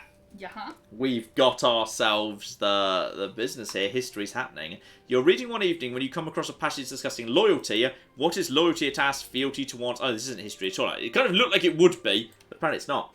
The Mandate of Heaven bears no allegiance to one man, but to the best suited. Should we do the same? So, disloyal. Build my relationship with Lu Bu. Dutiful. And my relationship with, I don't even, Niu Fu, some nobody. Okay, whatever it takes to build my relationship with Lu Bu, I'm going to be actively disloyal. Okay, so that's good. And yeah, do we know what happened to you? You're just chilling out right there. You're chilling out right there, but your forces are damaged. Now, admittedly, my forces here need to perk up quick. is now a good time to... Yeah, I think now's the right time for my wife to do a... Oh, darn it. They're just growing so quickly. Okay, I'm going to give my wife reinforcements if I can find someone who's cheap enough to send. I need someone who can actually fight. Dong Min hates my wife. I'm pretty sure that's my brother. He hates my wife. But unfortunately, we kind of need to send him. Because even though they hate each other, he is a full-strength leader. That's all we need. Go, get out there, and yeah, decisive victory. Okay, happy to delegate that one then. Bye! Right, my wife has now been promoted to... Alright wife, actually. Oh, good. My wife has been promoted to pretty good wife, all things considered. Gained some intimidation there, and take some more replenishment. She just did a really good battle cry. It's pretty good. It's pretty good. Okay. Oh, she did a battle cry, and therefore you're like, oh, but now I want her to step on me. Wow, Claire, that went from 0 to 100 pretty fast. She's also leveled up. So we can make her mobile, or we can make her dignified. Disciplined, her own retinue. Only if it is Prime Minister. That's faction support, faction-wide. Or 25% battle. I think she's actually technically the backup right now. So yeah, she's the faction in the absence of anyone else. So yes, she will now be faction support +5. So faction support will rise faster. Okay, can we deal with this nonsense, by the way? Yes, we need to go and deal with this nonsense immediately. So that's a Yellow Turban Rebellion. That's a decisive victory. So I'll just delegate that. That's fine. Get out of my cooking town! Right, okay. So we barely lost anything there. That's fine. And yeah, that should be even more intimidation. And I'll take the replenishment too. Okay. So now, happiness here is -16 going down -3 a turn. And that's with the benefit of intimidation. Okay, we need to get rid of... we need to really get rid of the tax buildings. The tax buildings are causing trouble. How's this place doing? That is -17 +4. So that can hold on to its tax buildings for now. You, meanwhile, are 17 +6. Okay. So that's now as it should be. But we can now give 10% replenishment in Anding, which is what we're going to do. 10% replenishment. So from next turn, as we're walking down, finally we can get some good bloody replenishment going on. Yes, Claire? Sci-Fi at some point said that actually Dongmin, your brother, is the one who's the factionary right now. Oh, is he? Let's have a check of that. Yes, he is. That's true. He hates me, by the way. It's because you started liking your wife. It's true. Okay, so that's all absolutely fine. So, yeah, we got... There's a force down here, but that's trying to deal with Shandang. Okay, so we'll just leave my wife over here with this iron mine. She can just deal with that. Happiness is going down. Part of that's faction support. Okay, I need to... It's going to be tough to hold this place. Okay, and happiness is going down here, but it's not so bad. Faction support is going... That's not going anywhere, to be honest. Oh dear, this is all... Yeah, this is all a bit messy, but we can hold on for the time being. I mean, my wife might even be able to go and, like, grab some free stuff, because the main Yellow Turban armies are, like, way over here, doing their own business down on this little peninsula. Meanwhile, yeah, some of their core territories are just sort of chilling out here. But Dongzhang's kind of busy. Prefect. +8 cunning, +8 authority. That's really nice. In fact, I might give that to Guaojia if he doesn't have anything better. No, he does not. You can have that. Congratulations. Boom. Cunning goes up even further. Love it. And yeah, for the time being, there's just check the things here. Generics. Claire's looking at me for some reason.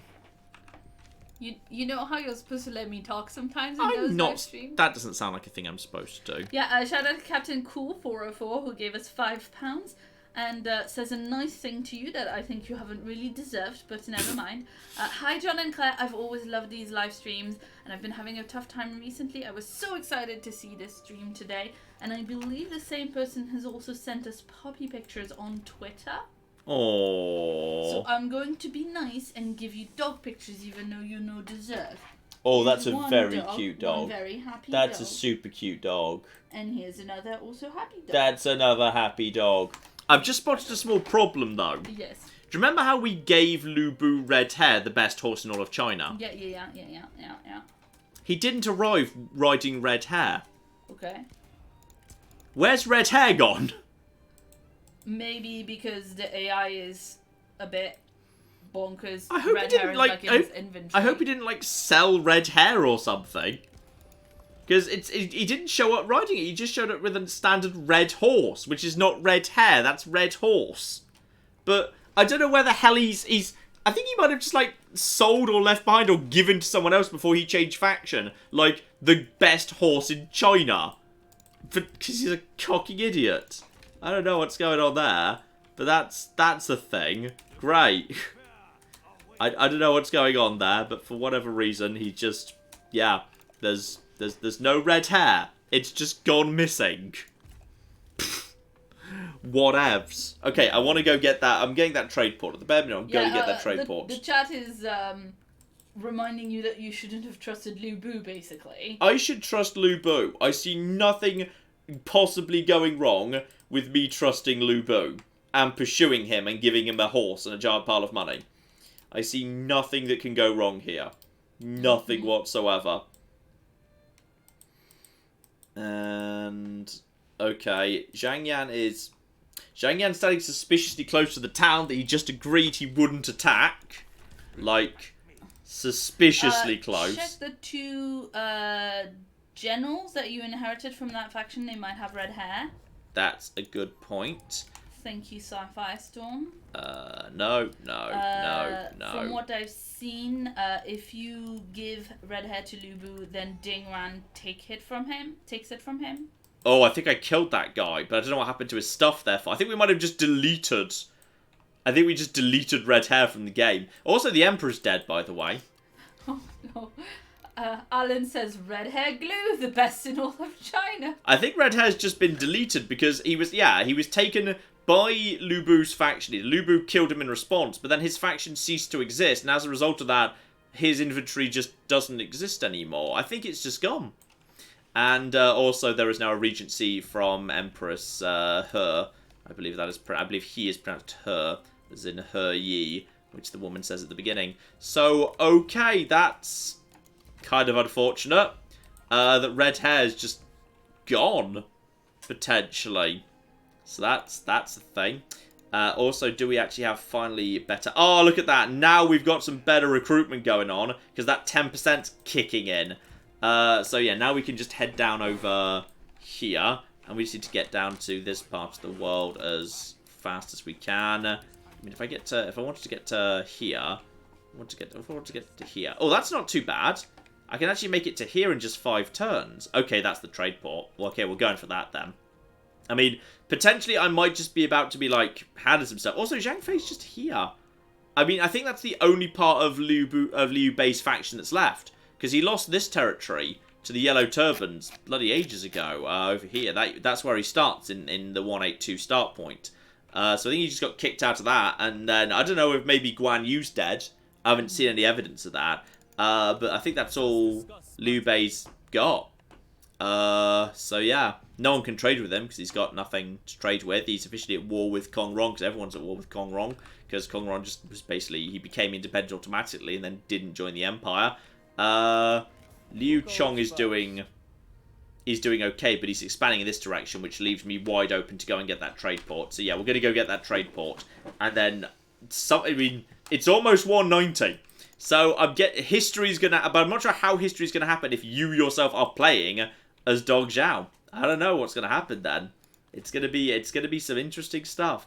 So we will flipping see, I guess. Yeah, it's also almost tabby feeding time. It is. So we're going to try and take that trade port and then we'll wrap things up, I'd say. I want to get some revenge against Liu Chong, force him into a state of peace, because screw that guy, then we'll be good.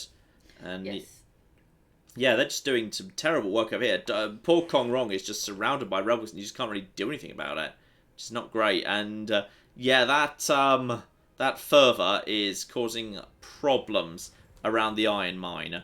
A lot of problems, and I really need Zhang Yan to like be a bit more proactive to help me sort that out, but he is not. And okay, one of my generals, Bei Shi, just walked off because he was unhappy.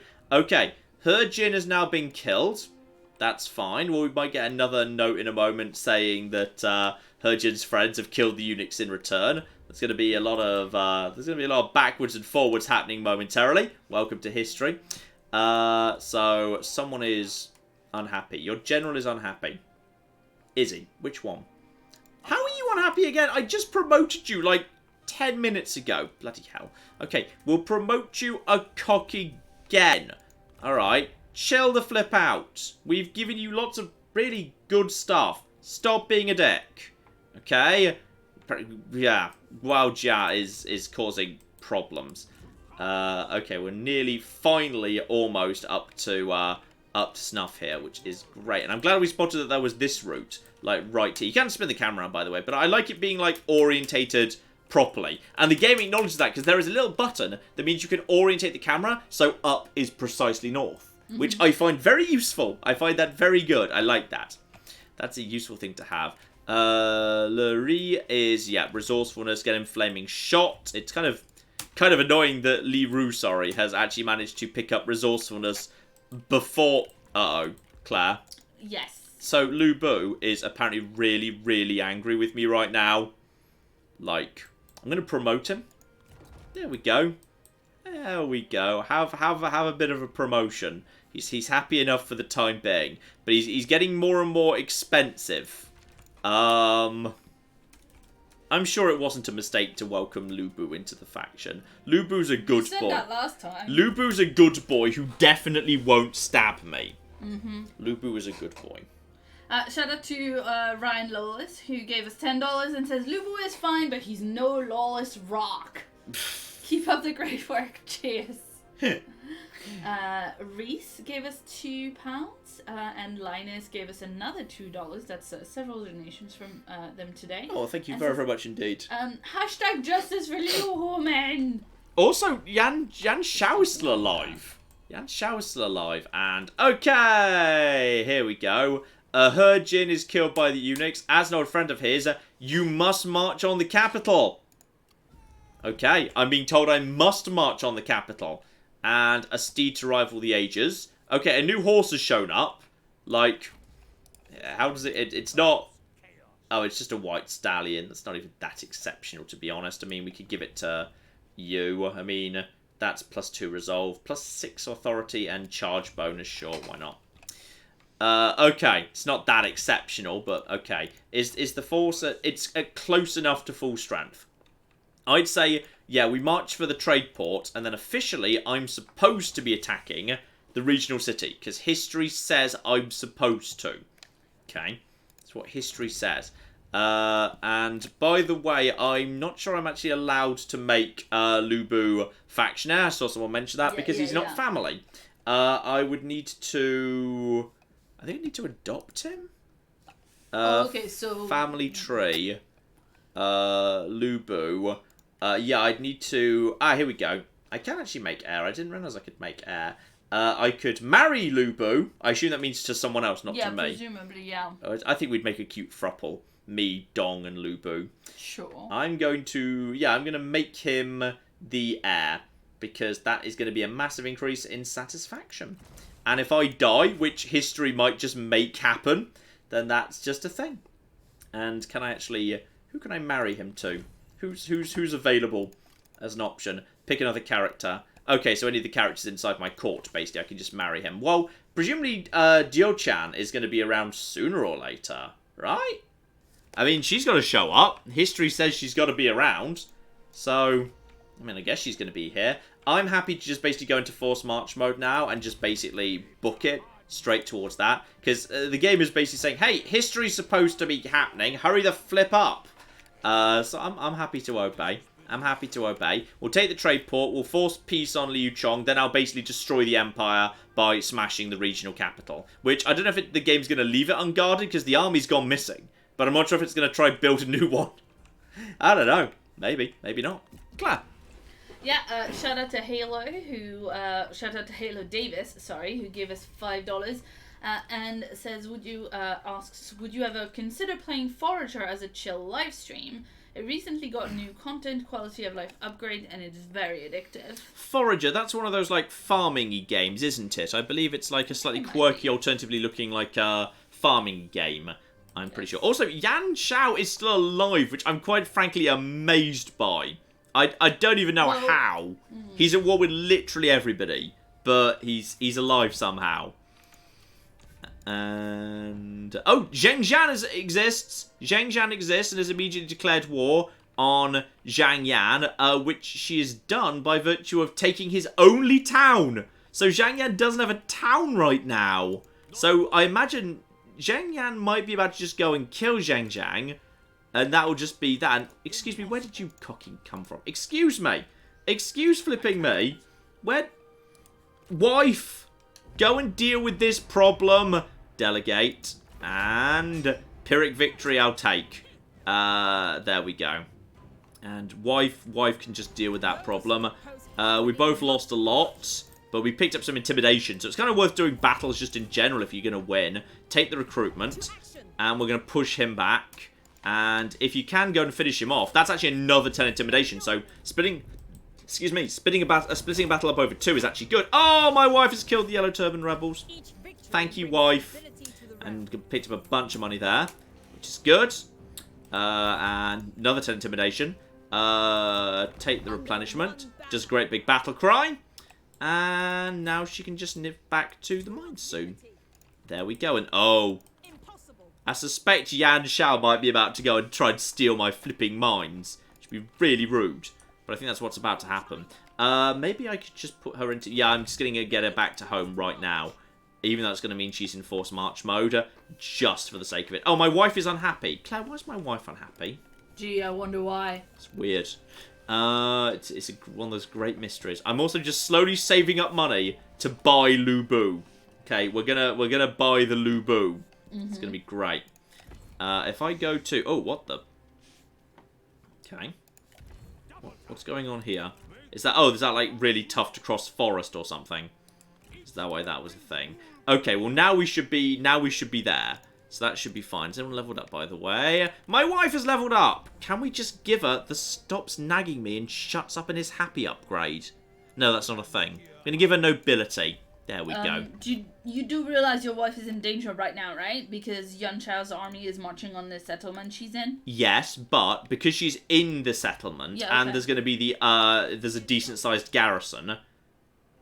Okay, it's not a very decent-sized garrison.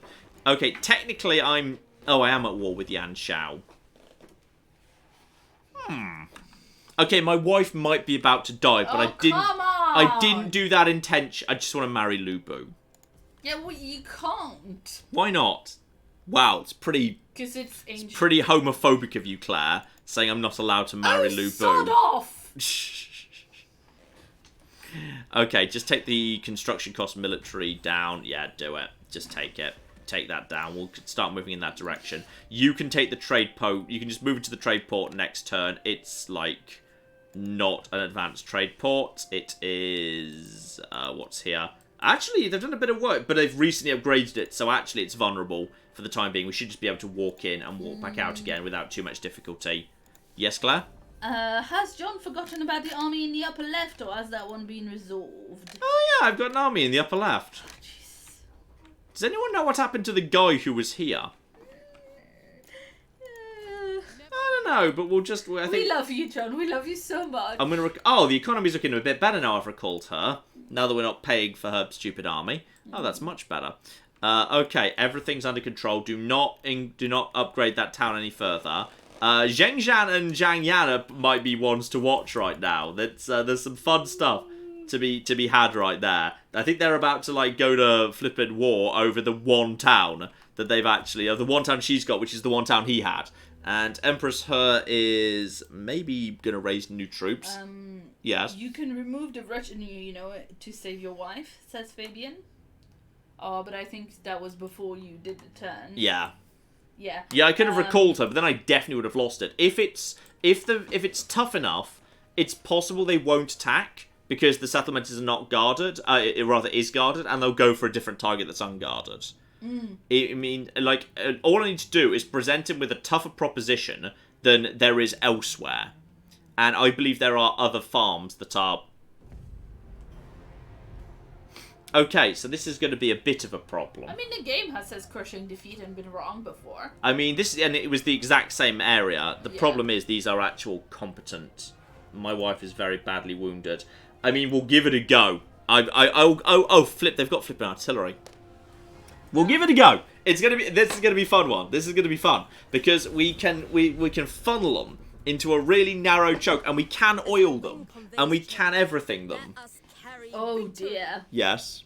Spider-Man in the chat says, "Oh, I love John about as much as he loves his wife." Oh wow. Wow. If my wife survives this, then she will be.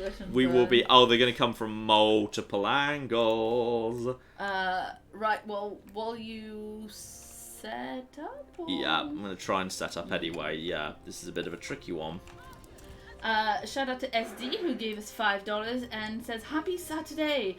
You might want to try Crying Suns. It's FTL in space. Actually, it's a roguelike space game exploration thingy." Correct me if I'm wrong, but I believe I already did. Yeah, no, I know you already did. I've pulled up the video so I can link it for them in a chat. However, I wanted to read their message. Excellent. Yes, and as somebody else has pointed out in chat, FTL also is FTL in space.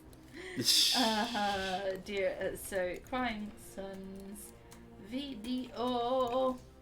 Oops. Okay. This is where all the artillery is, so that's where the cavalry is going to hit. The oil is going to be on these two. Oh, there's multiple ways up here. I'm going to try and bait them into... Yeah, I'm going to try and bait them over here. We'll need to use... Yeah, that's all the deployables. We're just going to have to do what we do, really. We're just going to have to do as best we can. We'll use the heavy lance captains. Okay. There's the one advantage we got here is we got ourselves some real nice cav. We got ourselves some real sexy cavalry here that's going to be able to ride down this nonsense. Because there ain't much here aside from a big old pile of, artillery. We can ride down that artillery. We'll just ride out there and everything will be fine. I'm pretty sure that, hang on, are they one way or two? I think I can safely run through these this way. But just in case I'm wrong, I'm gonna pull these ones back. Just for safety, I'm gonna pull these ones back over. Excuse me. Never mind. That's fine. I'm gonna put all the cavalry here. The cavalry is gonna basically go out in a massive kill group, and it's gonna do what it can. It's gonna do what it flipping can. And okay, one of you's over there. That's fine, I guess. You over there, you over here. Just the cavalry will just get it all on top of each other, so that's fine. They're just going to ride out and try and take out the artillery and the archers. Alright, that's their job. And don't forget you, the strongest one of all. Don't forget you. So that's going to be... Is that all the cav? Yes, that's all the cav. So that is going to be group 1. We're just going to form that into a special group 1. It is not going to be in locked formation. It does not need to be. Everyone else is going to be, there's going to be a decent number of archers, and they're just going to have to do what the flip they can. Yeah, this is going to be a tricky one. This is going to be a very tricky one. But we do have, the bare minimum, some competent stuff we can send out here. We can send the weak light troops up front. They can guard the door as best they can. Then we have the more elite troops behind, ready to fight in front of the oil to hold them in place. It's not perfect, but it's the best I've got, and then we just keep you guys at the back as reserves to throw wherever. And the problem is my wife has no health. She's had no chance to recover. So she can't duel.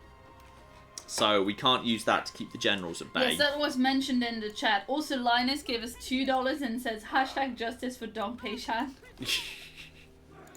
I'm sure we are going to need very soon. Everybody's just going to have to do what they can. Alright, go. Horses. Ride. Go, go, go, go, go. Just get around the outside and just basically go and hunt down the artillery. The artillery is going to start causing trouble. Okay, get over there. Get down onto the road because you're slow in the forest. So we'll just do what we can. You guys get over here and guard the front right there. You guys guard over here. You guys are already in a good position. You guys get over, guard the front. Oh, they're trying to use the flames to knock out my towers, which is not good. Stay away from their archers. It's relatively light fire. It's not the worst thing in the world. We just want to get behind them. These guys are slow. They're heavy lance captains. We can lay down a little bit of fire. We can stay out of the range. Those are just basic light archers. They're not going to be able to do much, to be honest. And excuse me! Okay, go and just basically take out those mounted lance militia. It's going to slow us down a bit, but with a heavy lance captain coming in at the rear there, they should basically fall apart. Yeah, the flaming shot is friendly fire. They're being shot by their own people, as am I, but they should break momentarily. We can just get them out of the way, then we can carry on. The problem is they're bogging down my cavalry. Okay, that group's fallen apart. There might be an escape over here. Guys, move. Just focus overwhelmingly on the cavalry for the time being. Right now, these guys are not representing a huge problem. I could take out these archers, but there's no point. There's no benefit to it. You guys just stay over here. You guys get round the back, and those archers are protected. One detachment, get over there. You get over here. You guys get over there. Yeah, you guys just take out the artillery. They're already almost out of ammo. This was, in many ways, a bit of a waste of time just because the ammo is already getting on the low side. Get over here, hit those archers. Those guys are going to get knocked apart pretty fast, which is good. There's more archer militia at the front. We can knock these guys down. Where's the captain? He's engaging with saber militia, which is not what I want to do. Okay, just get over here. Pull away. You're taking care of that. Their leader, their commander, is right there dealing with this problem, but at least they're not firing. Meaning, how's the state of the towers? The towers are on fire. Not what I wanted to see. Oh, they set fire to the oil! They accidentally, well, maybe accidentally, I don't know. They triggered the oil, which is not good. Charge forward and engage the G militia. On this front, we should do okay. That saber militia shouldn't be the worst thing in the world. Those guys are in a lot of trouble. Charge forward, finish them off. No one's going for this gate yet. You guys are taking a lot of damage. You may as well try and... Actually, there's no point you guarding that anymore. Go for the cavalry. How's this going? It's gone okay, all things considered. Back off over in this direction. How are you guys doing? You guys are engaging one-on-one versus other cavalry, which is not spectacular. This commander is damaged, but okay for the time being. If you can, loop round, hit these archers in the rear. Just stay on the run. Ignore their commander for the time being. Let's get over there and start hitting these guys. You've taken too much damage from too many angles, unfortunately. That is bow archers. The problem is they don't have that much infantry. If I can just keep them busy, and their cavalry is going to be going straight into spikes momentarily. Pull forward, the oil's already been burnt off. How are you guys doing, by the way? This force is standing and holding. They'll do just fine. This force is... There's still oil here. Send reinforcements. Deploy. The cavalry just went straight through all of the wooden stuff. They're already badly damaged. How is the cavalry on this side? They're breaking apart, and I'm not surprised. You are... What are you doing over there? Get back over here, you. Get back over here, and... see off this commander if you can. These guys are just going to struggle versus commanders. But we've still got... Yeah, because they're standing here, they're in the crossfire of 4 different towers, which is really good. You guys get over there and attempt to assist as best you can. We got a couple of command heavy leaders over there. Get over here, assist. There's some cavalry, there's some infantry down here, but I've still got arrows. I've got enough. They're not breaking through here. They're not breaking through here. You guys, just lay down fire.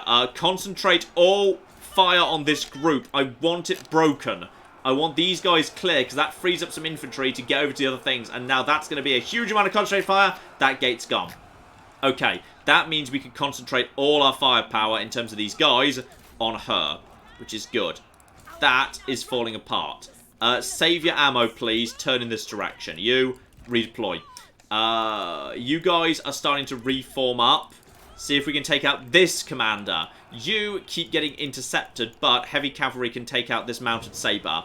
How much infantry is actually left on the field? Some, but it's looking dicey to me. It's basic. All we need to do is lay down the fire on these guys. And they just need to take on those spear guards. I think we've won. I think we've got it. I think we've got it. You're fleeing, which is good. Redeploy these troops forward in case anything else is coming up. You, hit these guys. I think you can probably take them with a charge bonus. You've already seen off those guards. We've killed an enemy general. My wife isn't dead yet, FYI. Bring the heavy cavalry up. Bring it right up. We're going to need it right at the end. Where's the heavy cavalry? Bring them right the flip up. Screw you, Yan Shao. Okay. We're laying on the fire right now. Turn your fire. We're out of ammo. Turn your attention to the G, please. Alright. Just, we don't have enough. We have not enough Gs right now. Okay. Guard the gate. A lot of fire coming in. Is anything approaching from this angle? That cavalry is napping off. Get the infantry around here. We're moving in for the flank. This is it. This is going to be the moment. Lay down anyone who's got any ammo left. Lay it down on the... Oh, flip. They've got one unit left that's elite. They've got warriors of the Warriors of Yi. Lay down everything we've got there. We're going to need every last bit of cavalry to sort that out. Where is the cav? Get over... No. Avoid that. Avoid that. Avoid that. Get over here. Take out these guys. You guys, what are you doing? Take out these mounted lads. You can easily handle that. We've got plenty of strong heavy cavalry at the rear, but they're out of position and they're heavy, so they're slow. Avoid the G. Just squeeze past them. No. That's right. Over here. Hit these guys. I'm really worried. Just drop in everything we've got left on the Warriors of Yi. Medium halberds. But I've got medium spear guards. And I've got fresh saber militia in the rear. Ready to back up. Okay. That's it. We're out of... I forgot to send the cocking caltrops over. Cock me. Deploy caltrops directly onto these guys. I'm not sure if that does anything at that point. We're just going to toss caltrops at them. It's going to be the thing we do. Do you have caltrops, by the way? You don't have caltrops. That's fine. Who's left? Oh, cock me. You're not doing anything right now. Everybody who can, fall back. Get over here. Just hit him in the rear. Actually, no. Fall back over here. They've still got one commander at full strength too. That's a problem. You're a strategist. I'm not worried by you. Why are you over there? I told you to come back over here. Take out this strategist. Go hunt her down. Okay. You're hunting these guys down. Get over here. We need one big... Yeah, hit her. Take out the commander. In open combat, that's kind of what I want to see. The spear guard are holding. No one's going for these over here. There might be any reinforcements coming into being seen off by the towers, which we have in our possession. She's doing some good work over there. Those saber militia are shaken. We've got a tiny amount of really light cav over here. You guys need to get the flip away from that G militia. Get back over here. We've got a bunch of troops over there, actually. That's not bad. Okay. And troops are... Oh, if they win because of their commander, I'm going to be so sad. They're pushing forward. The morale is stabilizing. Oh, no. No. Okay, come on. You. Deploy caltrops right here. Right where the oil was, right in the middle. Just get some caltrops into position right there. If they want to push my spear and walk through, we're going to give them a few more things to worry about first. Hit the saber militia right in the rear. Come on. Everything we've got left. Now it's all about charge bonuses. Alright. Hit them. Pull them back. Alright. Where's the... Where are you? Who are you? I don't know where the hell you are. Oh, my cavalry can't stand up to this. My cavalry can't stand up to this. Where are the heavy lads? Where are you? There's... No, not you. You. Why are you there? I told you to hunt down the strategist. I think the strategist disappeared into a forest. I think the strategist disappeared into a forest, and that's why. You guys, everyone that's left, hunt down the... Oh, the strategist knows we're coming for her. Knows we're coming for her. We got nothing. That's G Militia. No, fall back, fall back, fall back. You guys, get over here. You guys, see off these archers. Alright, I want these archers taken care of. They've got 1 unit of G, but that's basic G. Oh, the spear. The spears are falling back here. The spears are falling back, and... Oh, the spears are broken. No! Okay, come on, come on, come on, come on, come on. We've just gotta, they're walking over the caltrops right now. They're walking over the caltrops. It's gonna do them a little bit of damage. The warriors of Yi still have so much. Oh no. Oh no, damn, my wife!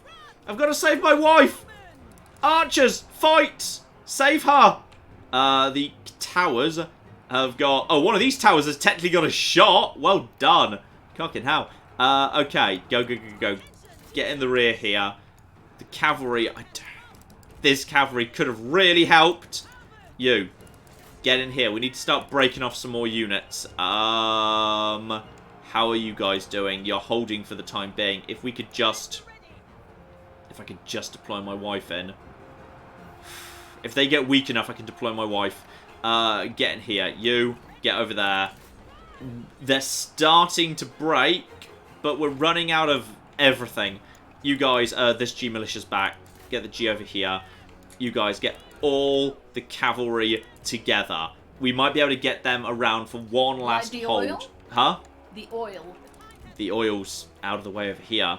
I mean, in theory, I might be able to lead some of them into it, but they'll probably make a break for everything else first. I'm going to deploy the archers to try and deal with this. Okay, you guys are fleeing. You guys, get over here. You guys, get over here. We finally got the cavalry reunified.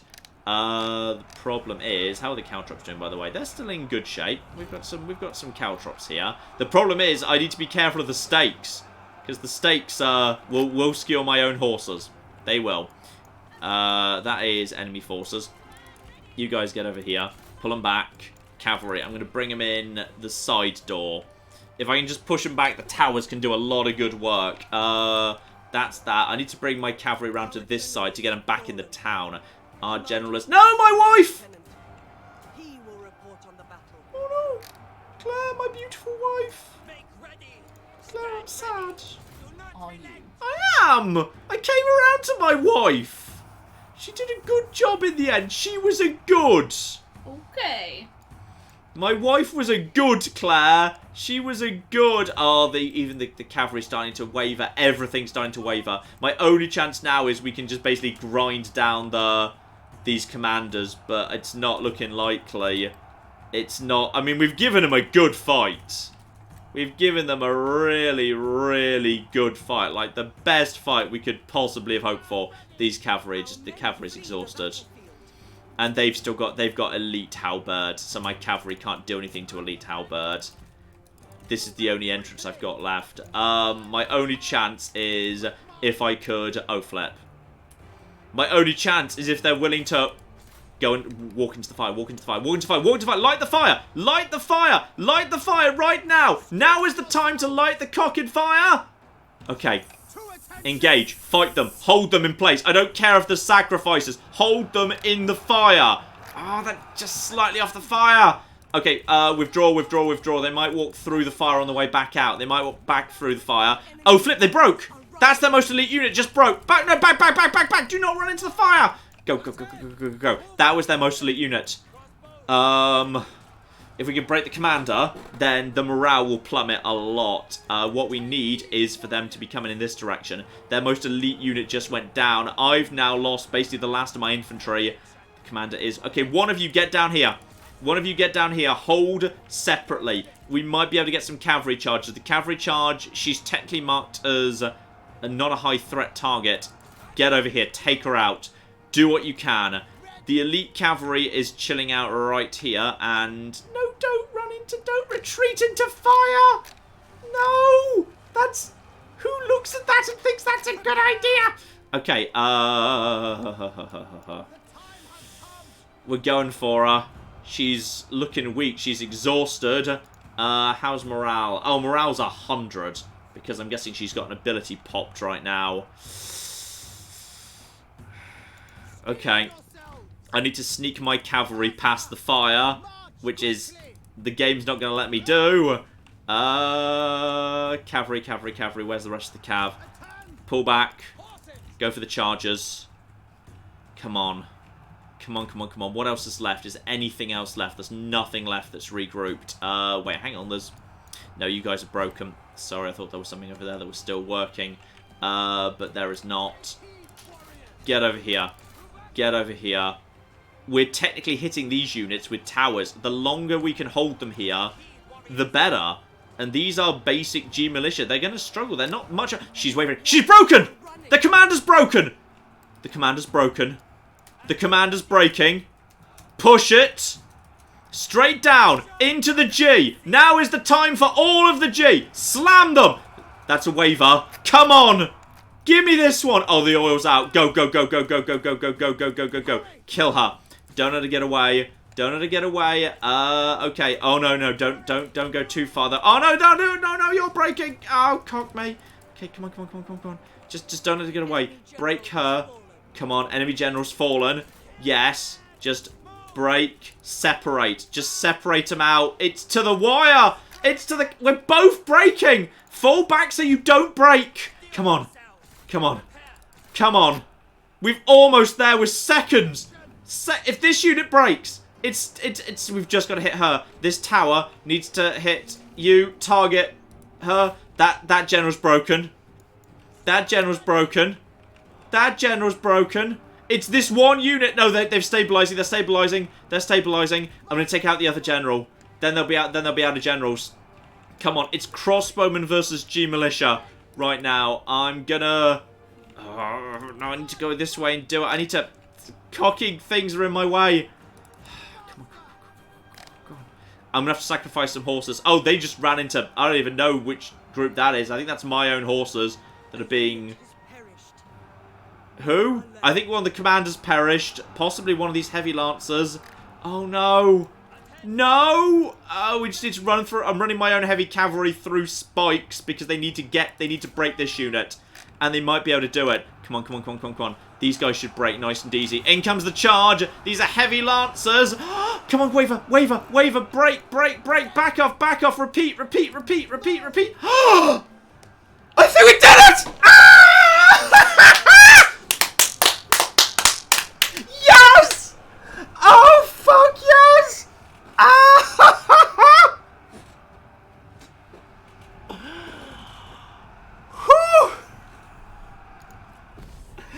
I'll take Pyrrhic victory.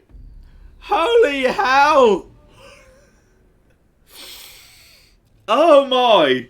I'm not sure whether the problem is I don't know whether my wife is dead or simply injured and out of commission. Dead, or we don't know whether she's dead. That's looking a bit dead. My wife has died, but it is the most glorious victory. Shout out to Jessica who says, when did this become a trend? Oh no, my terrible wife is dead. Oh, come on! My glorious hero wife is dead. Thank you! My glorious hero wife. Shout out to DB Explorer who gave us $5 and says every time he loses a wife, do a shot. And to Yash who gave us $2 and says, so John, not enough G's? There were just enough G's. Shout out to Forever an Arsenal fan who gave us £2 and says Claire rules, John does not. I think I rule. We've got another technically legendary commander here. They're in gold, but I don't recognise them and they're using generic portraits, so I'm fine with that. What is even left here right now? There's... The problem is Yansha might actually have another go. Which is hilarious. Yansha might have another go. Well, don't get married again quite straight away, and then you can't lose another wife immediately. It's plot. Story checks out to me. Okay, we should just be able to walk into this trade post now. We should just be able to just walk straight in. That should just be a, yeah, that's a delegate battle. That's a walk straight in. Okay, so you shouldn't have basically started a stupid war with me, is what we're saying here. And I'll be having that intimidation. Thank you. And I'll just be occupying your stupid trade post. Yeah, I'll be having that. A general is unhappy. I bet it's flipping you again, isn't it? You're never happy. Just be happy. Just chill out. You've had so many pay rises. What is your problem? And you... Oh. Guaoxi now officially hates Dong Zhao too. They now hate each other. They had a falling out at some point. They had a bit of a falling out. Maybe over, like, my cruel mistreatment of my wife. Who knows? So that's unfortunate. Oh, no. Well, at least we can give him vengeance, which is a decent... We can give him vengeance, which is a decent ability. Okay. We have taken that settlement right there. I'm pretty happy with that. We've actually got that settlement over there. We've got all of this. Zheng Zhan is unfortunately in coalition with Yang Shan, meaning we'll probably run into trouble with her soon. But that was what a hell of a battle. That's a hell of a battle. And yeah, Dong Peishan was lamed, and then unfortunately, almost immediately afterwards, killed, which is very sad. That's a sad thing. She served us well in the end. She served you well all the way through. You were just a dick about it. Also, there's about to be a rebellion in Taiwan, apparently. So that's... Yeah, because they know how you treated Peishan. It's entirely possible that's part. Yeah, someone pointed out earlier that you made your wife tax collector, and despite being tax collector, she was vastly more popular than you. That's true, and embarrassing. Oh dear. Your wife dies, whole faction falls apart instantly, says Charles. I kind of believe there is a sudden uptick in rebellions, and there's definitely a sudden uptick in rebellions and whatnot. So that's unfortunate. Yeah, we definitely want to, and the army is in a terrible, terrible shape. And I'm not in a position to push against this. Though I might, after the next turn when those units come back, I might try and push against that, because what other option do I have? Dear oh dear. Oh blimey, that's insane. Still, Zhang Lang was apparently defeated at some point. Okay. Oh, wow. So. Yeah. Okay, I'm just going to force peace on Liu Chong. He's got to be willing to do it right now. Me and you need to have a chat. Yeah, and oh, he's willing to pay good money to end the feud now. Sweet. Yeah, I would have thought so. Now he's lost something. I think, actually, I'll be demanding some regular payment from you. Because, you know... So basically, as war reparations. Yeah, I think I'll be taking a beautiful, beautiful 445 a turn. I'll be taking that. Actually, let's just make sure he's not got any ancillaries I wouldn't rather have. Marshal G, Clay Rat, Forge Master. Forge Master's nice, but not good enough. Yeah, I'll just be taking money from him. So we now have peace, which is nice. So just re-diplomacy up, and there we go. So now we're back to neutral with him, which is just absolutely flipping beautiful. And no, out of diplomacy, out of diplomacy, out of diplomacy. There we go. We ended our feud. We are no longer feuding. All right. Claire, all yours. Yeah, shout out to Ben, who gave us $20 and says, "Hi, Don and Claire. I've been a huge fan of the channel since my friend Gary showed it to me back in 2015. Oh, sweet. Long time ago. Brackets, hi Gary, if you're watching right now. Can you say hi to my good friend Bing Yi for me, please? Mm-hmm. Bing Yi? Bing Yi. Hello, Bing Yi. Hello, Bing Yi. Also, I'm sorry if I said your name wrong and then got John to say your name wrong. Also, apparently, Lu Bu would hate Dong Zhao if I put them in the same army. Which I feel is sad. Yes, indeed. And also shout out to Captain Cool 404, who gave us another £5.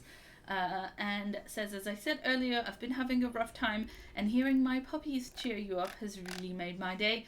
So thanks for that, and for all the streams that you do. They're good puppies. They're very good puppies. And Grayscale Plaid gave us, Grayscale Plaid even, gave us $5 and says he has to compensate for your demonetization. Which is, I don't know, do we... The problem is we always forget to even monetize the streams in the first place, right? Because monetization is obviously on because you can give super Yeah. chats, but we always Well, forget to put adverts Resident in Evil it. 2 was immediately demonetized.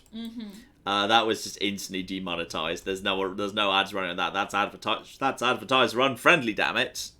Yeah, but like even if it's not, I mean, we still get nice long view times on the live streams. Yes, which is good. The algorithm likes it. Yes. Why does Nightbot occasionally declare that you're essential? Because people do support Claire because they want Nightbot to say that. Also because at this point what happened is that someone asked a question and I answered faster than the wind. Dear, oh dear, oh dear. Well, it looks to me like Yan Shao decided to withdraw, having accepted catastrophic defeat levels. Nice. So I'm pretty happy with that. That's pretty good. Though we do technically, I think we have to just go. I think we need to go and trash the capital because we need to history. We need to go in history right now. Okay, but do we need to go in history right now, or do we need to go and feed the cat right now? And apparently just moving into the county was enough to make that happen. And killing the eunuchs. I arrived to find the capital in chaos as smoke rises. Population minus 10%. Buildings damaged. Confirm. Okay. Okay. There's a lot of bad stuff going on right now. I just arrived. Hello. Only just got here. Does anyone know what's happening? Well, that's the war. That's the Yellow Mandate War, which is just kind of ongoing. I thought like I'd have to go into the city to like burn it. Them's the rules. I mean, I assume I'm just curious. Is the game gonna ask me to do that? And oh no, there's gonna be more rebellions. Oh no, Claire. This province has heard of the sacrifice of my terrible wife and is furious. They're furious at me. They're furious at me for sacrifice. Yeah, they've heard that you keep besmirching her memory as well. Damn straight. Oh no, this is just... You must settlement to a small city before we can have happiness buildings. Well, obviously we can't have happiness buildings. I'm flipping big, very hard dong. Oh no. I mean, I assume the game's going to say, hey, you should go and, smash the city. You should burn it to the ground, because them's how history. But maybe not. I feel like it's up to me to break the empire. It's kind of my job. It's my historical job. I'm no idea how Kong Rong's still alive. He's got like 100% further in all his settlements. He is deep, and Yan Shu's just taking territory left, right, and centre. He's loving this Yellow Turban rebellion. He's been doing brilliantly out of it. You've just naffed off somewhere. Yellow Turbans are probably going to kill my terrible brother. So, oh dear. And no longer Emperor. Empress he. Yeah, Empress her, sorry. And yeah, so, okay, she leaves. The Empire dissolves. There we go. As you continue your approach to the capital, you spy a group moving towards you at high speed with a carriage in tow. And this is what happened in sort of history. So, there we go. We just basically kill the Emperor's guards, and now we have the Emperor. I could just release him and be a happy, fluffy bunny. Well, it doesn't sound like you, though. Or I can just confederate Emperor's her. The Emperor becomes my puppet, and murdering the Emperor's guards and capturing him, this may be seen as an act of treachery. Other warlords are I think that's a little bit off, quite frankly. I didn't say treachery, I said steamed hams. The fuck, Claire. Empress her vassalized the Han Empire. Yeah, peace with the Han Empire, peace with the Han Empire, peace with the Han, peace with the Han. Puppet Emperor has been captured. The Emperor's been captured once again. But yeah, it's actually on this occasion, it's the Empress who's not dead, as opposed to her child son. So everything is actually it wasn't her son, was it? I think it was a distant relation. So I vassalized the Han Empire, which is good. My power immediately jumps to Marquis.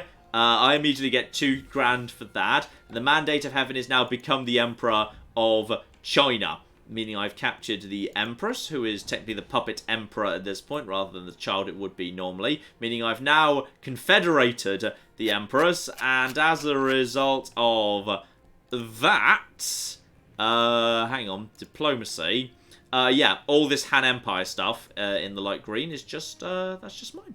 I just get that now. That's just me. So that's lovely. Or rather, well, they work for me. They work for me. And I'm guessing I'm not at war with Liu Chong. I'm guessing he's not thrilled. Attitude is negative. That's nice. Yan Shu, meanwhile, he's pretty chill with me. All things considered, he's mostly chill. In fact, actually, he's pretty happy with me. All things considered. So that's nice. So there we go. We've this has been surprisingly, and we haven't even burnt the city to the ground. We haven't even burnt the city. It's just here. Oh, good question from Grey Morality in chat. Can you marry the Empress now? That's a really interesting question. I think she's technically because she's like a puppet empress, she doesn't actually count as a character in my court, but this is a really good question. No, she's there. She cannot be deployed, not visible at this time. That's a very good point. Okay, over to family tree, over to the Empress. She is 37. She's got some good stuff on her. And I would say we should be able to... This character will divorce their spouse. I mean, I'm pretty sure he's dead. But, okay, we're going to do that. We're gonna divorce her. Now we're going to marry her to... Big Dong! And I'd say that pretty much. That should just be instant victory. That should just be instant victory. I've now married the Empress. Alright, that should be it. That should be me officially done. Oh, look at that smirk. Look at that smirk. She's happy with her very hard big dong. With her big dong daddy. That's... Oh, yeah, she's very happy at the guy who just came into her city, like, murdered all her guard, made her divorce her husband, and then married her. Who? Did anyone else know that Dongli was a daughter? I thought that was my son. Apparently it was a girl. Yeah, they've been asking you to marry her to Lu Bu the entire time, John. No, I'm waiting for Dao Chan to show up. Dao Chan has to show up. We can't marry Lu Bu till Dao Chan shows up. Them's the rules. Okay.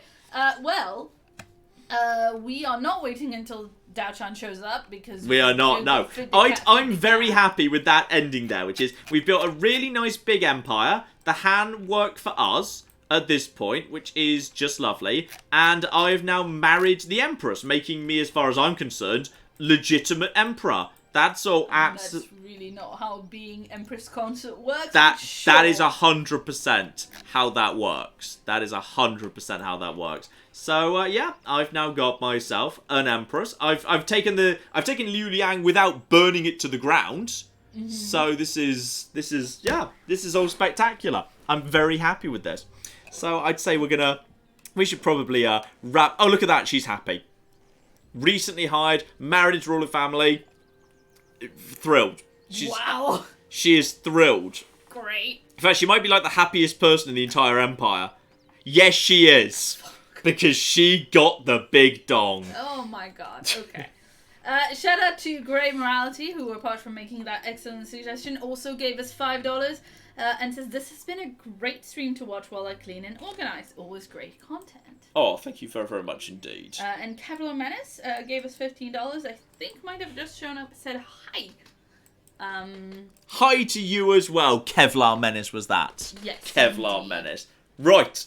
We're going to wrap up here because, of course, we've got to actually, put out the very exciting Sekiro video. Woo-hoo! Which will be coming out I'll probably put out like 11. So apologies to the Europeans for that, but for the Americans, I'm sure that works very nicely. I'm pretty happy with how this has gone in the end. We have done a history, but we've done history in a good way. We didn't burn down, we didn't raise a big city. My wife is dead, but that's left the door open for me to marry the Empress and thus effectively become Emperor, which is 100% how that works. Maybe if I kill the Empress. Oh, come on now! It's like Highlander. Give the woman a couple of years. It's good. Sekiro coming up in half an hour. It goes about as well as you'd expect. Yeah. Pretty much as well as you'd expect. So look forward to that. Thanks everyone for coming on. Thank you very much to the Super Chat Natures, to the patrons, to all of you who just kind of, showed up because you enjoy this madness. Anything else from you, Claire? Any last minutes? No, I'm all caught up. You are all caught up? Absolutely magnificent. In that case, yes. Sekiro coming up very, very soon indeed. Obviously, a bit more Fallout 3 coming up tomorrow as well. And some fun stuff. Oh, yes. Something very different and unusual that's probably... It's going to be interesting. On Tuesday. Alright, watch this space. Tuesday's video is not that long, but it's a bit on the weird side. So, yeah, some good stuff coming up over the next week. Hopefully you join us for that. But in the meantime, I've been John. I've been Claire. There's been many a true nerd, and this has been Total War 3 Kingdoms with Mandate of Heaven, Big Dong, Very Hard Daddy things. Thank you very much, and good night. Good night.